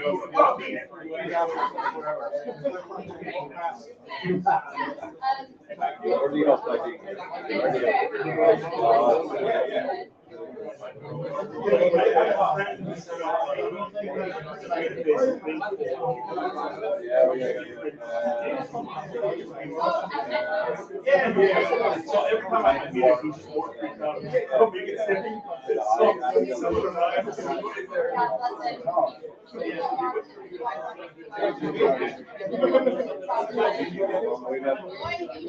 okay, folks, we're just about to start. Can you grab a seat, please? Grab a seat. We've got our keynote speaker coming up.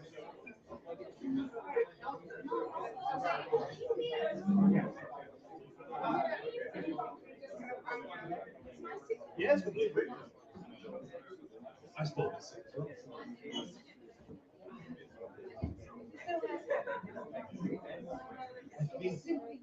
That's great. I think people came and sat here and they got scared to be on the front.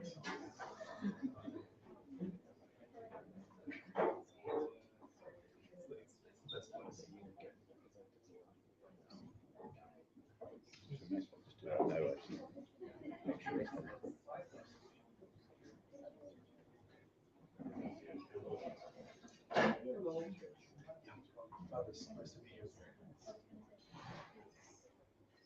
Awesome, right. Somehow I've made it through today. Woo! Still standing. Hey, thank you. And everyone's still here, so that's a great endorsement. Really, I know you're here just to hear from our final speaker, so it's a real delight to be able to introduce him. He's taking the train up from just outside London today, so really grateful. He's touring around with us all week. Dundee tomorrow, then Glasgow, then Belfast. So really grateful he's taken basically a week out of his schedule. So this man was named one of Games Industry International's top 10 persons of the year and one of the 100 top influencers in the British games industry. He was one of Develop's 25 people that changed games, one of MCV Britlist's 100, and received Develop's Publishing Hero for his team's role in opening PlayStation up to developers and for commissioning No Man's Sky, Hellblade, The Persistence, Velocity 2X, Hotline Miami, Rogue Legacy, and over 100 others. When he was the Director of Strategic Content for PlayStation, his initiative helped to establish countless developer and publisher success stories. This is an absolute honor to have this man here, Mr. Shahid Ahmad.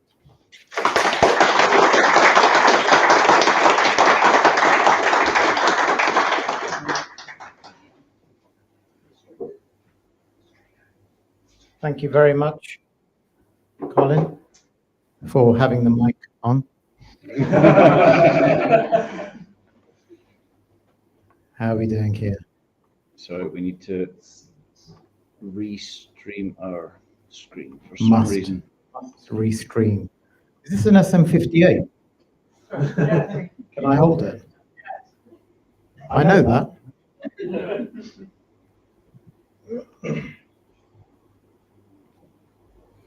Of course, for my podcast, I use the Neumann KMS 105, but what would you expect? Are you all a little bit drunk? Some are. Okay. Well, I'm going to take my glass off, so we're on level terms. This will make things go a lot more easily for me and for you. Colin said he wanted me to do something a bit upbeat. Fuck that.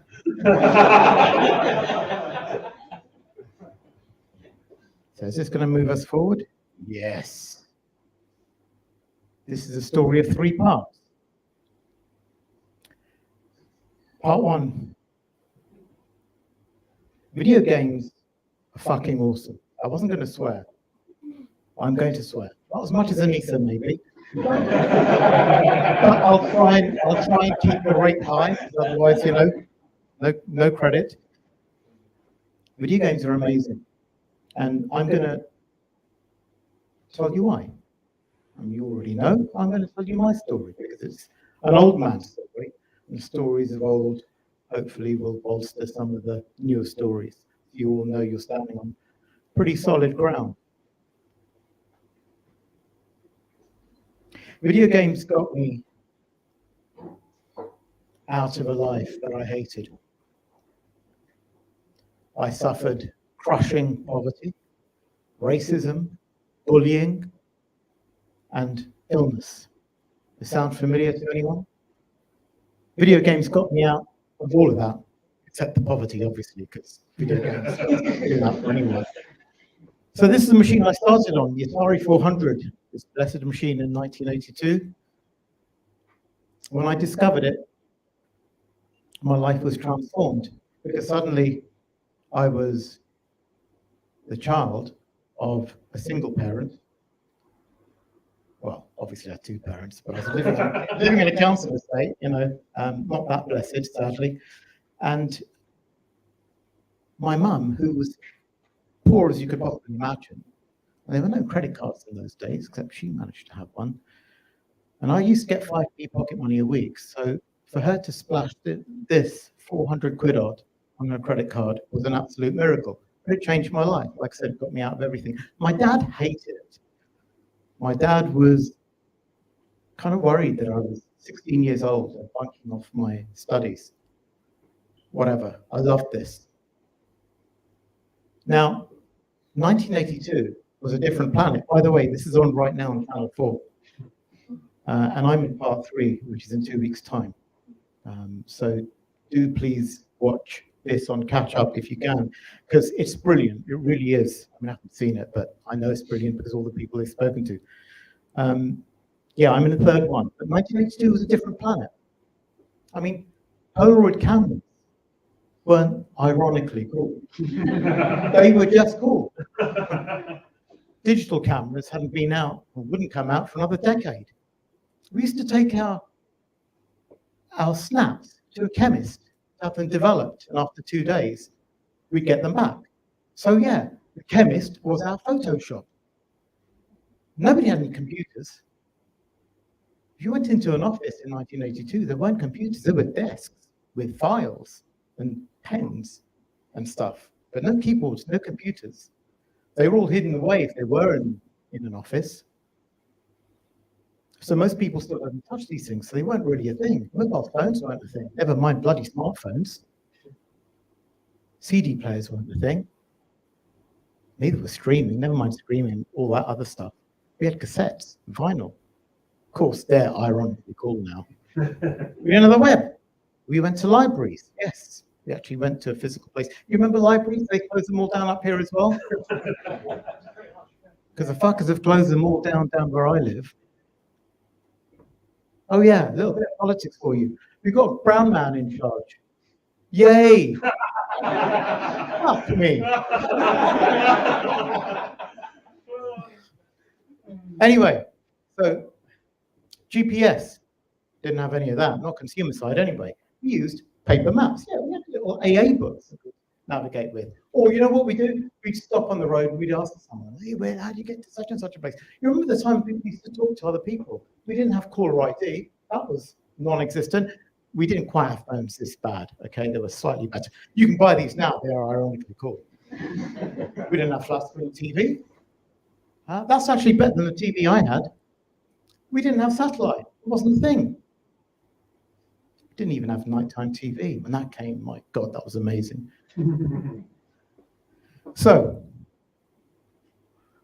there's me with an Atari 400, bunking off school, which is a shithole anyway, full of racists and teachers who don't really teach. My computer studies teacher, can't remember his name because he was a cover teacher, would just sit there and I don't know what he'd be doing, but he'd ask us to read from the book. Say, all right, chapter 25, that's your lesson. Oh, great, I came to fucking school for this, what, to get beaten up for being a packy and to read from a book. So you can imagine I didn't really like computer studies very much. I remember once at school, I yawned loudly because it was boring, as you can imagine. I'm not being taught anything. And the teacher goes, if you want to do that, there's a mosque down the road. So yeah, great time. Anyway, my dad didn't like this because he thought I was making monkeys dance on a screen. I've named my blog, my newsletter, Dancing Monkeys, because of that, in honor of that name. I'm not resentful, by the way. My dad was a great man, as hopefully you'll find out if you ever read my mammoth thread. I know some of you have, I hope. Anyway, so I'm wondering, is this frivolous? Is this just a waste of time? No, I'm absolutely loving it. There's no way on earth that I'm ever going to give this up. 12 years later. So here are a couple of monkeys dancing on a screen, except these monkeys are fucking millionaires, right? 12 years later, over 9 million copies of this are sold. And look at that revenue, my goodness. Maybe not as much as our friend earlier who had 10 million downloads of his wonderful game, which I will download, by the way. How is it that something can be downloaded 10 million times and you haven't heard of it? Is that just me being old, or are there other people? Yeah, it is, okay. Anyway, the point is, by this time, 94, my dad's thinking maybe there's something to this thing. And you need teams, right? You need teams to start to build games. And here's the thing, maybe video games are frivolous, but they're now serious part of the culture. And that's the thing about culture. As soon as something becomes part of the culture, it starts to get attacked. politicians and media figures are all very quick on the trigger, if you like, to blame every ill on video games. But is it just us? I mean, it's been since the very beginning. The very beginning. And you'll see that in a minute. But before we go on past, where were we at? 94. We're going to have to go backwards through time to have a look at a few other instances where shit like this went down. TikTok, destroyer of children's attention span, right? Destroying the kids, destroying us. Tell you what, you can learn on TikTok how to do yo-yo tricks. Brought my yo-yo. Want to see me do a yo-yo trick? Yeah. There you go. Anyway, the point is, if my kid picked that yo-yo up and watched TikTok for a day, in a day he would come back knowing how to do insane stuff on TikTok. I know this for a fact because now I'm going to relate a very difficult story. Don't worry, this does get more positive, okay? I want to relate this to you because it's extremely positive, and it's all thanks to Gina, who tripped this memory. My boy, who's the inspiration behind the Rickrolling earlier, was bullied racially at school, aged 4. He was left with bruises on him, and the head teacher did nothing. Not going to say too much more than that, but it gave him nightmares. He was not the same boy. He used to be the most confident boy. Anyone here over 40? Don't put your hands up. Actually, that's a really bad question. But if you are, you might remember the Fonz, right? He was the Fonz at nursery. He'd be walking into nursery, and all the kids would be going, hey! I'm not going to mention his name because you don't do that because the internet and all that. But yeah, hey, name, you know? He was that kid. But when he started school, he started to get bullied, completely changed him. So we did what any sensible parent should do. After 3 generations getting fucking bullied for being brown in this fuckhole, we pulled him out of school and we homeschooled him. And guess what part of his education was? Go on, take a guess. Almost. Anyone more serious? We wait till 8 for that. No, he was playing video games. And you know what video games did? They rebuilt his confidence because he became incredibly good at them. And we saw week by week, month by month, this boy start to master game after game after game. Now, some people are against home education. Why? Because they think it doesn't do anything for your socialization, that it's bad for socialization skills. That's bullshit. Kids who are homeschooled, home educated, are the best socializers of all. Why? Because they mix with every age group. They're not in this artificial Lord of the Flies scenario, right? Fuck that. They're in a scenario where they get to meet people all the time. There's this horrible idea that they're locked up at home, not able to do anything, just do whatever they want. No, he gets structure. He gets discipline. That's from American Beauty, by the way, but forget those connotations. You need structure, son. Discipline. Anyway, he did have that, but he also got a tremendous amount of freedom to explore what he could be. And turns out it could be a hell of a lot more than what school promised him. And it turned out that half of that came from video games. And now, many years later, his confidence is amazing. He's a big, strong lad. Beats the fucking shit out of me easily, and he's right up to here. He doesn't actually do that. He could if he wanted to. He's doing martial arts and all that. But his confidence is sky high. Everyone who comes into contact with him says that he's the most well-socialized, polite boy, outgoing, bright, friendly they could possibly imagine. Why? Video games. Fucking video games. So when people start giving you bullshit about TikTok's destroying the youth, they know nothing because they've forgotten what it's like to be young. Can I have my yo-yo back, please? That was a joke, by the way. Thank you. Right, let's go back a bit more. 1994. Can you believe this? We've got an act that outlaws repetitive beats. Are you kidding me? Your heartbeat's a repetitive beat. What acid are they taking? Look, this is a tradition. Hundreds, maybe 1,000 years old, Sufi tradition. Anyone know what this is? Whirling dervishes, Sufi dervishes. What are they doing? Spinning, spinning, spinning, getting themselves into a trance state. Trance is not evil. What is trance? Except elevated consciousness.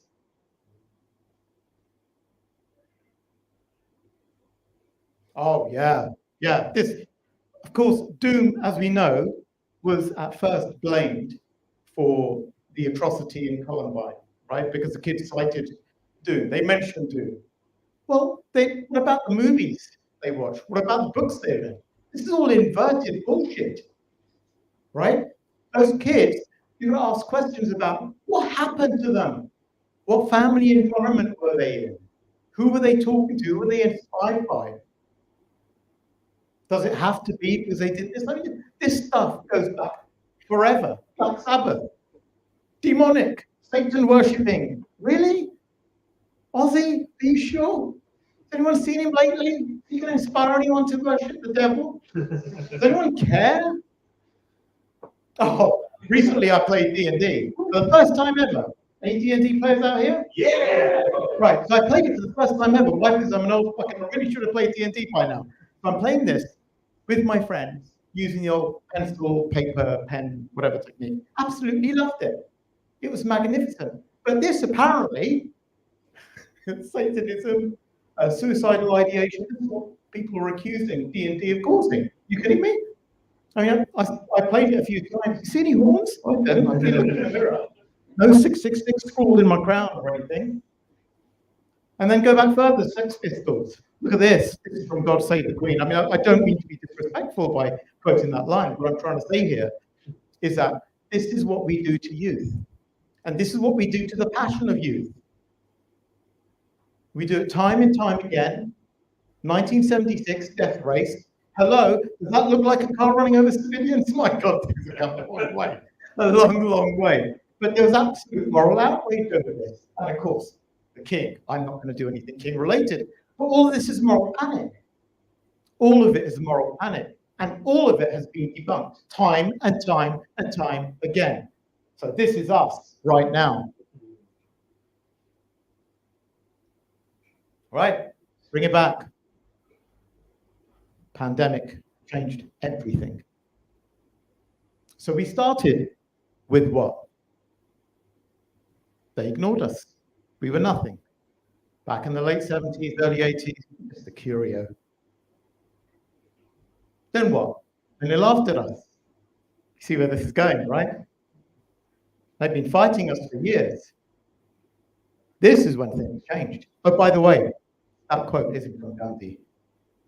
The whole first they laugh at you, then they fight you, then blah, blah, blah, then you win. Whatever. It's not from Gandhi. So ignore all that. That was Trump inventing it. Trump didn't invent the saying, by the way. He just said it was from Gandhi, and it was not. Just in case anyone thinks I like Trump. I hope that's clear by now. Anyway, so during the pandemic, when people got scared and people got confused, there was a phrase that sprang up. I'm sure quite a few of you remember it. People would ask, what does the science say? And so it kind of makes sense to ask ourselves what the science says about video games. There have been study upon study upon study. There's one study where cravings for cigarettes were reduced massively by playing a co-op puzzle game. So not only, so apparently this is because nicotine and the reward centers for playing co-op games and puzzles is the same place. So not only are video games not a bad habit, they can help you break bad habits. This is incredible. Look at this. Severe burns unit, right? This study showed that these people playing Snow World in VR reduced their sensation of pain 92%. And post VR therapy, their overall feeling of pain reduced by 50%. It's absolutely incredible. And of course, the famous Oxford study, I'm sure a lot of you are aware of this one, right? The PTSD study, which showed that people who play Tetris immediately after a stressful incident were able to block out the memory and reduce flashbacks by 50%. And this is one of my favorites. Kids who are about to have anesthetic for surgery, their anxiety went down to practically zero by playing with a handheld video game. So,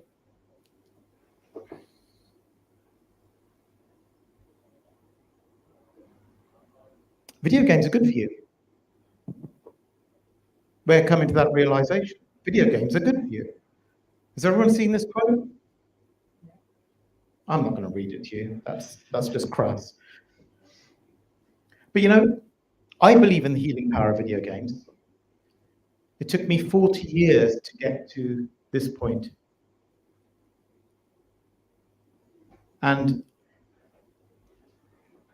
the amazing thing is, it's only now that we're beginning to see just how much the science supports this thing that we love so much and why we love it. I never thought the day would come when making monkeys dance on the screen would heal people. So what am I doing now? Well, I'm 20 seconds over my limit. I can stop right now, Colin, or I can continue for 3 more minutes with your permission. Keep going. He's given me the permission. Man is very kind, because I didn't practice this talk, and that's really, really bad. Actually, I did. I just didn't include the whole thing about my boy. So Deepwell DTX, who I'm working with, I'm very proud to be working with. Mike Wilson is there. Anyone heard of Mike Wilson? Devolver co-founder, Devolver Digital, the legend, man who was behind some of the greatest video games of all time. Anyway, about Mike Wilson. He and I were talking about very similar things on Facebook. Yeah, I know, boomer platform, whatever. I'm a boomer, well, borderline boomer. Strictly speaking, I'm just on the cusp of Gen X. Yeah, so don't at me. Is that a boomer thing to say? Well, it is, isn't it? Don't at me, bro. So he reaches out to me and says, listen, I'm working on something that you might find interesting. So we're both talking about how we want to find meaning in this long career of ours. And I said, Mike, you had me at hello. And he did, because Mike Wilson is Mike Wilson. And the aim of Deepwell is to help make McGonagall's vision a reality, to make games that are not only therapeutic, but can potentially heal. They can act as medicine. We want to explore that. We want to see if we can make that happen. There's Mike on the left, and there's Ryan on the right. These men are magnificent. They both come from what you might think are completely diametrically opposite fields. Mike is a video games legend. Ryan is a legend of the medical devices world. He's got great experience with getting devices through the FDA. And so we're going to try and work out, see if games can be medicine. We think they can be. Actually proving that is going to be a really interesting challenge. Now, this bit I'm going to read, because it's really important I get this right. Making video games helped me escape a life of racism, bullying, illness, depression, and poverty. There were no courses, there was no industry, and the longer I continued, the more people seemed to think it was not only a waste of time, but bad for you. I knew they were wrong, but now we can prove it. Play is not like other forms of entertainment. All human children learn to operate in the world through play. Play is important, crucially important for grown-ups too. We could all use some more play in our lives. If you hear people saying you need to triple your productivity, you need to 10x your productivity, I have a simple response: fuck you. Because I've been saying that. I've swallowed that Kool-Aid. What's important is that if you want to do your best work, you need to prioritize sleep. You need to prioritize your mental health. You need to prioritize play, because if you don't have a life, what is the fucking point? So play more. Thank you very much.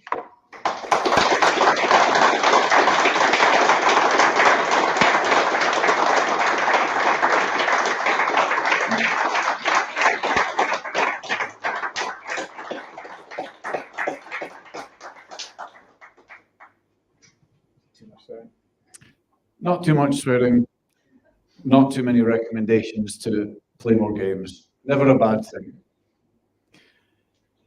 Shahid, that was fantastic. I can't believe we're at the end of tonight. We've had such an amazing day, afternoon, evening of speakers. It's been great to get these back. We did it 6 months ago after COVID, and it felt good, and it feels even better being able to do it again without worrying. I think last time we had to check COVID passports and everything on the door, or vaccinations or something, and it's nice just to be able to do it, even though unfortunately there's a couple of people not being able to make it here tonight. It's just great to have everyone back together. So thank you everyone for coming along tonight. I am duty bound, because they have helped pay for it, to thank all our speakers again, and because there's quite a few, I'm not going to remember them, so let me bring up the slide. So just for the record, let me thank, oh no, I can't get the technology to work, so I'll just read them out. So thank you to Creative Scotland, InGAME, Accelbyte, Blazing Griffin, Firestone, Pocket Sized Hands, Glitchers, Ninja Kiwi, Escape Technology, Hyperluminal Games, Rivet Games, Speech Graphics, Johnston Carmichael, and Sheridan's. They've made tonight possible. They've paid for our drinks and our food, so please give them a big thank you.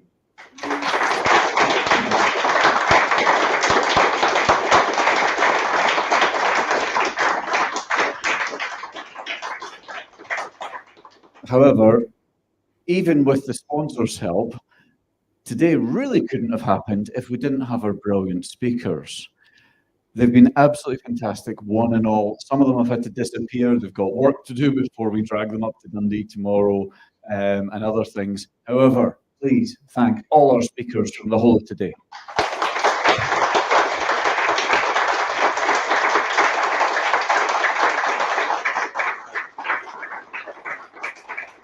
I'd also like to say a wee personal thank you to our volunteers who've checked everyone in. Please stand up. John, Ruben, and Olivia, thank you so much. And Mark on the sound desk, who has put up with the stress of everything not working with 10 minutes to go, but you'll get used to it. We'll have this all week. It's fine. Thank you, Mark.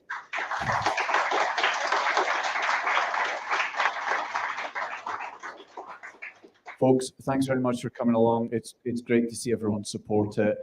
We'll do this again. I think it looks like last week of April. However, if you want more, Dundee tomorrow, Glasgow next day, Belfast the next day, feel free to come along. I'm keen to get people mingling between the cities. However, thank you very much for coming along tonight. Good night.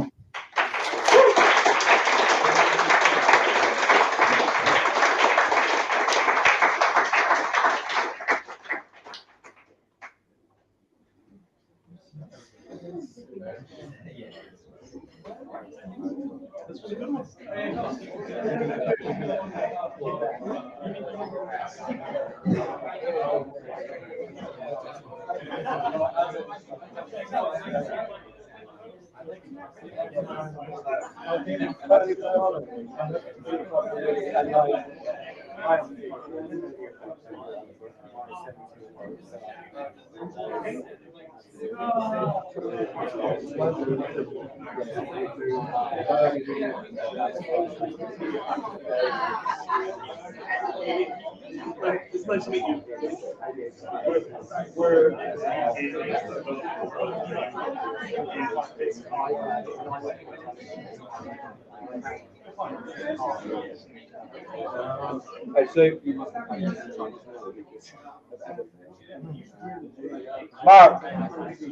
Mark.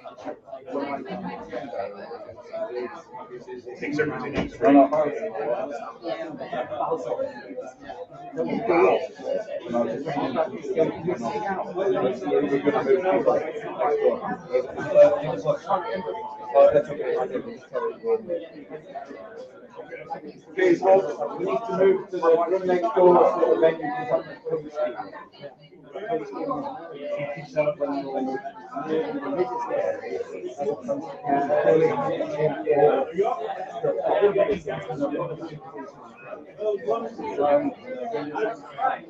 that's because you and your partner are great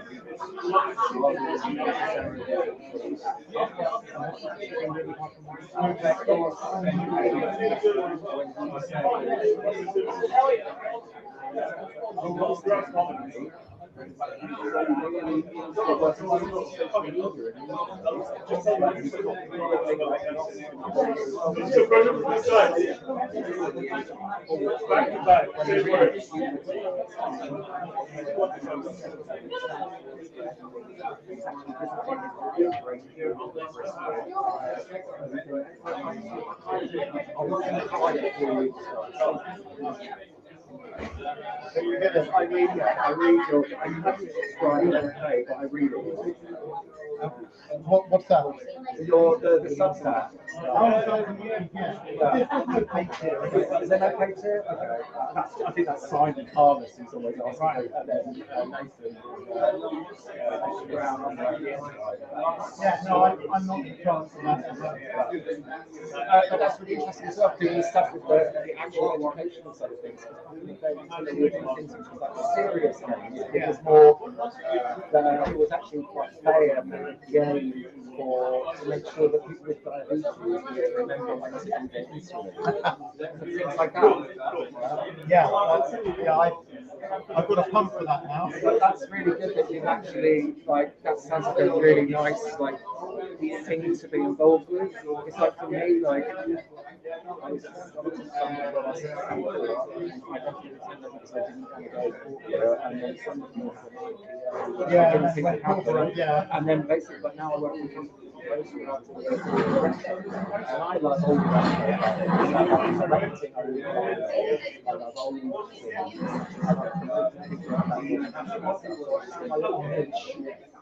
Because when you're like my late 40s, so basically I work because I have basic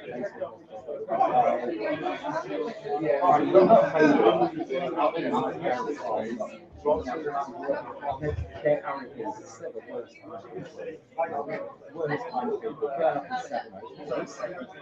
This is what you do. You know, it's like I was at university with, it's like wishing, what a period mentoring. Suella. Suella originally, this was like those four when they had it. And like those things, it's like, this is like not what we need. Pretty